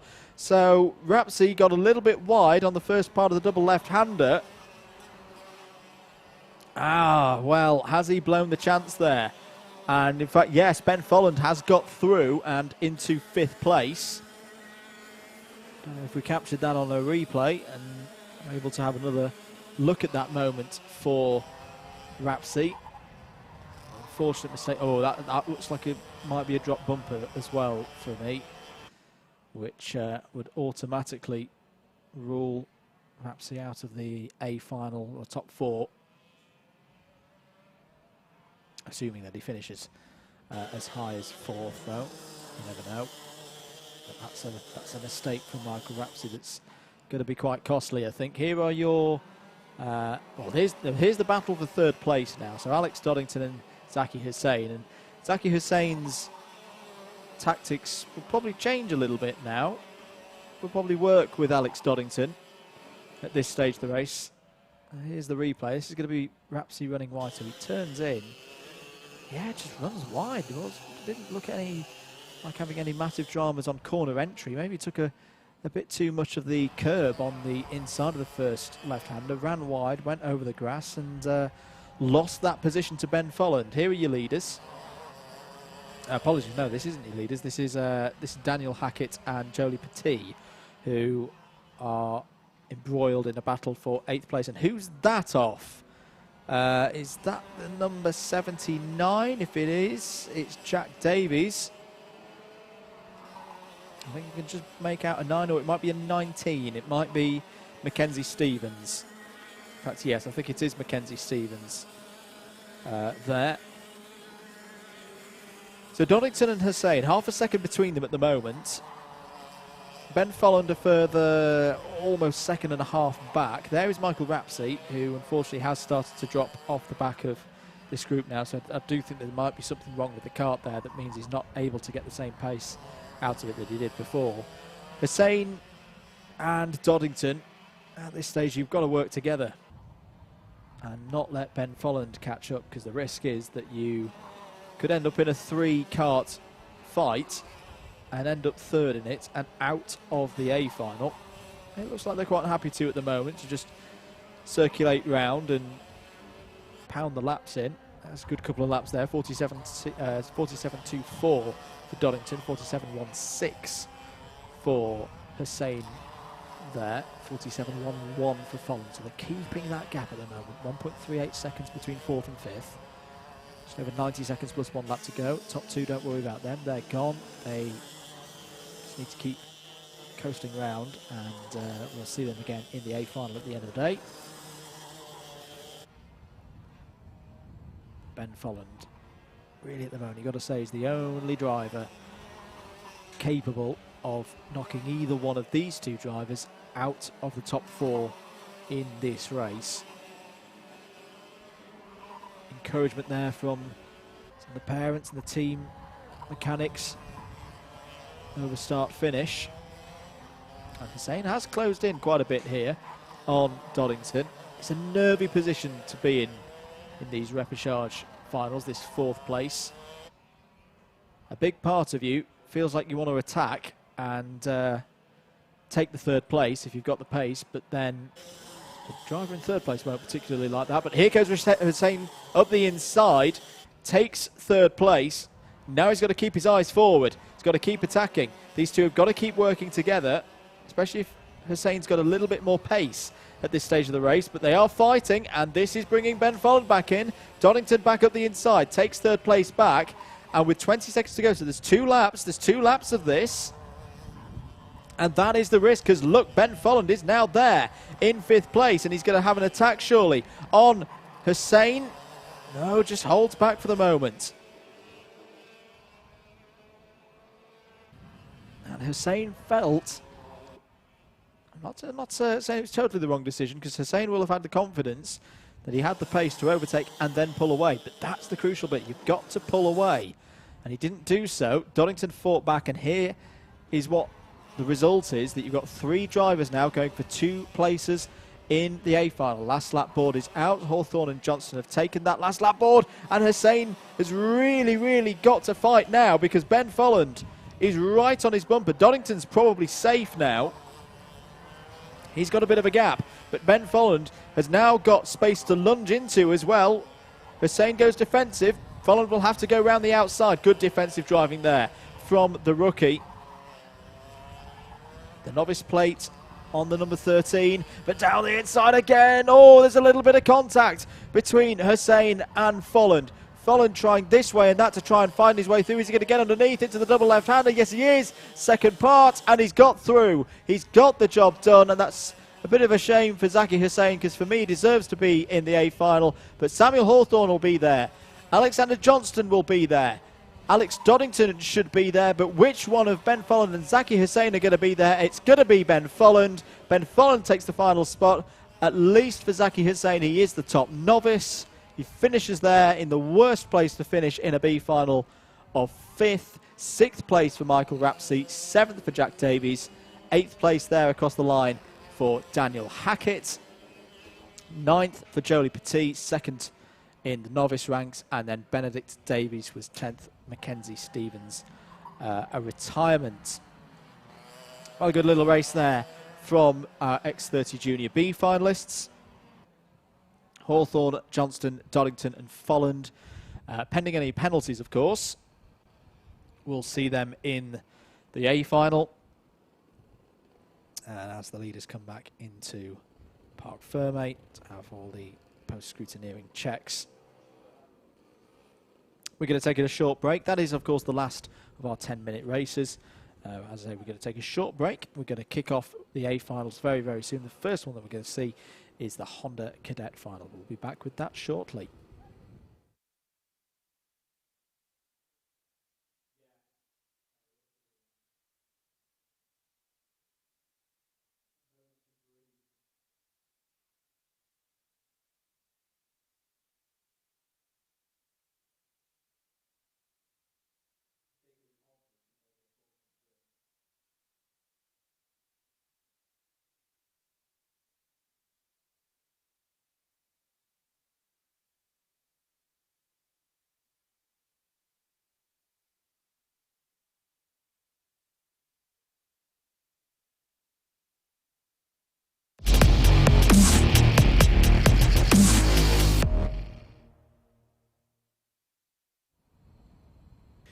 Welcome back to Whilton Mill. Andrew Mather from Double Dash Motorsport Media on commentary duties for you today.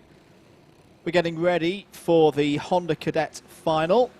12 minutes plus 1 lap. Let's have a look at the grid for this second Honda Cadet final of the season. Remember, it'll be a standing start for this class. Morgan Hill has pole position. Alongside him on the front row is Dalton Hayward. David Witzigsker and Elliot Potter are on row 2. They had a good battle in heat number 1. Ronnie Coburn and, quite impressively, I've got to say, Rocco Leon Shenton, a novice, there on row 3. Riley Bishop and Ashton Wiggins on row number 4. Let me get my teeth in. Jack Owen Drawbridge and Joshua Bajembi on row 5. Hayden Clark and Charlie Mills row 6. Harrison Morrow and Harrison Whitacombe, so that's your second novice on this final grid. They're on row 7. Hayden Gray and Damien Barris-Haggett on row number 8. Teo Butler and Ben Simpson start from row 9. Harry Friel, third of the novices, starts alongside Jacob Anslow on row 10. Harrison Zamani and Harry Higgs are row 11. Oliver Gibson and Jensen Pugh are on row 12.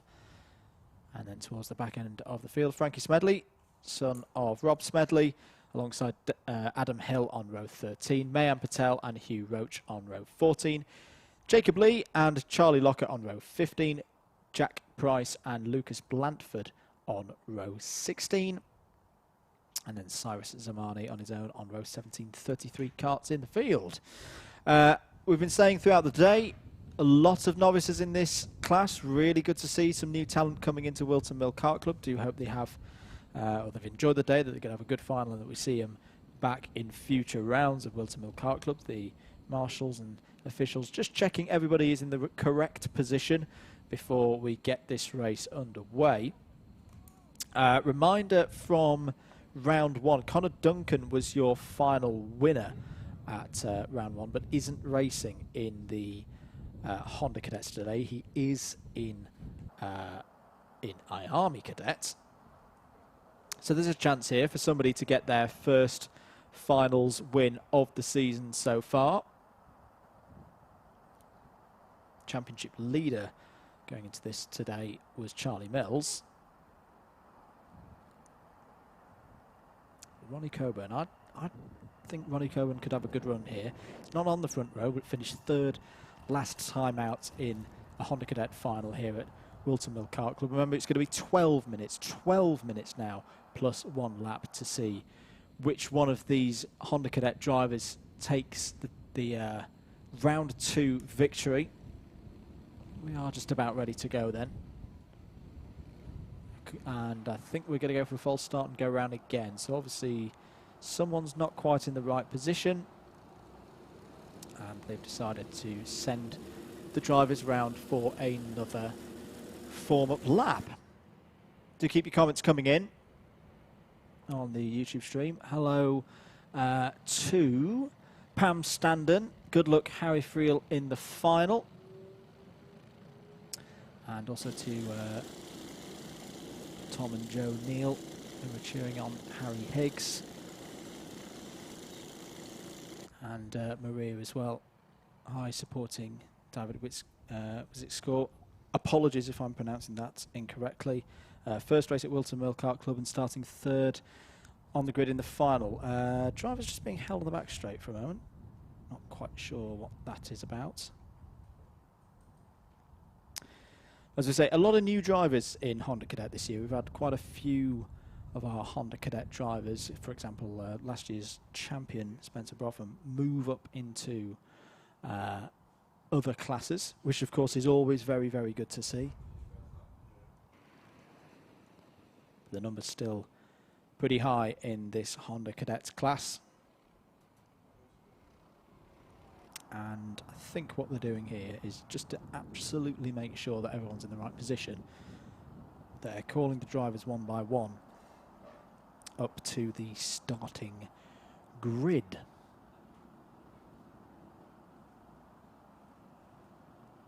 So Morgan Hill in the black kart on the right of your screen. He's on pole position. Dalton Hayward in the number 68 P2.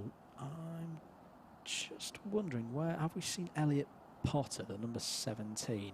I'm hoping that's Elliot Potter behind Dalton Hayward. There's the number 57. Is that 57 or is that 37? So it's 37 Charlie Mills. That's a little bit far too forward, I think, because Charlie Mills is due to start 12th on, according to my list. May have changed though. There's been any penalties since we received that information.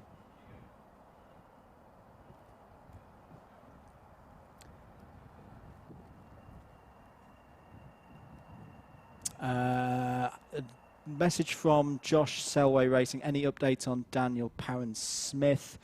Yes, I think he's not racing this afternoon, but when I did ask in race control earlier about the state of the number of the drivers who were involved in an incident in that class earlier on in the day, the two words I've received is all fine. I don't think any lasting damage there, but unfortunately I don't think we'll see Daniel race later on this afternoon. Still some jiggery-pokery, I'm going to say, moving karts around for this Honda Cadet final, just making sure everyone is in the right position. So say the grid that I have is Morgan Hill, Dalton Hayward, sorry, on row 1. I can see that's there.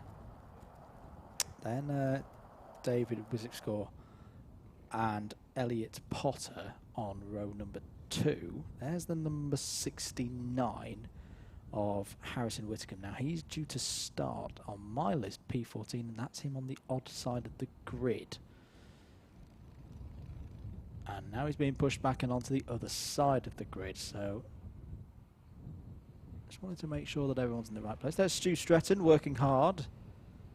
The club photographers here at Whilton Mill Kart Club, chatting to him at the lunch break and saying that we were at the British Universities Karting Championship event at PF International about a week and a half ago, right in the middle of Storm Kira, and it was windy that day. Well, today he's told me it's even worse, because it's not just windy, but we've had a bit of rain, so it's been a little bit wet and he's a little bit damp. But he's working hard nonetheless, and for that reason you should find him on Facebook, on his Facebook page, Stu Stretton Photography, Stu Stretton Media. Give him a like, because some of the work that Stu does is absolutely fantastic. Not just here at Whilton Mill Kart Club, but various kart clubs around the country and other events as well. And in fact, this is very good for Stu, because it gives him a big opportunity to take pictures of all of these Honda Cadets, which I'm sure they'll appreciate in due course. Still only about half the field, I think. Ready? Here comes another one.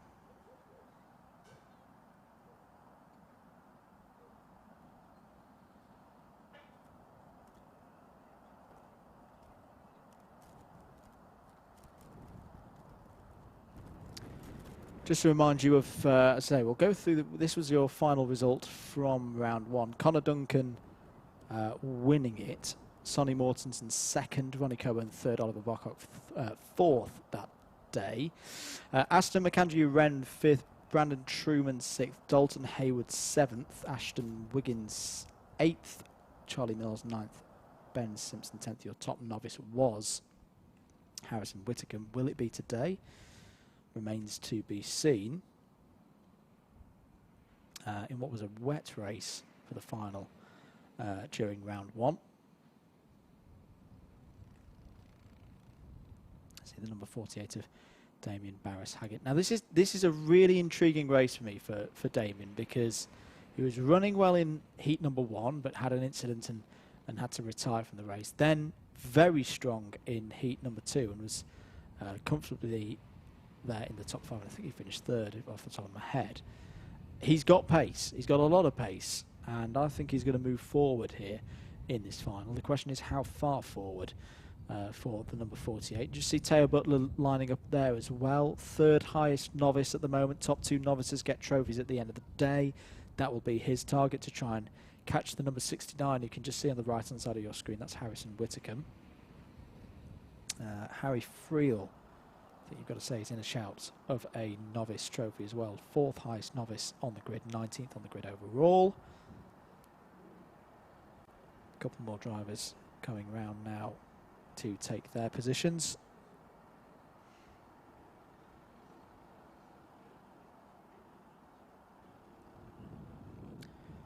And fingers crossed we'll get this Honda Cadet A final underway here at Whilton Mill. I think they are pretty much there. A couple more drivers to join the back end of the field. Could see the good support from parents and mechanics there on the gantry above scrutineering. I don't know if any of them can hear us. If they can, do give us a wave. They can't hear us. Morgan Hill, as we say, pole position. He's the number 22. You can't quite see the number 22 on that front end shot, the number plate, but trust me, he is the number 22. Looks like we are ready to go then. A final for Honda Cadet, round 2 of Whilton Mill Kart Club Championships 2020. Away they go. Good solid start from both of them on the front row, but especially Dalton Hayward. Dalton Hayward takes the lead then off the front row of the grid as they go through the first couple of corners in this 12-minute final. Running up to Christmas corner, the number 77 of Ronnie Coburn has had a lightning start. He's up to 2nd place already, having started in 5th place. Number 42 running a little bit wide there, one of the novices. That's Teo Butler, and there's incidents towards the back of the roll. There's an incident towards the back and a flipped cart there. Marshall running over to help out the driver. It's the driver of the number 66, which is Adam Hill. And I wouldn't be surprised if we see a red flag here. Hopefully Adam is okay. Never good to see, and there it is, red flag. Never good to see a cart roll.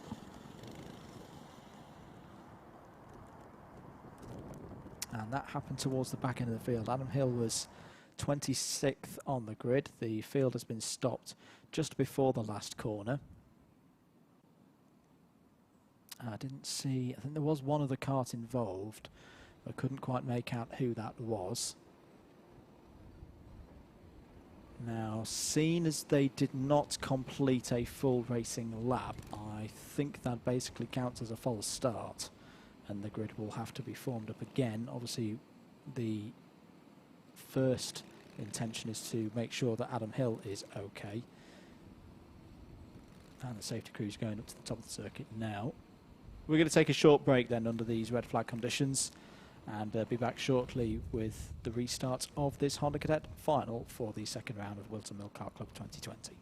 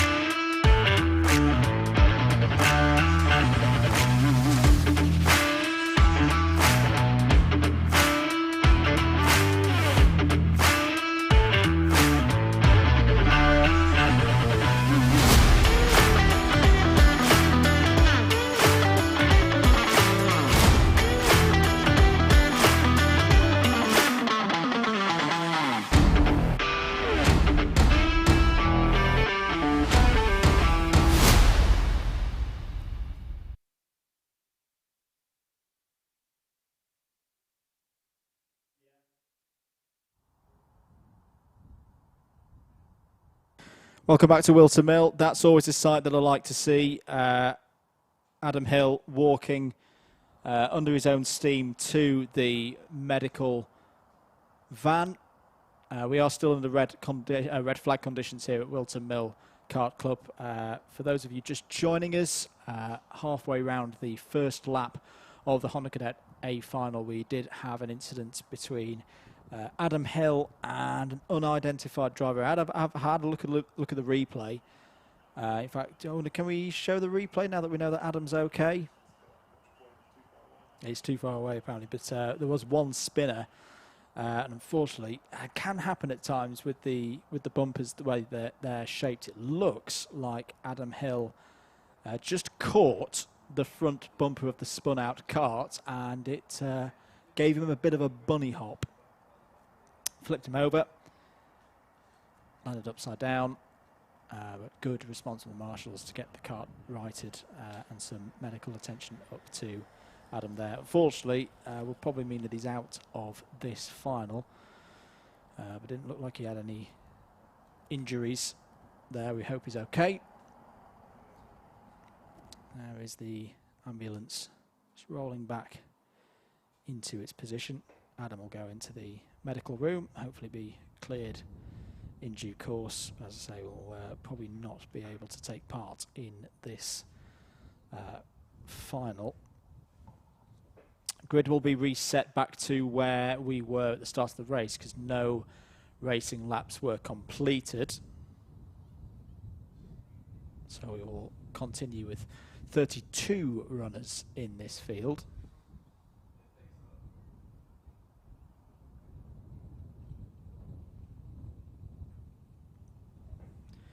Do keep your questions, your comments, your messages of good luck to our drivers coming in on YouTube and on Twitter.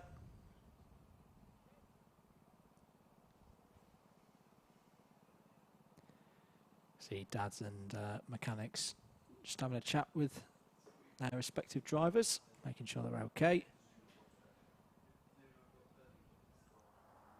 I think from looking at those pictures, I think the spinner was Mayan Patel, not Mayan's fault at all.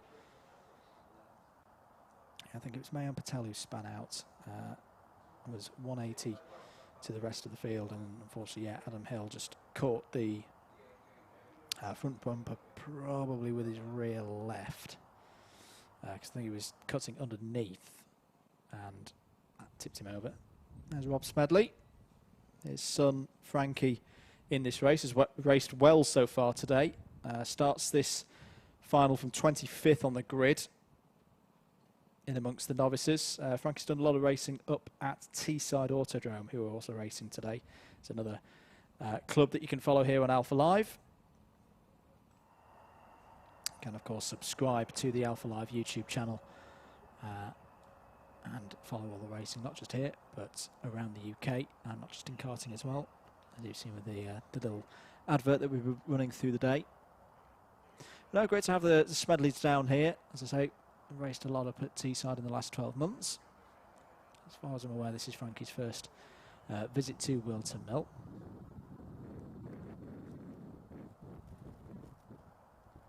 And Rob, for those you're not aware, for a long time, one of the top engineers in Formula One was Felipe Massa's race engineer at Ferrari and at Williams. Was performance team engineer at Williams for a good number of years, as well as the race through the earlier years of the V6 Turbo era with both Massa and Valtteri Bottas. And really enjoying supporting his son's racing here. And as I say, it's pretty impressed with Frankie's driving today. So as I believe it's his first time here at Whilton Mill. I can say from experience, this is not an easy circuit to learn. And he's raced quite strongly. And you never know with the way Honda Cadet racing can be. He could be with an outside chance of a novice trophy here today.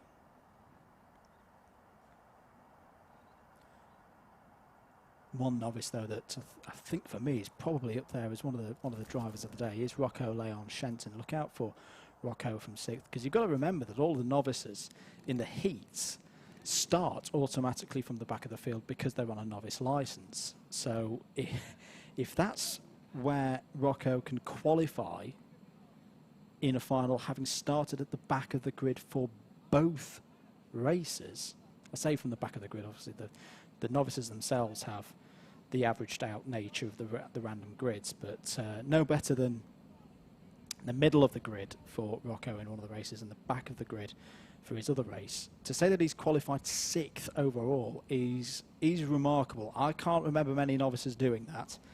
So it'll be genuinely interesting to see against these non-novices with the yellow backgrounds and the red characters on their number boards. Where can he finish in this A final from that 6th place on the grid? Looks like we are just about ready to go then for the Honda Cadet A final here at Whilton Mill Kart Club. We're going to go for one more formation lap. Remember, it's Morgan Hill on pole position, Dalton Hayward second,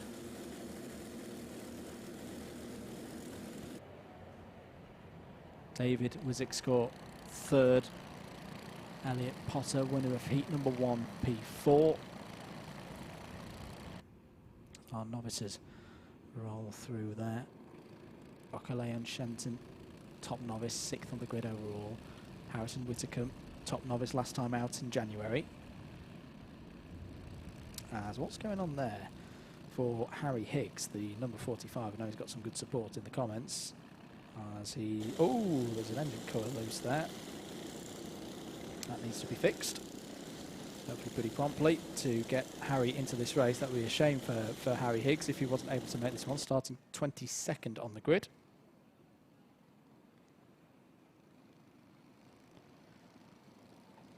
Got to say, whilst they're going a little bit slower, very nice looking kart there, the number 68 for Dalton Hayward in the afternoon light. So we are running a little bit behind schedule this afternoon, but we do have a good amount of light after the scheduled 3:45 finish time to cope with this. Remember, Morgan Hill, pole position. Actually, saying that, David Wisick's I'm just seeing in the comments, I think might not be taking the start. No, he's not. He's not taking the start. So that's why there's a missing gap, P3 on the grid. That's a real shame for the driver of the number 47. It's also good news, as I say, for Ronnie Coburn, because he's now got a clean run away from P5 on the grid. Apologies. Should have spotted that sooner. We are ready then for the second attempt at the Honda Cadet final here at Whilton Mill Kart Club. Here we go then. Can Hayward get the same start that he did in the first start? Yes, he can. Really good one. And Coburn a good start again as well from P5 on the grid. I think he's already nipped past Morgan Hill, so it's as you were in the first start. Dalton Hayward leading up to Christmas Corner for the first time.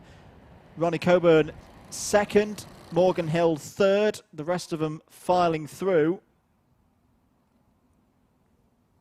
You see the number 42, Matteo Butler, was trying to pull through the pack there as well. Number 52 of Joshua Bagembi is off the road. Goes the number 26 and for a spin and to safety, but a frustrated driver there. That's Harrison Zamani, who has fallen to the bottom of the order. Oh, contact there involving, was that the number 16, as someone's gone through the water splash, and it's the number 17. And that's what happens when you get water on these tyres. The number 17 of Elliot Potter in trouble there. Changed for the lead. The number 52 has spun out as well. So a lot of drivers tripping over one another early on in this one. It's Joshua Bagembi. So Joshua Bagembi, who ran so well in round 1, has not had a good round 2 at all. There is Ronnie Coburn. He's taken the lead away from Dalton Hayward. Morgan Hill now down the inside of Dalton Hayward and takes that second position away. So it's Coburn from Hill, Hayward, Ashton Wiggins, good start in 4th. Rocco Leon Shenton is up to 5th.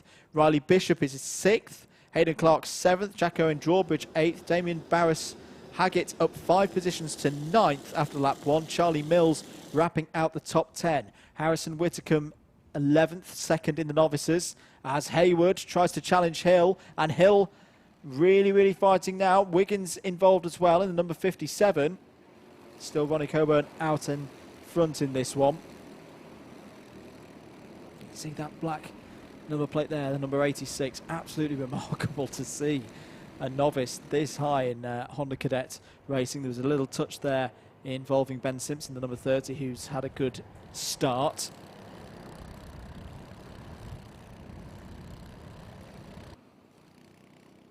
Still early stages of this one.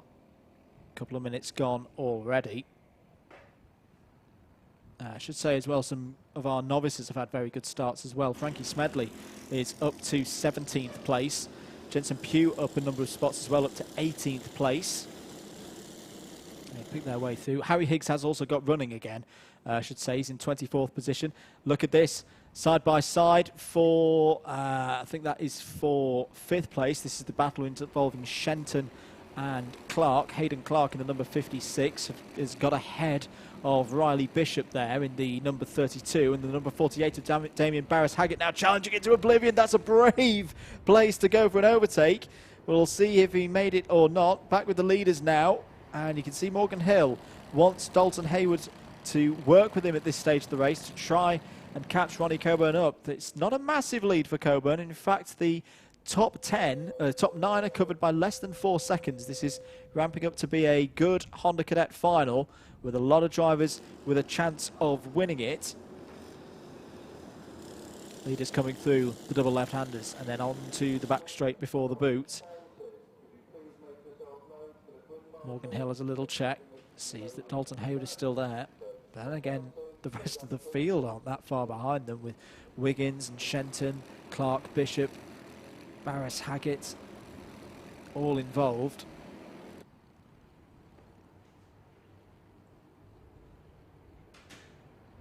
Mechanical flag has gone out for Harry Higgs, so I think that engine cover has come loose again. So unfortunately for Harry Higgs, oh, it's off is the number 14 and the number 30, and the 14 is Frankie Smedley. So Frankie Smedley involved with an incident there. I think it's Ben Simpson. Yeah, Ben Simpson, the number 30 off, and that's such a shame for Frankie because he was running very well. He was up in 16th place, but contact with Ben Simpson. Unfortunately, Smedley is out of this race in terms of any decent results. He's going to get going again.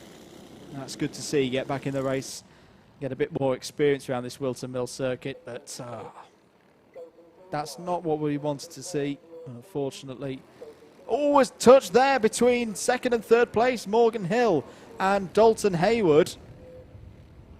And they survive, but they don't want to be doing much of that because, in fact, Ronnie Coburn is pulling away. Now, this is, I don't often say in Honda Cadet racing, a driver pulling away even though they're a solo runner, and now Hayward has identified that, got up the inside and taken 2nd place. Real deal, it says on the back of his helmet. Well, he's showing it here in the still early stages of this Honda Cadet finals. We've only had 5 minutes of it gone.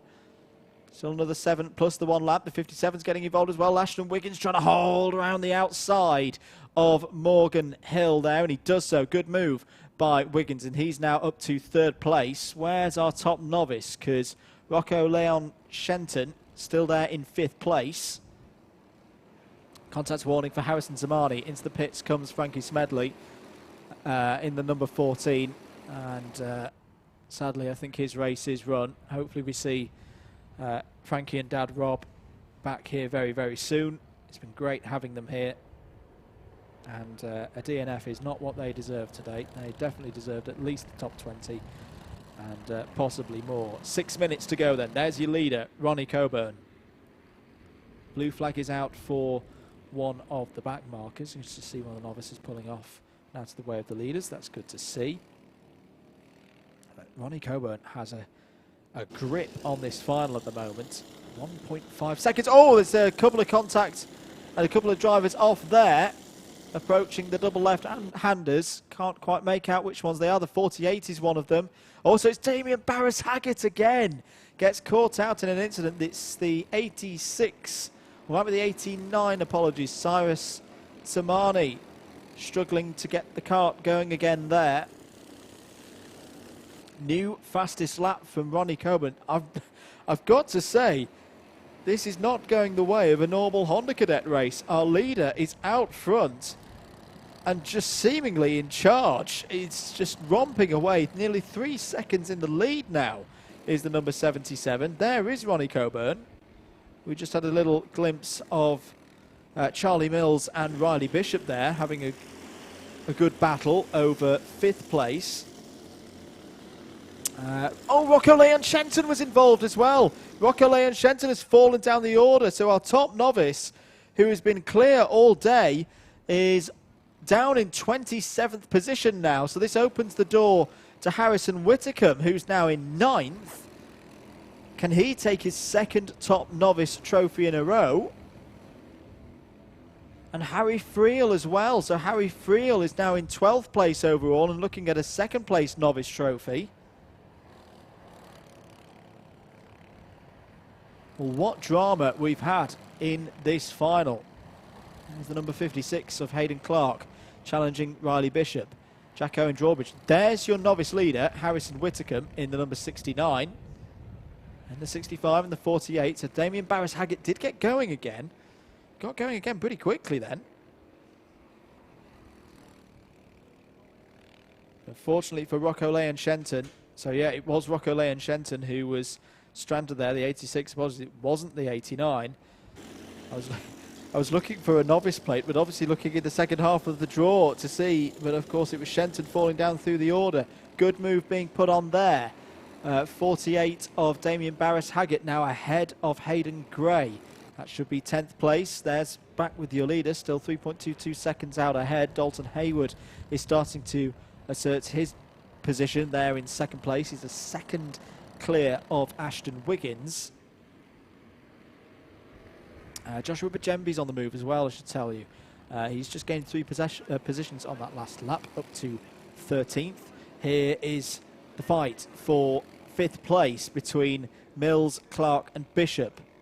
Bishop there in the black and yellow round the outside. Very, very nice stuff there from Riley Bishop round the outside of Charlie Mills. Takes 6th place on the road. Now, can they work together? Because Morgan Hill looks a little bit vulnerable to me. The pace isn't quite there in the kart at the moment. And with, in terms of race time, 2 minutes 40, but that'll be topped up over 3 minutes once the +1 lap is added. That's sufficient time to catch up to Morgan Hill if they work together correctly. But here comes the number 32. Here comes Bishop, wants to get on with it, up the inside of Clark and takes the position. So Riley Bishop now up to 5th place. And they're about 3 seconds behind Morgan Hill. 3 retirements from this race so far. Rocco Leon Shenton from high up in the top 10, losing the chance to take a top novice trophy. Harry Higgs with a mechanical flag and mechanical damage to the engine cover, it looked like, and Frankie Smedley. 2 minutes to go. Ronnie Coburn surely has just done a 54.35. This is a brilliant drive from Ronnie Coburn. Not one often seen as the top novice there. Harrison Whitcomb is trying to get 8th place away from Jack Owen Drawbridge. 2nd place out front. Good scrap going on for 3rd. Morgan Hill's coming back into this. He's found some pace again and is challenging Ashton Wiggins for that final spot on the podium. Probably want to go for a move right now. There's another mechanical flag for Jensen Pugh. Oh, that's a shame. That's another one of our novices who was running really well. 15th, 3rd of the novices, just behind Harry Friel. So sadly, that takes him out of those looking to have a chance of taking that 2nd novice trophy. Here's 8th and 9th place, Jack Owen Drawbridge and Harrison Whitcomb. Now, of course, in the wet conditions in the round 1 final, Harrison Whitcomb had a spin. He's now going for a move down the inside, nearly got it done into oblivion. Whitcomb span out and nearly threw the top novice trophy away, but did very, very well to rekindle his thoughts, just get everything back together, and did win out in the end. I don't think he's going to have such troubles today, because he's a good, well, 9-10 seconds clear of the rest of the novices. Here's your leader, who actually, he's not going to lift off, so he's going to start another lap. He probably could have lifted off there, allowed the final lap board to come out and end the race early, but won't be too worried about that. He's completely in control, is the driver of the number 77, Ronnie Coburn. Lead is 3.94 seconds. He's just taking things nice and steadily at the moment. There is Dalton Hayward, who's going to make it 2 top 10s in the 2 finals so far this year. I think he's going to enjoy the trophy more, though, for second place. Down the back straight into the boot for the penultimate time, your leader, who has been fantastic today. Had to work hard. 5th place on the grid. Did benefit from the missing David Wizzick-Score, who was meant to start this A final from 3rd on the grid, and unfortunately couldn't take the start. And Coburn fought through on the first restart, which of course was then nullified by the red flag for the incident involving Adam Hill. Second restart did exactly the same, as somebody's off there in the tyres. Wondered why Marshall was running across our shot. Can't make out which driver it is. They look perfectly fine though, so that's good news. But Ronnie Coburn is coming onto the back straight now. It is one of the novices. But round the final couple of corners, and this has been a dominant victory in the final, one of the most dominant Honda Cadet victories I've seen in a while. Ronnie Coburn wins round 2 of the Honda Cadet class here at Whilton Mill Kart Club for 2020. A brilliant result. 4.78 seconds is the distance he wins by over Dalton Hayward. 3rd place goes there, and look at the celebration there from Ashton Wiggins. That's what we love to see, drivers loving their racing and loving when it goes well. 3rd place for Ashton Wiggins, 4th place for Hayden Clark, 5th place for Riley Bishop, 6th place for Morgan Hill, 7th was Charlie Mills, 8th Jack Owen Drawbridge. No late spins today, and a 2nd trophy in a row in the novice stakes for Harrison Whitacombe, and 10th Damien Barris Haggett. But there's your winner, Ronnie Coburn, number 77, in dominant fashion here in the final. A well-deserved victory. Joshua Bajembi recovered to 11th place. Hayden Gray 12th. Jacob Anslow 13th. Harry Friel takes the 2nd novice trophy here at Whilton Mill in the Honda Cadets here today. There's a high five there for your winner. It was Jack Price who had that spin late on. Then I think, no, that was the same helmet but different driver. As I say, Harry Friel 2nd in the novices, just ahead of Jacob Lee by some 3 seconds.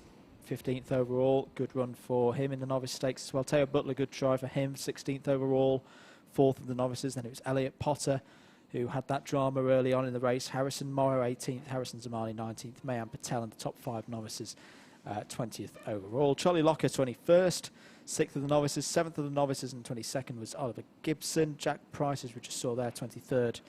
The number 71. Lucas Blanford, good drive there in the final from Lucas from the back of the field. 7th highest novice in 24th position. Ben Simpson got going again and finished 25th. Hugh Roach was 26th. Another one of our novices. All novices from now on in.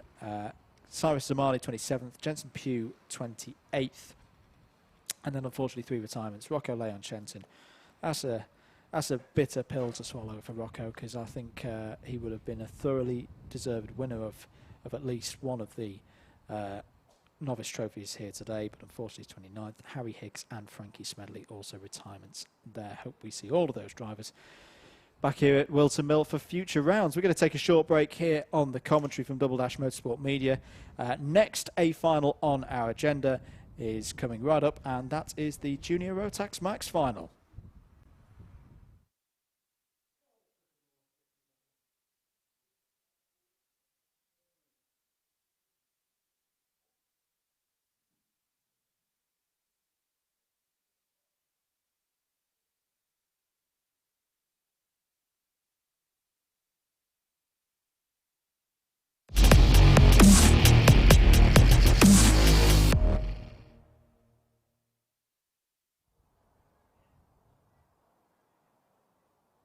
We're back here again at Whilton Mill Kart Club, round 2 of the Whilton Mill Kart Club Championships for 2020. Andrew Mather from Double Dash Motorsport Media with you on commentary duty for Alpha Live across the whole day. Here's our second A final. It is our Junior Rotax Max final.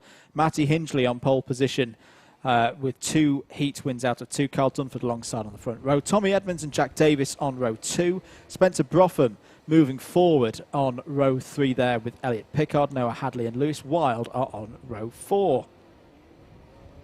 Leo LaCastro and Charlie Pritchard start on row 5. Callum Romain and Madison Foley go on row 6. Harry Wainwright and Luke Ringham start from row 7. Daniel Parron-Smith is due to start row 8 alongside Harrison Crook. Remains to be seen if Daniel will take the start. Same story for Jessica White. She was involved in the red flag incident earlier, but she is due to start row 9 alongside Lucas Ivaskevicius.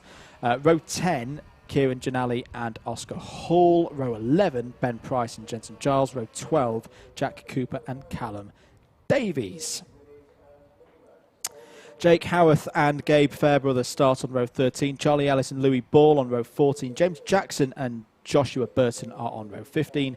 Miles Dawn wraps out the 31 kart field. Hello to Abby Crook, who's cheering on Harrison Crook in this final. Starting from the middle of the pack. 12 minutes plus 1 lap. Hopefully we get this one straight up and underway. No, we don't. That's a false start. And that is a very smoky number 58. So that's not looking good. And pulling off the circuit there, the number 58 that looks like it's got a cooked engine. That is Oscar Hall, who was due to start 20th on this grid.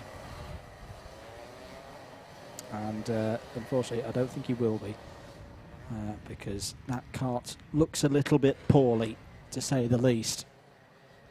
But good work by the marshals there to get Oscar's kart off the circuit, get him to safety. He's revving the engine, trying to get it running again, but unfortunately I think this race is going to start without him. So Matty Hingley has had 2 heat wins so far today and looked untouchable. That doesn't guarantee anything going into a final, especially with all the fast drivers towards the front, the likes of Carl Dunford, Tommy Edmonds in there as well. Look out for Lewis Wild from 5th on the grid. Away we go then for a reduced length A final, 10 minutes plus 1 lap now.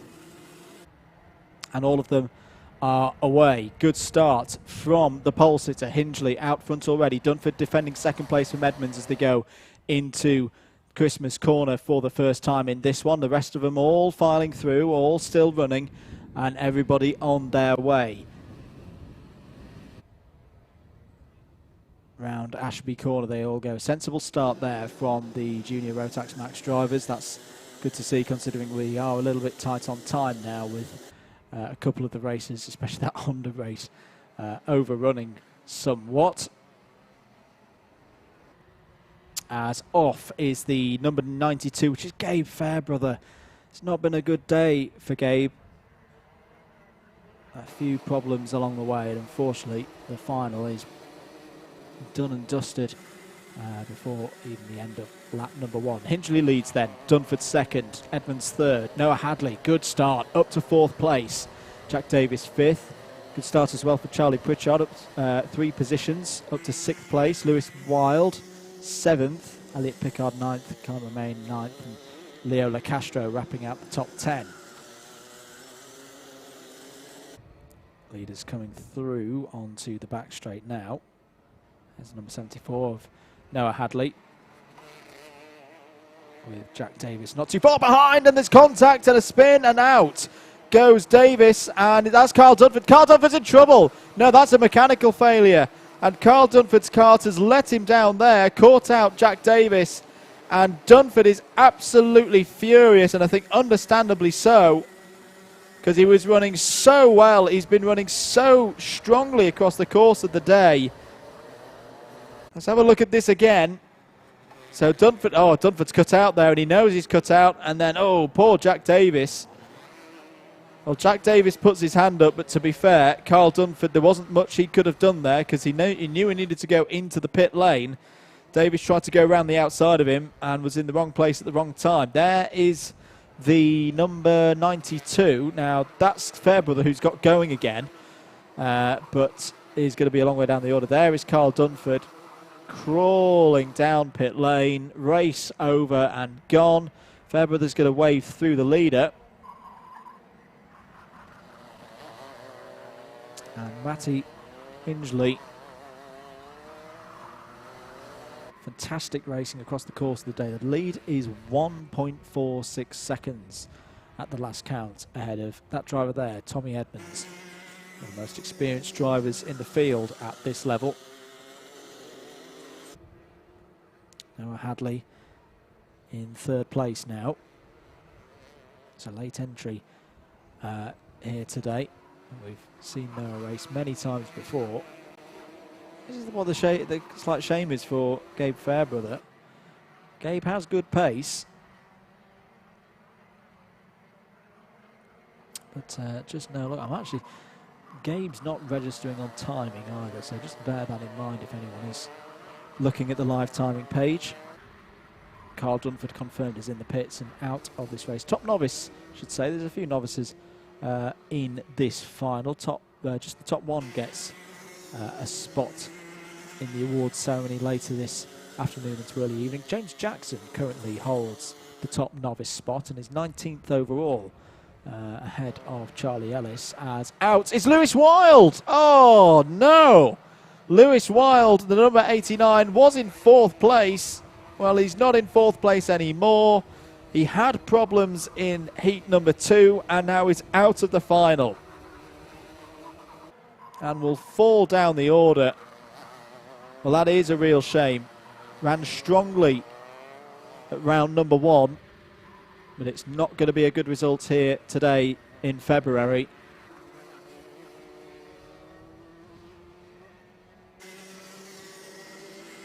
Hingley still leads though from Edmonds.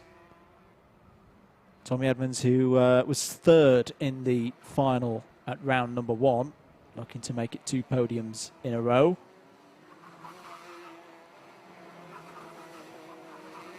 No Jack Brand and no Joe Linden present here today.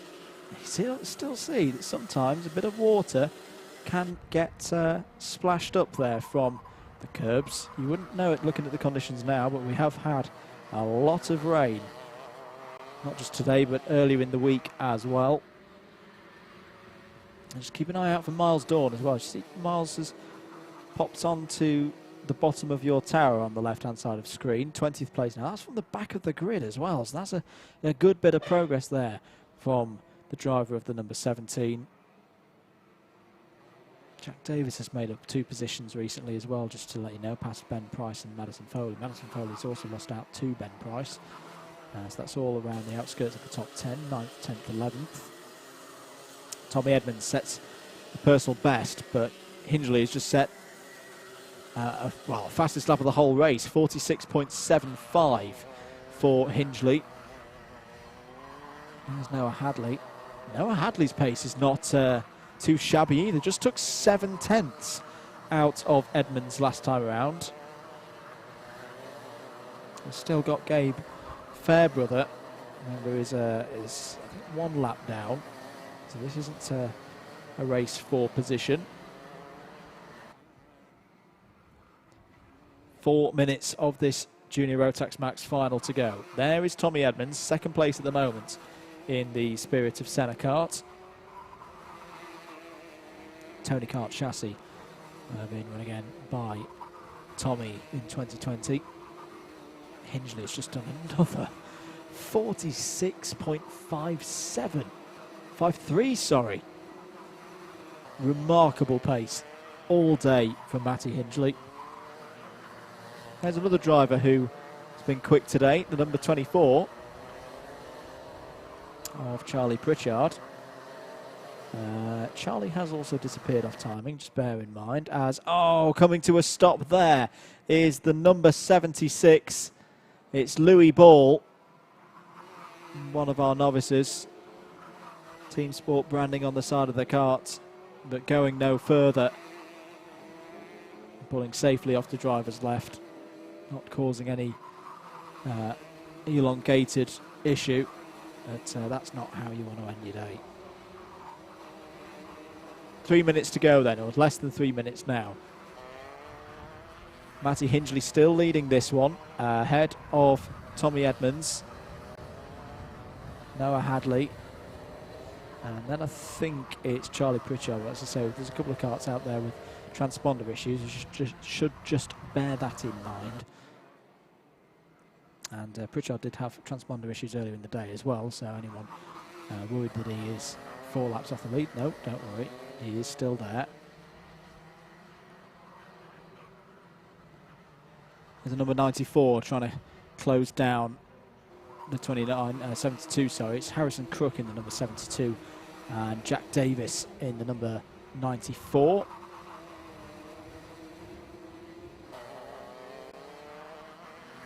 This is Harrison's first race off of novice plate, so he's doing very well indeed. Trying to hold around the outside, that's a little bit brave. They gave that everything, but in the end, Jack Davis is through, and I think that's good for 7th place once people with interesting transponders are placed back into the standings. New fastest lap of the race so far, 46.26 now for Matty Hingley. Lead is now 2.9 seconds, yellow flag still out, approaching the last corner. That'll be for what was the stricken kart of Louis Ball, but is not there now. Has somebody else come to a stop perhaps that we've not quite seen on camera? 60 seconds of this one to go. Jack Cooper is falling down the order. I think Jack Cooper has stopped somewhere because Jack Cooper in the number 77 is falling down my timing screen. Novice ranks, not mentioned them in a while. James Jackson still leading, 14th overall. Miles Dawn second, but a number of positions further back. Jake Howarth has raced well, is now up into the top 20, as is Joshua Burton, who that's good to see, because Joshua was having a little bit of trouble earlier on in the day in the wet conditions. This is one of the classes that got hit by the cloudburst that we had midway through the second rotation. Matty Hingley, though, on the penultimate lap of the race now. 5 seconds to go. Tommy Edmonds. This has been a fairly straightforward race for Tommy. They're in second place, and I think we'll be pretty happy with that performance and the points that go with it at the end of the day. Matty Hingley will see the final lap board. There it is. And a new fastest lap of the race, a 46.10. And it doesn't matter what Tommy Edmonds does. The force that is Matty Hingley cannot be stopped here today.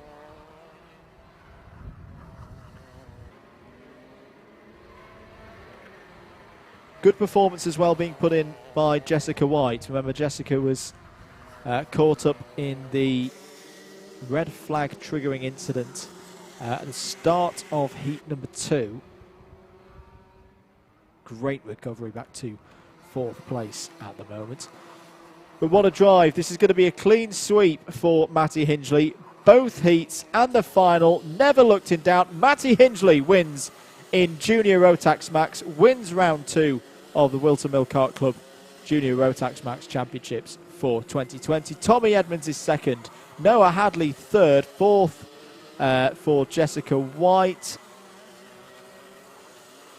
Then over the line, the rest of them come. I think there are a couple out there with transponder issues. Just bear that in mind with the result, but we'll read it out as it is. Callum Romain in 5th, Jack Davis 6th, Harrison Crook 7th, Ben Price 8th, Harry Wainwright in 9th, Leo LaCastro in the top 10, Madison Foley 11th, 12th for Luke Ringham, 13th and top novice. Well done to James Jackson there in the number 41, Lucas Ivaskevicius in 14th, Callum Davis 15th, Elliot Pickard 16th, 17th Charlie Ellis, 18th Miles Dawn, 2nd of the novices, 3rd of the novices in 19th with Jake Howarth, and Jensen Giles wraps out the top 20. But contender for driver of the day, Matty Hingley. To say 2 heat wins and a final. Tommy Edmonds should be pretty pleased with that result. Noah Hadley as well there in 3rd. Gabe Fairbrother Well, it's what might have been for Gabe. The spin on the first lap kind of ruled any good result out. And that brings an end to our visits into the world of Junior Rotax Max today. They've been a very good class yet again. We'll see them back for round number 3. We're going to take another very short break. Next up, the next final, or finals I should say, out on circuit is the joint on track at the same time finals for Mini X30 and Mini Max.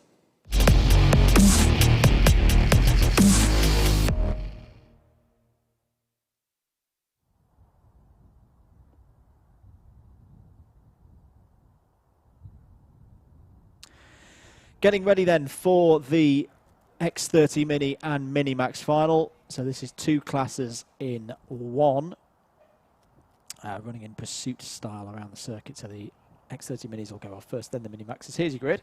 Vinnie Phillips has pole position, winner of heat number 1. Winner of heat number 2, Ella Stevens, in one of the most remarkable races I've seen so far in 2020.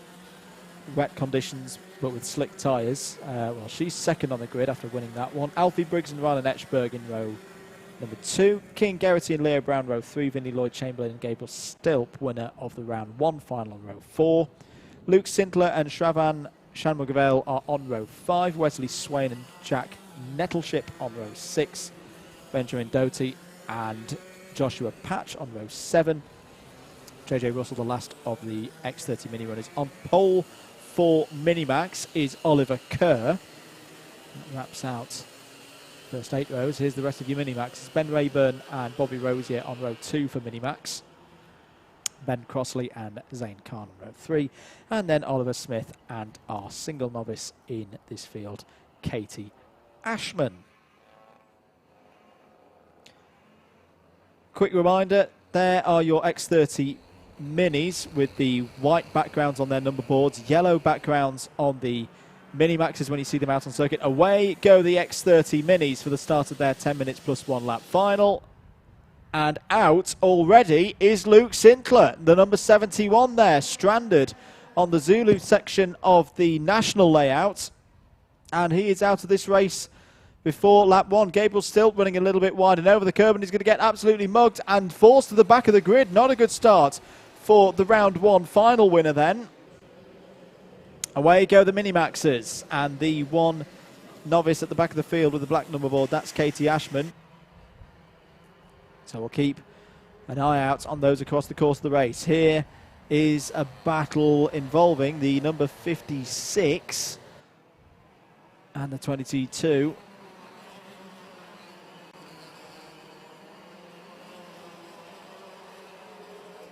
We start finish at the end of lap 1. It's Phillips from Briggs as the number 49 has a look down the inside. That's the 49 of Bobby Rosier in Minimax on the number 22 of Oliver Kerr.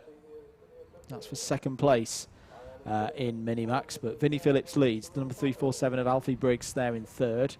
Ella Stevens third place at the moment. Fourth, Rylan Etchberg. And I think it's Leo Brown and Keane Geraghty in 5th and 6th. Yes, it was. So it was Brown making the move on Geraghty a few moments ago. Here are your leaders in Mini Max. Bobby Rosier and Oliver Kerr fighting there. Number 29 of Oliver Smith not too far behind as well.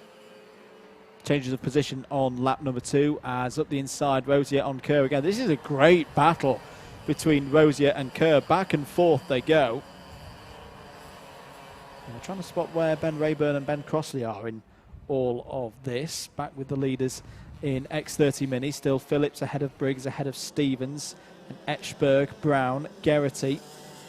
Gabriel Stilp has fought back to 8th place. Spotting there in the number 10 carts. He's got past JJ Russell as well, so that's 7th now for Gabriel Stilp. Apologies, this is not the battle for the lead of the race because Ben Rayburn and Ben Crossley have taken off down the road.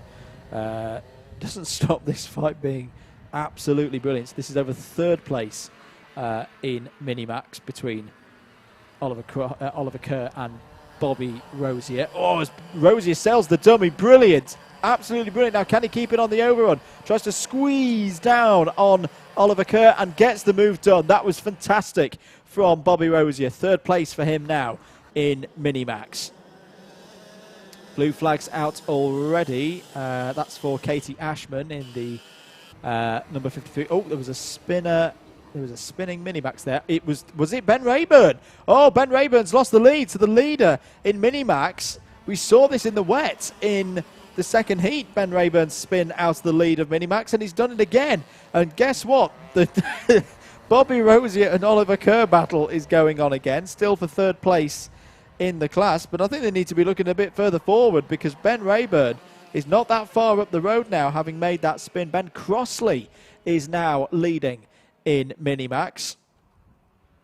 No Harry Linden here today, who took the clean sweep of Minimax wins in round number 1. Cian Geraghty is getting to grips with JJ Russell. I think Gabriel Stilp was involved in there as well. So actually, Gabriel Stilp's gone. He's up to 6th place now. There he is, ahead of, in fact, make that 5th, because he's now ahead of Leo Brown as well. Gabriel Stilp on the charge now. He's got a lot of work to do there with 6 minutes plus 1 lap remaining.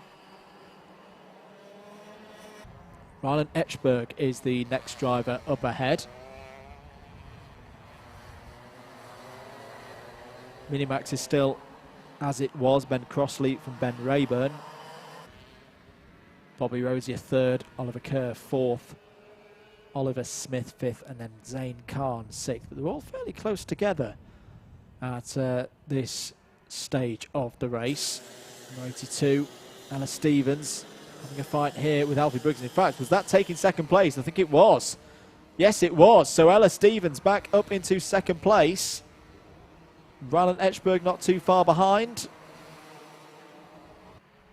But what can they do about Vinnie Phillips? There is your leader in Minimax, number 56, Ben Crossley.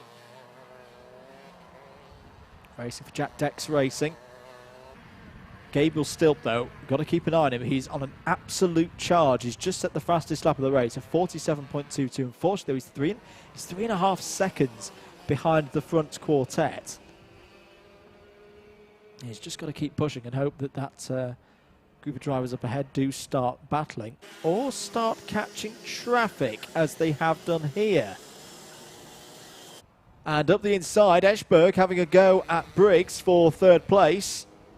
Leader trying to pull his way through. Good driving there from Vinnie Phillips. He's now got Oliver Kerr ahead. Puts a lap on Kerr. Smith has a little look for position for 18th overall and 4th in Minimax. Ella Stevens gets through as well in the 82. Got to say, if you didn't see it earlier, do go back at the end of the day and watch the race in the wet from Ella Stevens. This class got caught out, not their fault. It was just how the timings of meteorological events happened. All of them were all on slick tyres in the pouring rain.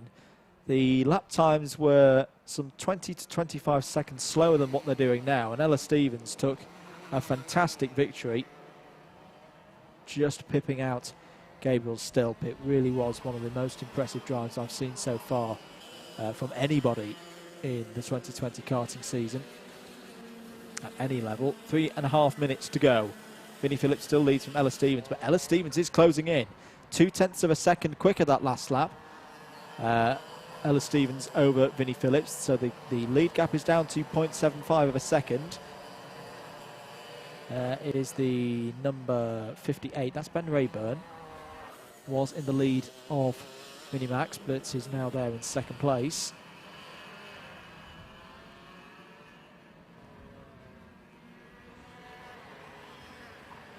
And 92 there, Wesley Swain just trying to catch up onto the back of Joshua Patch and Jack Nettleship, but back with the leaders now. This is a crucial lap. Let's see where the gap is. Response, big response from Vinnie Phillips to do a 47.08, a new fastest lap of the race. Extends the lead back out to 1 minute. Ben Rayburn is trying to close in on Ben Crossley and is quicker at the moment. 0.6 for Rayburn. That's what he took out of Crossley's lead. Jack Nettleship, for some unknown reason, is in the pit lane, so problems there for Nettleship. Hasn't been the smoothest of days. Lost a wheel in heat number 1, which went bouncing across the circuit. Thankfully didn't collect anybody.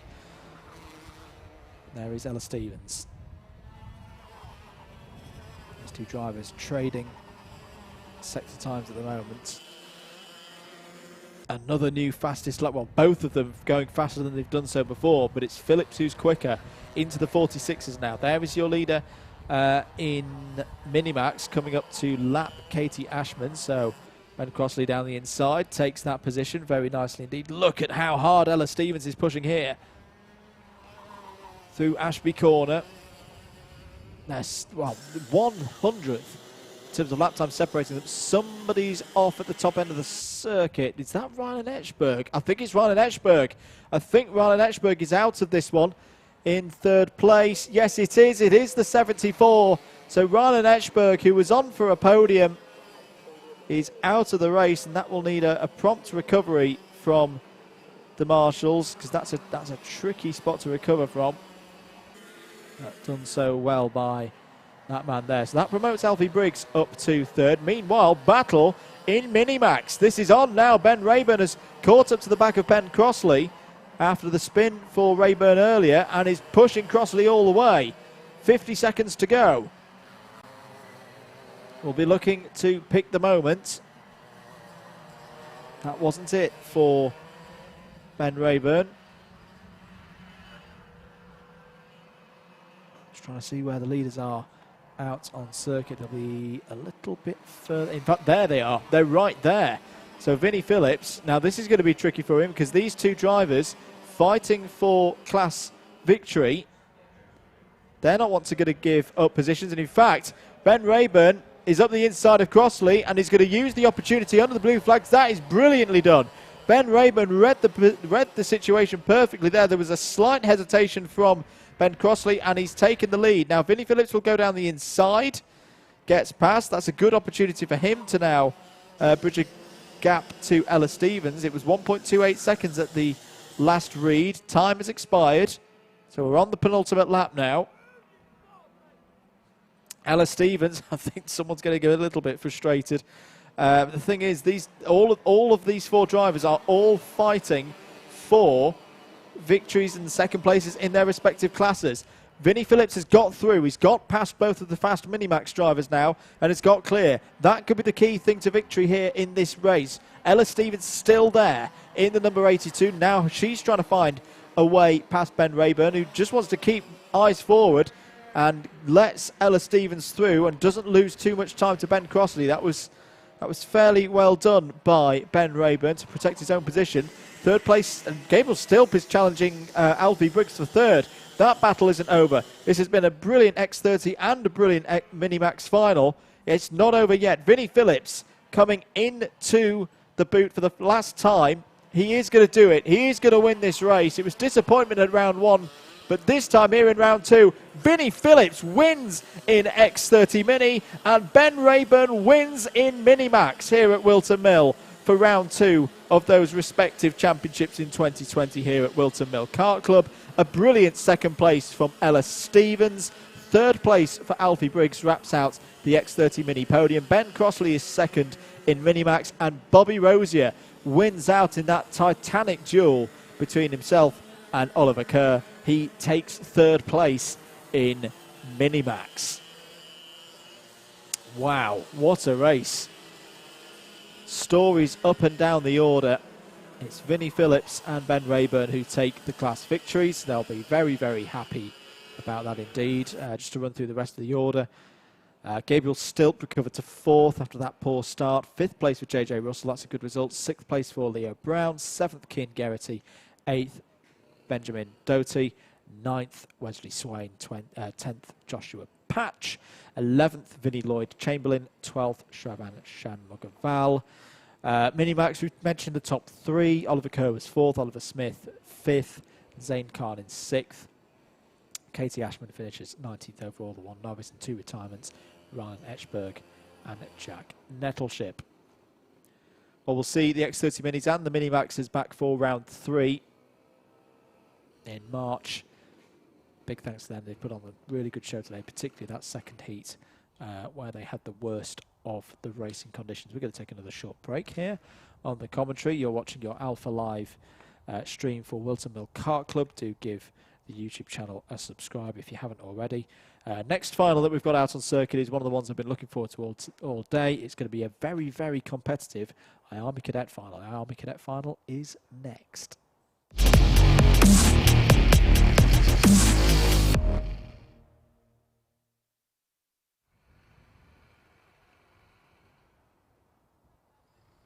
As we say, the Army Cadet final is the next race out on circuit. The driver's still just in the dummy grid for now. Track conditions pretty good, 12 degrees Celsius. Dry out there. Here is your grid for the Army Cadet final. Macaulay Bishop, the reigning champion, has pole position ahead of Ethan Jeff Hall. And this has been one of the biggest battles so far. I know we're only 2 rounds into this season, but if these two drivers are here all season, it's going to be a very, very tasty championship fight between these two. They have the front row. Connor Duncan and Eden Spanswick have row 2. Archie Clark, Joseph Katzentonis, row 3. Sky Parker and Mason Bishop, row 4. William Murtagh and Finn Leslie starts from row number 5. It's then Oscar Cartmale and Morgan Moore, who was very quick in heat number 2, on row number 6. Jack Mowat and Hadi Mamasi are on row number 7. Micah Taylor and Charlie Hart on row number 8. Ryan Gill and Fred Green start on row number 9. And I think, yeah, Fred is the top novice in this order as well. The second top novice is Cameron Pratt-Thompson alongside Canish Grau on row 10. Zach Green and Freddie Housley on row 11. James Kell and Cole Glover on row number 12. Back part of the grid, Ollie Hart and Jack Poole are on row 13. Macaulay Guy and Daniel Amor, row 14. Ethan Woodward and Lawrence Finn on row 15. And Freddie LaRossa and Dayton Coulthard, son of David Coulthard, on row 16. Coulthard did have a retirement from the first heat.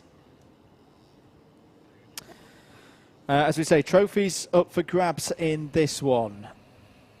Top 3 overall and the top 2 novices.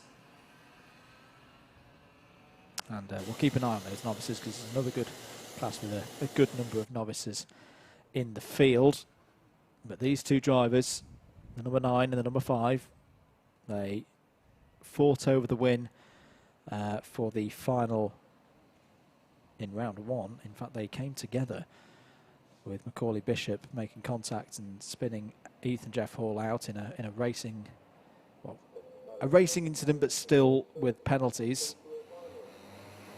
What's going to happen in this one? No Nathaniel Ty in this race, so there is going to be a new winner.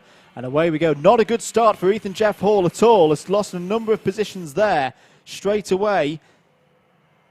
And Macaulay Bishop has held on to the lead. So I'm not quite sure what happened there to Ethan Jeff Hall, but he's recovered to 3rd place already. He's got back past Archie Clark. Joseph Katzentonis, good start for him in 6th place. The rest of them filing through, and the novices all looking pretty good towards the back end of the field. But that was a perfect start from Macaulay Bishop and the pole side of the grid. Connor Duncan is in there as well. Good start for him in the number 30, the winner of the Honda Cadet first round of the season. Onto the back straight then. It's Bishop from Duncan, Jeff Hall, Clark. Where's Eden Spanswick in all of this? He did cross start finish as the 4th registered kart. He's on the outside there. On filing through, it looks like the number 37 of, was that Cameron Pratt-Thompson, top novice? No, Fred Green has nipped through, still there in first, but it's Pratt-Thomas second. Connor Duncan early stages, putting Macaulay Bishop under pressure here. But being cadet racing. In fact, this top 4 have already broken away, so they will try and work together for this stage of the race to keep the battle for the podium positions to themselves. Joseph Katzentonis has got up to 5th place, has got past Eden Spanswick. Round the boot, coming to the end of lap number 2 here. Connor Duncan really up the rear bar of Macaulay Bishop, pushing him along at this stage of the race. Ethan Jeff Hall has pace, though. Fastest lap of the race so far, 53.08, and is trying to get in the toe now of Connor Duncan. Archie Clark not too far behind there as well in fourth place. Couple of the non-novice drivers pulling their way through. Oscar Cartmail and Morgan Moore and Finn Leslie have all jumped up a number of positions on that last lap into the top 20. Change for second place in the novice ranks as well. Canish Grau has got past Cameron Pratt Thompson. Should say as well, I don't think we have Dayton Coulthard in this race. Not seeing Coulthard registering on the timing screen, which is unfortunate. Do hope we see Dayton Coulthard back at Wilton Mill Kart Club in the very near future. There's been flashes of speed from Dayton today. Not quite worked out, though, the way that he would have wanted. Meanwhile, back with the leaders, top three, just holding fire from making any moves at the moment, and that's probably the knowledge that if they work together as a trio, they can drop Archie Clark there in fourth place and guarantee podium positions for each of them, as long as there's no penalties, of course. And oh, was that Connor Duncan looking down the inside? Yes, it was. Connor Duncan's gone for the move and taken it. So Connor Duncan to the front then. Very calm move to get past Macaulay Bishop. Macaulay Bishop didn't fight it too hard. Maybe that's Bishop just thinking, well, Connor, if you want to lead the race, if you want to do all the hard work with no toe and nobody being able to give you that assistance apart from ourselves, you crack on. Running up to Christmas Corner now. Archie Clark's still there, though, and that is the thing. Archie Clark is such a quick driver. You know, you've got 3 of the top 10 nationally in this class, as Ethan Jeff Hall now goes down the inside of Macaulay Bishop and takes the position. Well, we have said across the course of the day that Macaulay Bishop is having to work so much harder this season here at Wilton Mill Kart Club for those victories, for those positions, and this shows you it right here. To say we've got 3 of the top 10 nationally, and then Connor Duncan, who we know from Honda Cadet is not a slow driver at all.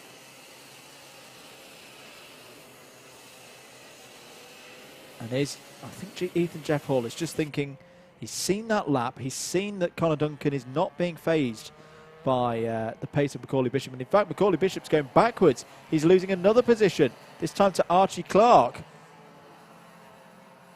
There is a mechanical flag for the number 16 of Freddie LaRossa. I think it might be an exhaust problem. The exhaust silencer maybe making a break for freedom off the number 16 there. And out is the number 22. And it's Canish Grau. Oh, that is such a shame. Canish Grau was the second highest novice up to this point, but is unfortunately out of the race. I think that's on the run up to Christmas Corner. So poor Canish Grau will not take home a novice pot here today. And that hands second place novice back to Cameron Pratt Thompson. Up the inside for the lead and going through, Ethan Jeff Hall takes the lead away from Connor Duncan here. Took his first heat win of the victory earlier on today. Ethan Jeff Hall here at Wilton Mill Kart Club was a few corners away from winning the final during round 1.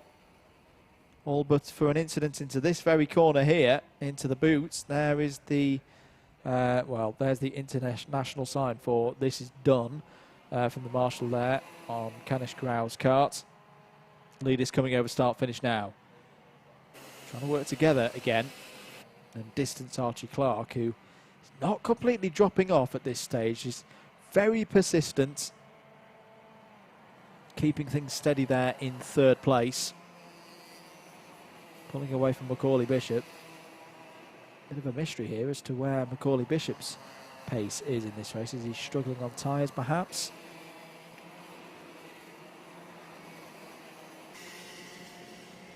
Ethan Jeff Hall and Connor Duncan First and second on the road.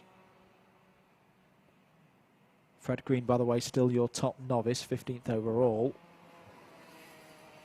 As we mentioned, Cameron Pratt-Thompson now second of the novices. Ollie Hart is third, but he's unfortunately down in 22nd position, so he's a few places away from Cameron in that number 37 kart. Ethan Jeff Hall leads. Don't worry about timing. I think timing's just had a bit of a wobble there, but Ethan Jeff Hall in the number 5 is definitely ahead of Connor Duncan with 2 minutes and 36 seconds of this race to go. Quite happy to follow each other around at this stage because they know still that there's that risk of Archie Clark there in third, albeit a couple of seconds behind. I've already seen it a couple of times today when leaders start battling, they lose buckets of time to drivers behind, and in some cases have been overhauled and overtaken and lost positions as a result. 2 minutes to go. So by my calculations, that will mean I think we've got 4 more laps here. Again, Connor Duncan just happy at the moment to just sit there in second place. Ooh, got to get round the back marker. That's the number 19 of Lawrence Finn. Lawrence pulls to one side. That's good driving. Doesn't disturb the race. Move's just been done for 17th place. Morgan Moore has got past Cole Glover. Ethan Woodward also, in fact, Cole Glover falling down through the order, so something's happened there to the number 76. But Jack Mowat has also got past overall, in the overall stakes, has got past Cameron Pratt-Thompson. Don't worry about Cole Glover, it's a transponder wobble. As coming into the pits now, it's Macaulay Bishop. Macaulay Bishop's retiring. Well, we did think that there was something wrong with that kart, that there was a lack of pace from it, from what we're used to from Macaulay Bishop, and he's pulled off the circuit. So that will promote Joseph Katzentonis up to 4th place. Archie Clark still there in 3rd. He's pretty comfortable there in 3rd now. A bit of a lonely race for him, there he is. These top 2 still running round though, 30 seconds to go. 2 more laps probably after this one. Still Connor Duncan is just happy to sit there. If he feels he's got the pace, he will leave this to the last possible moment so as to not give Ethan Jeff Hall any chance to fight back. Ethan Jeff Hall was in a similar position 4 weeks ago during round number 1. As we say, it didn't end that way. He got tipped around in a clash with Macaulay Bishop. Nathaniel Ty was your winner in the final that day. Time has expired. There is Archie Clark still in 3rd. Got to say, Joseph Katzentonis as well. 4th place today, if you can hold on to this. This has been a very, very strong run for Joseph Katzentonis throughout all the heats and in this final. He's 2.7 seconds clear of Micah Taylor in 5th, and Charlie Hart, who's a heat winner already this year in this class at Whilton Mill Kart Club, in 6th. Final lap then. Can Connor Duncan send the move on Ethan Jeff Hall to snatch a final victory away from him? This is one of the big chances, and Ethan Jeff Hall knows it and will jerk over to driver's right, try and force Connor Duncan around the outside. Oh, Connor Duncan fights back, and they're on the side of the circuit, and that's a brilliant move. Oh, Connor Duncan, is that the overtake of the day? He sold Ethan Jeff Hall the dummy. Nigel Mansell would have been proud of that one, but now he has to defend into the double left-handers. Will go down again, take that defensive line. Archie Clark's hoping that these two somehow compromise each other and he might be able to inherit a win, I should say. Connor Duncan goes defensive again. This is where it all went wrong for Ethan Jeff Hall last time around in round number 1. He's got underneath. They're going to be side by side into the final corner. It's going to be a drag race to the line, and it's going to be Ethan Jeff Hall by 0.04 of a second over the line. What a final lap from those two young drivers. But Ethan Jeff Hall takes it. Connor Duncan's second, Archie Clark in third. Joseph Katzentonis takes fourth. And off is the number 69. This no, not Harrison Whitcomb, apologies. Eden Spanswick. Eden Spanswick, who is up in the top 10. But look at this move. Goes to driver's left, back to the right. Inch perfect. Absolutely brilliant. Then holds it round the outside as they go through the kink. Absolutely brilliant stuff from both drivers to take that through to the checkered flag. Here's the rest of the order. Micah Taylor finishes in 5th. Charlie Hart in 6th. Hadi Mamasi 7th. Mason Bishop 8th. Sky Parker in 9th. William Murtagh in 10th. And Finn Leslie in 11th, Freddie Housley 12th. Fred Green takes Top Novice Award in 13th. Really good results. 14th for Oscar Cartmail. 15th for Morgan Moore. 16th for Jack Mowat. 17th for Ryan Gill. Cole Glover's just been popped back into 16th, so relegate a couple of drivers down there. 19th for Macaulay Guy. 20th Ethan Woodward. And one last mention to Cameron Pratt Thompson, 21st, second novice in that race. Wow, what a finish. We said Army Cadet would be good, and it delivered. We will see those drivers again during round number 3. 2 races to go. We're going to take another short break here at Whilton Mill.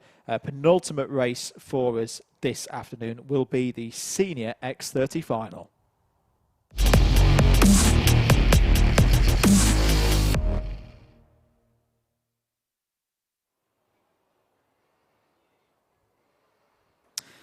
Getting set then for the Senior X30 final. Well, they've just seen the cadets put on an absolute... I have no words for that last lap. That was absolutely fantastic. Unfortunately, we don't have a grid graphic for this race, but it's okay because I've got the grid in front of me on one of our screens. Jamie Green has pole position, the Audi DTM driver. Has pole position for this Senior X30 final. Joseph Taylor alongside him on the front row. Caden McQueen, the reigning Junior X30 champion here at Whilton Mill Kart Club. He's on row 2 alongside Nathan Amos.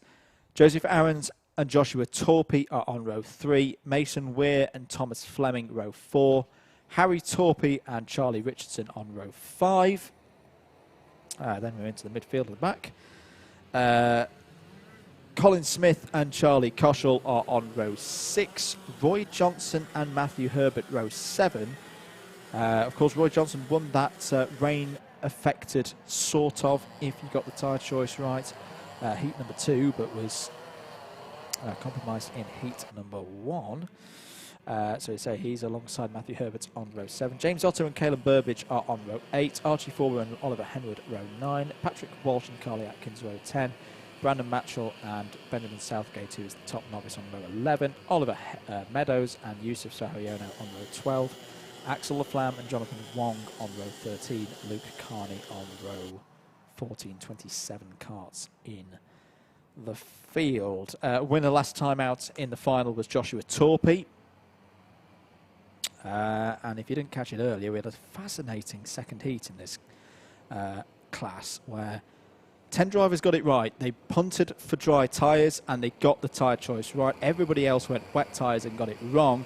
This is a fully dry race, though. This is a sprint to the line. 10 minutes plus 1 lap. Away we go. Brilliant start from Jamie Green as they go into the first couple of corners here at Whilton Mill in the X30 Senior Final. Looks like the 242 of Caden McQueen has followed him straight away, though, the Junior X30 champion from last year, and it is Green who will lead off of Christmas Corner for the first time. The rest of them filing through. Everyone is still running. The number 31 there filing at the back, which is Jonathan Wong, so we might be missing one. We might be missing Luke Carney, but it's Jamie Green leading early on here from Caden McQueen, one of the Torpies. It's the number 70, which will be Joshua, has pulled through into 3rd place, so the winner of the final in round number 1. And there's already a squabble there between the number 21 of Joseph Taylor and can't quite make out the number.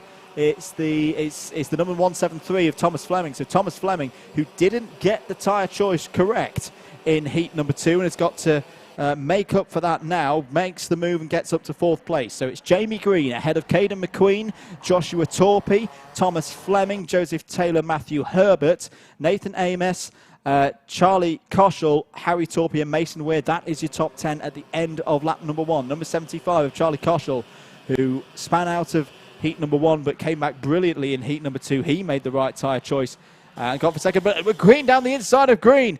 McQueen's gone for the lead and got it. So Caden McQueen, I think for the first time, leads here in X30 Senior at Whilton Mill Kart Club. And they're all forming up now behind Jamie Green. You've got Torpey in there. You've got Fleming in there. Taylor as well as they come over start finish at the end of lap 2. Caden McQueen is officially your leader now. Jamie Green checks over his shoulder, sees Joshua Torpey there. Taylor has a little look at Fleming. And Matthew Herbert is flying along. Matthew Herbert is alive in this final. Fleming down the inside of Torpey, going for 3rd place into Ashby Corner. Taylor's trying to get in there as well, and Torpey gives him a rude little shove to driver's right to say, no, you're not coming through there, pal. And now Taylor goes for another move down the inside. I think, is this time he got him? Yes, he has. So Taylor has forced his way through, coming onto the back straight. This is a brilliant X30 Senior final. Cutthroat, hard, physical racing, but fast. Just what we expect from the seniors as the rest of them file through. Caden McQueen leads at the end of lap 3. Jamie Green is 2nd. Thomas Fleming 3rd, with Joseph Taylor and Matthew Herbert now wrapping up the top 5. Keep an eye on Matthew Herbert. He seems very much up for this. Doesn't always have the best of luck here at Whilton Mill. And it's good to see him there running in the top 5. Jamie Green checks over his shoulder, sees Thomas Fleming there, but Caden McQueen, as we've seen him race for many, many years here at Whilton Mill. I never doubted that we would see him in this position. It was just a question of how long would it take him to get on top of this X30 Senior field, to get used to it, as off there and out of the race is the number 25. It's Carly Atkins, so obviously Carly is away from the kart and perfectly okay, but a disappointing day for Carly Atkins here at Whilton Mill. I'm sure we'll see Atkins back in future rounds. Thomas Fleming just happy at the moment to sit behind Jamie Green. That's the correct decision. Jamie Green and Thomas Fleming together can have the pace to catch Caden McQueen. That's their best chance of individually winning the race. If they fight amongst each other, Caden McQueen will take off down the road. Still Taylor and Herbert in there as well, 4th and 5th. And also, the 2 Torpeys are now line astern, 6th and 7th place. As into the pits has also come the number 63, so Patrick Walsh is sadly out of this race. They're down to 24 runners then.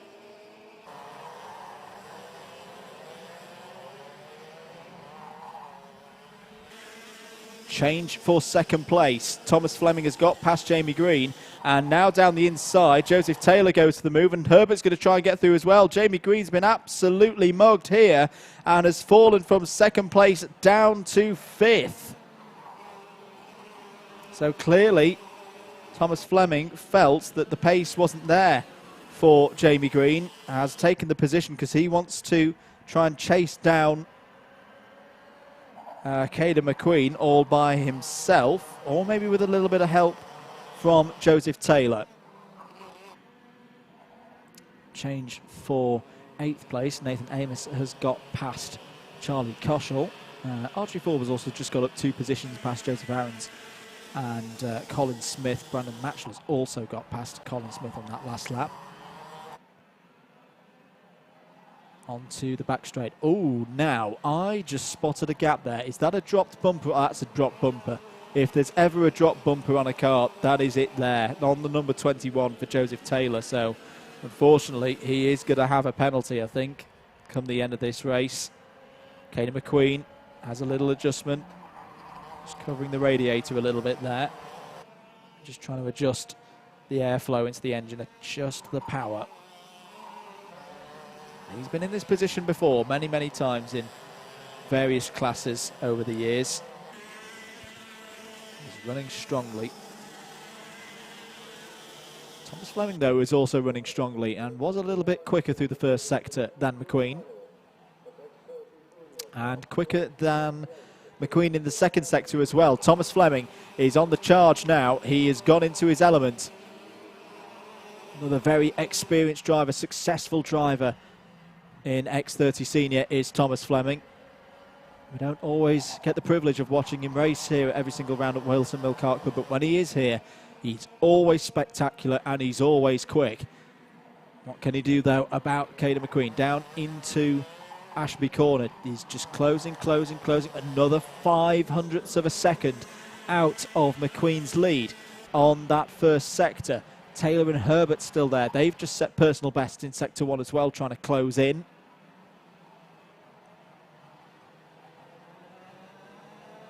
Still plenty of racing to go in this one as well. But yeah, just having a look again. The number 21's bumper. A gaping gap there between the NASA. Oh, change for the lead! Was that a mistake from McQueen? Was that a mistake from McQueen? We just cut back to it as Fleming was cutting back in front. Well, if it was a mistake from McQueen, that is very, very uncharacteristic. I know I've said that several times about some drivers today, but Caden McQueen normally, and he has a little look down. Is there a problem? Is there a problem on the 242 that McQueen is not happy with? The number 21 of Joseph Taylor is now on the rear bumper of the reigning junior champion. Thomas Fleming leads with 2 minutes and 20 seconds plus a lap to go. Let's just have a look here. Is McQueen in trouble? The number 21's going to go for it here. Up the inside. There goes Joseph Taylor into second place. Checked to see where Matthew Herbert was. Matthew Herbert's now going to go down the inside. I think McQueen's got a problem here. I think McQueen has a problem. Oh, no, he's not. He's going to fight back. That is classic. Caden McQueen never giving in. Retakes third place. And all of a sudden, seems like he's got a bit of pace again. It's very strange from the 242, whether it's misbehaving or not. Just over 1:30 to go. Joseph Aarons hasn't had a good lap. He's just fallen 4 positions down to 18th. Roy Johnson has got through as well into 9th place. Jamie Green is having to deal with the 2 Torpies now. Joshua ahead of Harry, and we saw how they worked together before in round 1 against Roy Johnson. Down the inside, and there it is again. The 2 Torpies working together. Joshua went for the dive down the inside of Jamie Green. That put Jamie Green offline, and Harry Torpy went, thank you very much, I will take both of you there, and take 5th place. 60 seconds to go in the X30 Senior Final, and what an X30 Senior Final it has been so far. Thomas Fleming continues to lead. Joseph Taylor 2nd, Caden McQueen holding there in 3rd place, Matthew Herbert 4th. Still wouldn't rule any of these drivers out from at least finishing on the podium, maybe even more. There's Caden McQueen, still 3rd place on the road, but we do think that there was a drop bumper there on Joseph Taylor's number 21 that would result in a place deduction come the end of the race. Thomas Fleming will start a penultimate lap. There we go, 8 seconds on the clock as he crossed the line, so 2 more laps for him to negotiate. Brandon Matchell has got past Archie Forber for 14th place out there on circuit. Axel Laflamme's also come through the field quite nicely, just another spot ahead of him as Taylor and McQueen now start to squabble over 2nd place. Have they given up trying to take 1st place? In fact, McQueen has got through. So McQueen has refound his pace. It went a bit AWOL in the around 2/3 of the race distance, but he seems to have refound it now. On to the last lap then. Here comes Thomas Fleming. Caden McQueen 2nd. Joseph Taylor 3rd, Matthew Herbert 4th. Then it's the 2 Torpies, Harry followed by Joshua, and Audi DTM driver Jamie Green there in 7th place. Roy Johnson up to 8th place as well, just by the way. I don't think we mentioned that one. Koshel and Amos wrapping out the top 10, but this is looking in control now for Thomas Fleming to take what I think will be his first race victory at Whilton Mill Kart Club this year. Well, he wasn't present, I think, for round number 1. As the battle for 3rd place is raging on between Taylor and Herbert, who's going to take that one? There's a back marker for Fleming to negotiate. He does negotiate, and Thomas Fleming wins in X30 Senior here at round 2 of Whilton Mill Kart Club 2020. Caden McQueen takes 2nd place. 3rd place for Joseph Taylor, but we think that there's a dropped bumper on that kart, which would give the podium to Matthew Herbert. Harry Torpey finishes 5th. Joshua Torpey, winner from round 1, finishes 6th. Jamie Green in 7th. Been great to have him here again this weekend. Roy Johnson finishes in 8th. 9th for Charlie Koshel. 10th, Nathan Amos. And then it was Caelan Burbage, 11th. Charlie Richardson, 12th. Brandon Matchell, 13th. Axel Laflamme, 14th. Archie Forber, 15th. Colin Smith, 16th. Joseph Aarons, 17th. Oliver Meadows, 17th. Mason Weir, 19th. Oliver Henwood, 20th. Jonathan Wong, the novice, in 21st. Yusuf Sahayono in 22nd. James Otto, 23rd. Benjamin Southgate, 24th. And then 2 retirements, Carly Atkins and Patrick Walsh. Now let's just have a look at this bumper for Joseph Taylor. That looks pretty dropped to me. Obviously, they will assess it. They will have a little look. If you're new to this level of karting, the droppable front bumpers, which were brought in as a device to try and combat loading at the start of races, and has done that to a degree. But if they do drop, they do result in a place penalty for drivers come the end of the race. Right, one more race to go then here at Whilton Mill Kart Club for round 2 of the WMKC 2020 Championships. We'll be back with that race very, very shortly. It is, of course, our Junior X30 final.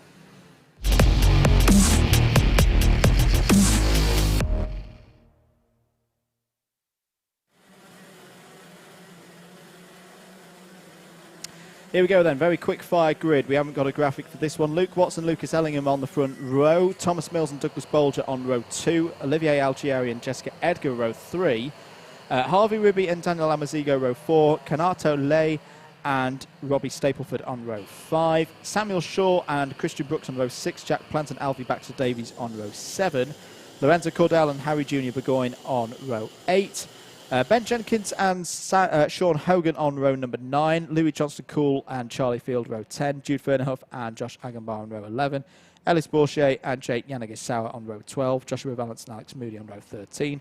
Antonio Sofronio and Jensen Buckingham on row 14. Sam Baker, Luke Weston, row 15. Samuel Hawthorne and Alexander Johnston racing through from the B file on row 16. And they were also joined by Alex Donington and Ben Folland. Last race of the day here at Whilton Mill X30 Junior Final is go. Very aggressive start there from Luke Watts, chopping over the front to defend his position from Lucas Ellingham, and it's worked, and it's also allowed Thomas Mills to get into second place. Ellingham trying to go back round the outside of Mills to recapture second place. It doesn't work, so it'll be Watts for Mills. Ellingham, big incident as they come off of Christmas corner. It's the number 77 of Antonis Sofroniou going over the top of, I didn't quite catch which the other driver was there. Everybody looked okay, but that was a horrible, horrible moment there as they came off of Christmas corner. I don't think the race has been stopped. Let's have a look at this again. It all gets a little bit, oh, and that was not a nice moment. I think it was the 58. Yes, it was the 58 who got clambered on top on there. It's Ellis Bourchier who will unfortunately be out of this one. I think Louis Johnston-Cool was involved as well because he's not come through sector number 1. Yellow flag out as they run up to Christmas corner.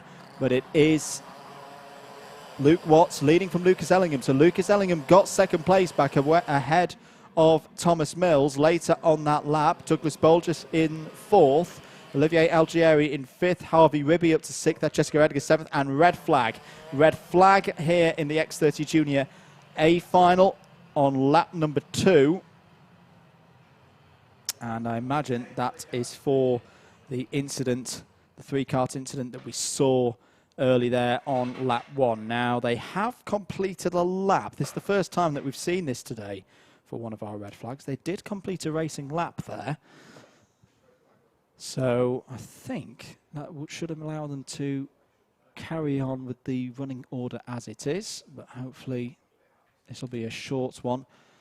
And we're going to take a short break here on the commentary whilst they sort this red flag out for that incident between Louis Johnston-Cool, Ellis Bourchier and Antonis Sofroniou.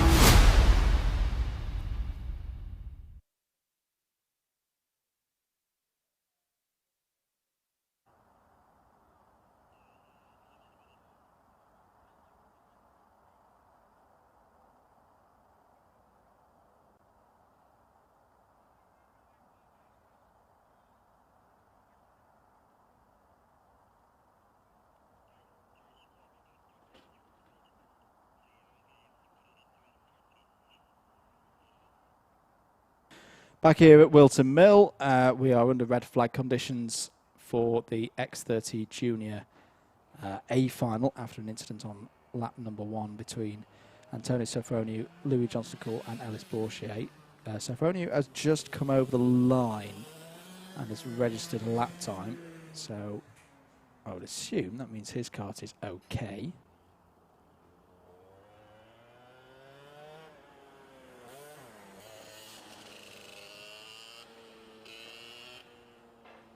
But drivers just out of their karts at the moment.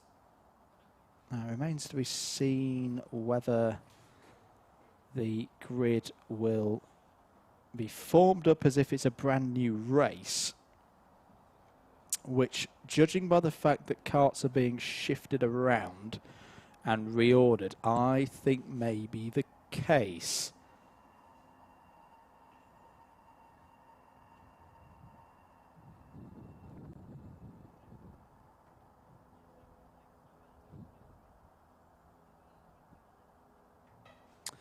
I guess the determination will be when the red flag from race control was declared, because the incident itself that caused it was definitely occurred on lap 1. Drivers had crossed the line for the end of lap 1, start of lap 2. Keep your comments coming in on the YouTube stream. Make sure you've subscribed to Alpha Live's YouTube channel as well for more streaming content, not only here at Whilton Mill Kart Club, but around the country as well. As I say, Teesside Autodrome have got their sprint series on today. You can go and check out. Also, on a Double Dash Motorsport Media front, you can check out the British University's Karting Championship, which will be down at Buckmore Park in about a week and a half's time, 4th of March. Howard Mitchell, the other half of Double Dash Motorsport Media, will be there alongside James Johnston for that day, with Alpha Live providing the stream for all the mains races on the 4th of March. And Howard himself will be back here for Whilton Mill Kart Club round number 3, 4th Sunday of the month. We will also be talking about today's action on the Double Dash Motorsport Media podcast. That'll be a new episode coming out in, I'd imagine, the next week and a half. We put one up last night, which covered a whole variety of different things. So if you've got a bit of spare time, to check that out, mixcloud.com/Double Dash Motorsport Media, or you can go to our Facebook page at Double Dash Motorsport Media. Give that a like. Give us a follow as well on Twitter at Double Dash MM. So just to run through the grid again, in case we do go back to a brand new race, as if that first one never happened. Luke Watts, you can see him there in the red suit, the YRDA suit, with a yellow helmet with the black bands going round it. He would be your pole sitter again. Lucas Ellingham just stood to his right in the MS Kart blue and white suit there. He'd be alongside him on the front row. Those two really have pushed each other a lot so far today. Thomas Mills and Douglas Bolger would be your second row.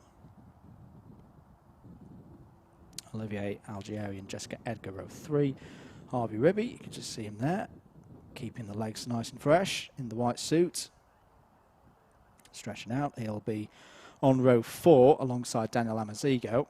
And I've just seen the timing screen reset here in comms position. So yeah, I think this is going to be a brand new race as if the first one never happened. So Harvey Ribby and Daniel Amazigo, row 4. Kanato Lay and Robbie Stapleford, row 5. Samuel Shaw, who raced very impressively earlier on in the day. He's going to be starting on row 6 alongside Christian Brooks, who you can see in the blue, white and yellow kart helmet and suit overalls. Very nice combination there. Number 82, he's going to start from P12. Jack Plant and Alfie Baxter-Davies. Alfie Baxter-Davies just behind there to the left of your screen at number 31. That's row 7. Lorenzo Cordell, number 20 there, alongside Harry Jr. Burgoyne. Trouble for the number 52. Is that just the number 52 wait to be at the back of the field? Just trying to see. Well, that's Jack Plant, who was meant to be starting P13. So is that trouble for Jack Plant there? Hopefully not. Carrying on with a rundown of this. Oh, what's happened there? That was a strange one. I was looking at the grid and half looked up and there was a kart flying off the circuit. I don't know if we've got a replay of that one to see what was going on there. And is that another person with some form of technical issue?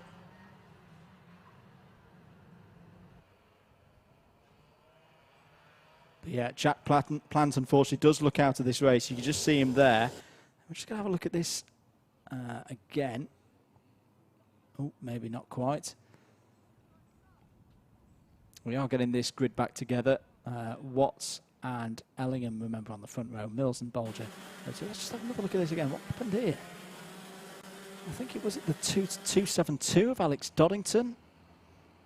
Oh, yeah, I think it was. Just running off the circuit then. And I'm seeing red flag on our screen again. No, that's a yellow flag. No, I think we are good to go. We are good to go. That's just a little glitch on the timing screen. At my end, away we go then for the final. Attempt number 2, 10 minutes plus 1 lap for the X30 Junior runners. Luke Watts, good start. Gets the shot away from pole again. Thomas Mills has got through and into second place again. Here's where we had the contact, which resulted in the red flag first time around. This time, they're all through. They're all good to go. Down into Ashby Corner. Everyone's just trying to find some space. But it's Watts for Mills, Ellingham third. I think it's Algieri who's there in fourth place. As they come down the back straight and into the boot for the first time in this final. Luke Watts right where he wants to be, in the lead from Thomas Mills. Luke Watts looking to make it 2 final victories in a row. It wasn't the 272 of Alex Doddington who went off under form. I think it might have been Ben Folland. But down the inside, here comes Ellingham going for second place, trying to take it back, and he does so.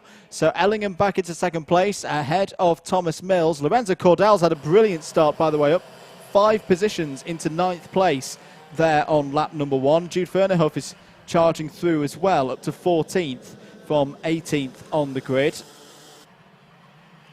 They're going to have to work very, very hard to break into the top 3 today with these 3 quality drivers up at the front of the field. But you never know. You never, ever know here at Wilton Mill Kart Club.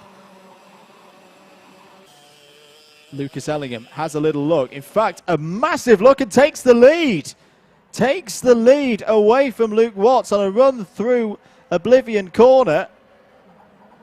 Thomas Mills also has a little look at the inside now, and Luke Watts is in trouble here because he's now being attacked by Olivier Algieri and Douglas Bolger. Douglas Bolger down the inside of Algieri. That's a nice move by Bolger. Yellow flag is out at the top of the hill. Somebody has had some form of incident, but Lucas Ellingham leads. And down the inside was that Algieri fighting back against Bolger. There's some debris in the circuit. I couldn't work out whether it was some bumper or whether it was some tape.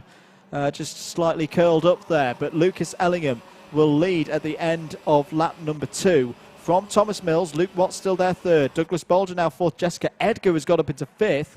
Olivier Algieri down to 6th, but Harvey Ribby's on the charge as well. Fastest lap of the race so far from Ribby, 46.91 is there in 7th place. Edgar down the inside. Sorry, that's Algieri going down the inside of Edgar. So Algieri back into 5th place. Will Harvey Ribby have a go now at Jessica Edgar for 6th place? And side by side, and Ribby has got through. Daniel Amazigo is on the scene as well. There in 8th place, and Amazigo has a look down the inside of Edgar. And this is proper sprint racing at the moment at the front of this X30 junior field, because if you get offline, you lose 1 position, you may lose 2, you may lose 3, you may lose 4 the way this thing is running. Luke Watts has just set the fastest lap of the race as he rekindled that fight. We thought he had a problem, but he's looking good now. In fact, he's looking down the inside of Thomas Mills for 2nd place and gets 2nd place.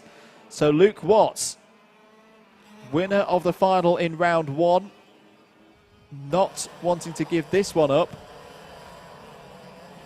gets back into 2nd place. What can he do, though, about Lucas Ellingham? Moves being done further down the field. Christian Brooks hasn't had a good start, but has at least got back into 19th place. He's just got past Ben Jenkins. Joshua Valance and Jensen Buckingham have also moved past Louis Johnston-Cool, who has got running again. As off is the 272. That is Alex Doddington. That is one of our runners from the B final. And is going to get going again. That BWT liveried machine. Antonio Sofroniou is not running in this one, unsurprisingly. And I'm not seeing Ellis Bourchier out there either. So just Louis Johnston-Cool. Of the 3 drivers involved in the red flag causing incident, running still in this race. 5.5 minutes of this one to go. Lucas Ellingham still leads from Luke Watts. The pace between them is so, so close, matching each other's sector times around every inch of this circuit. And Thomas Mills still in there as well. Move for 8th place. Kanato Lay has got past Olivier Algieri. There he is, number 29, trying to now find his way past Daniel Amazigo. So Algieri, unfortunately, going back a little bit here. Alfie Baxter-Davies has made a move on Charlie Field. So Baxter-Davies is up to 16th place. Jack Plant has also got past Ben Folland for 29th.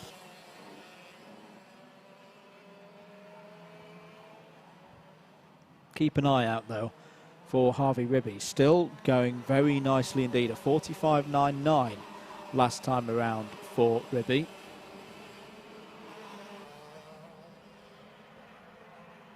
He's looking fairly quick at the moment, especially if, again, these drivers at the front are very experienced. If they start to fight with one another, they could fall into the clutches there of that second trio on the road, Bolger, Edgar and Ribby, who they know they just need to keep eyes forward. And they even get a bit of help from behind as well if Kanato Lee can pull his way through. Watson Ellingham, though, they've raced each other many times before. They've been in this position before. They know what they need to do. Play the long game. They are starting to drop Thomas Mills, who similarly is being caught by Bolger, Ribby and Edgar. Ribby has actually moved past Edgar, so Ribby is up to 5th place. There is Harvey in the number 71. He's lost his fastest lap of the race, though. That's gone to Luke Watts, 45.93 for Watts, as he continues to press on the back of Lucas Ellingham in an encouraging fashion at this stage of this final. Through the boot then, here on lap number 9. Big lap coming in here. They've already put a second on Thomas Mills, make it 1.2 seconds. Douglas Bolger clips a couple of tenths out of the gap between himself and Mills. Harvey Ribby going with him as well.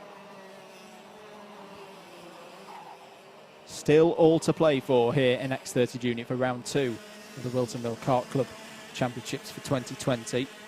Sanctioned by Motorsport UK. There's that second trio we're talking about, looking quite quick at the moment. Bolger, Ribby and Edgar. Now, it depends, what do they do about Mills? Can they get by Mills and drive through him, or do they pick Mills up as a 4th engine to drive themselves along? Still a good number of laps in this one to go. The gap between the leaders is 0.31 of a second. The gap back to Mills is now 1.44, and Mills has been caught. Mills has been caught now by Bolger, Ribby and Edgar. I think the emphasis is probably on Bolger to decide and dictate how they deal with Thomas Mills, whether they use him as a bit of a helping hand and work together, or whether they make the move to try and get through and get up the road towards Watts and Ellingham, and the option is go through. So Bolger decides he does not want to even consider Thomas Mills' pace as part of their tactics. He's just gone through, and he's actually got a bit of a gap to Harvey Ribby. Did it in the boot. It's probably the area of the circuit best used to drivers trying to drive through and not be cut back. Jessica Edgar's having a go at Thomas Mills now as well. There's encouragement from the sidelines there for the drivers to push on now, because the gap between Watts and Bolger, 2nd to 3rd, is less than 2 seconds, with 60 seconds or just under 60 seconds plus 1 lap to go. So it's got to be a big couple of laps from Douglas Bolger if he wants to win this A final, or at least put himself in that position that if Ellingham and Watts start to fight on the last lap as Alex Doddington comes into the pit lane, that he's there to pick up any scraps from the table if the top 2 make any mistakes. Here are the top 2. Lucas Ellingham checks over his shoulder, sees Luke Watts there. As Jessica Edgar goes down the inside of Thomas Mills. Decisive move there by Jessica Edgar. Through and into 6th place. Kanata Lay is not too far behind as well. Christian Brooks and Alfie Baxter Davies have got past Charlie Field, by the way, for 16th and 17th places respectively. 10 seconds to go. This is the penultimate lap of the race. What are the gaps looking like? They're looking pretty even between the top 3. Harvey Ribby still a little bit quicker. Maybe a little bit too far back now to influence the top 2 positions. Last lap board out then. Last lap of the day here at Whilton Mill for round 2 of WMKC 2020. What can Luke Watts do?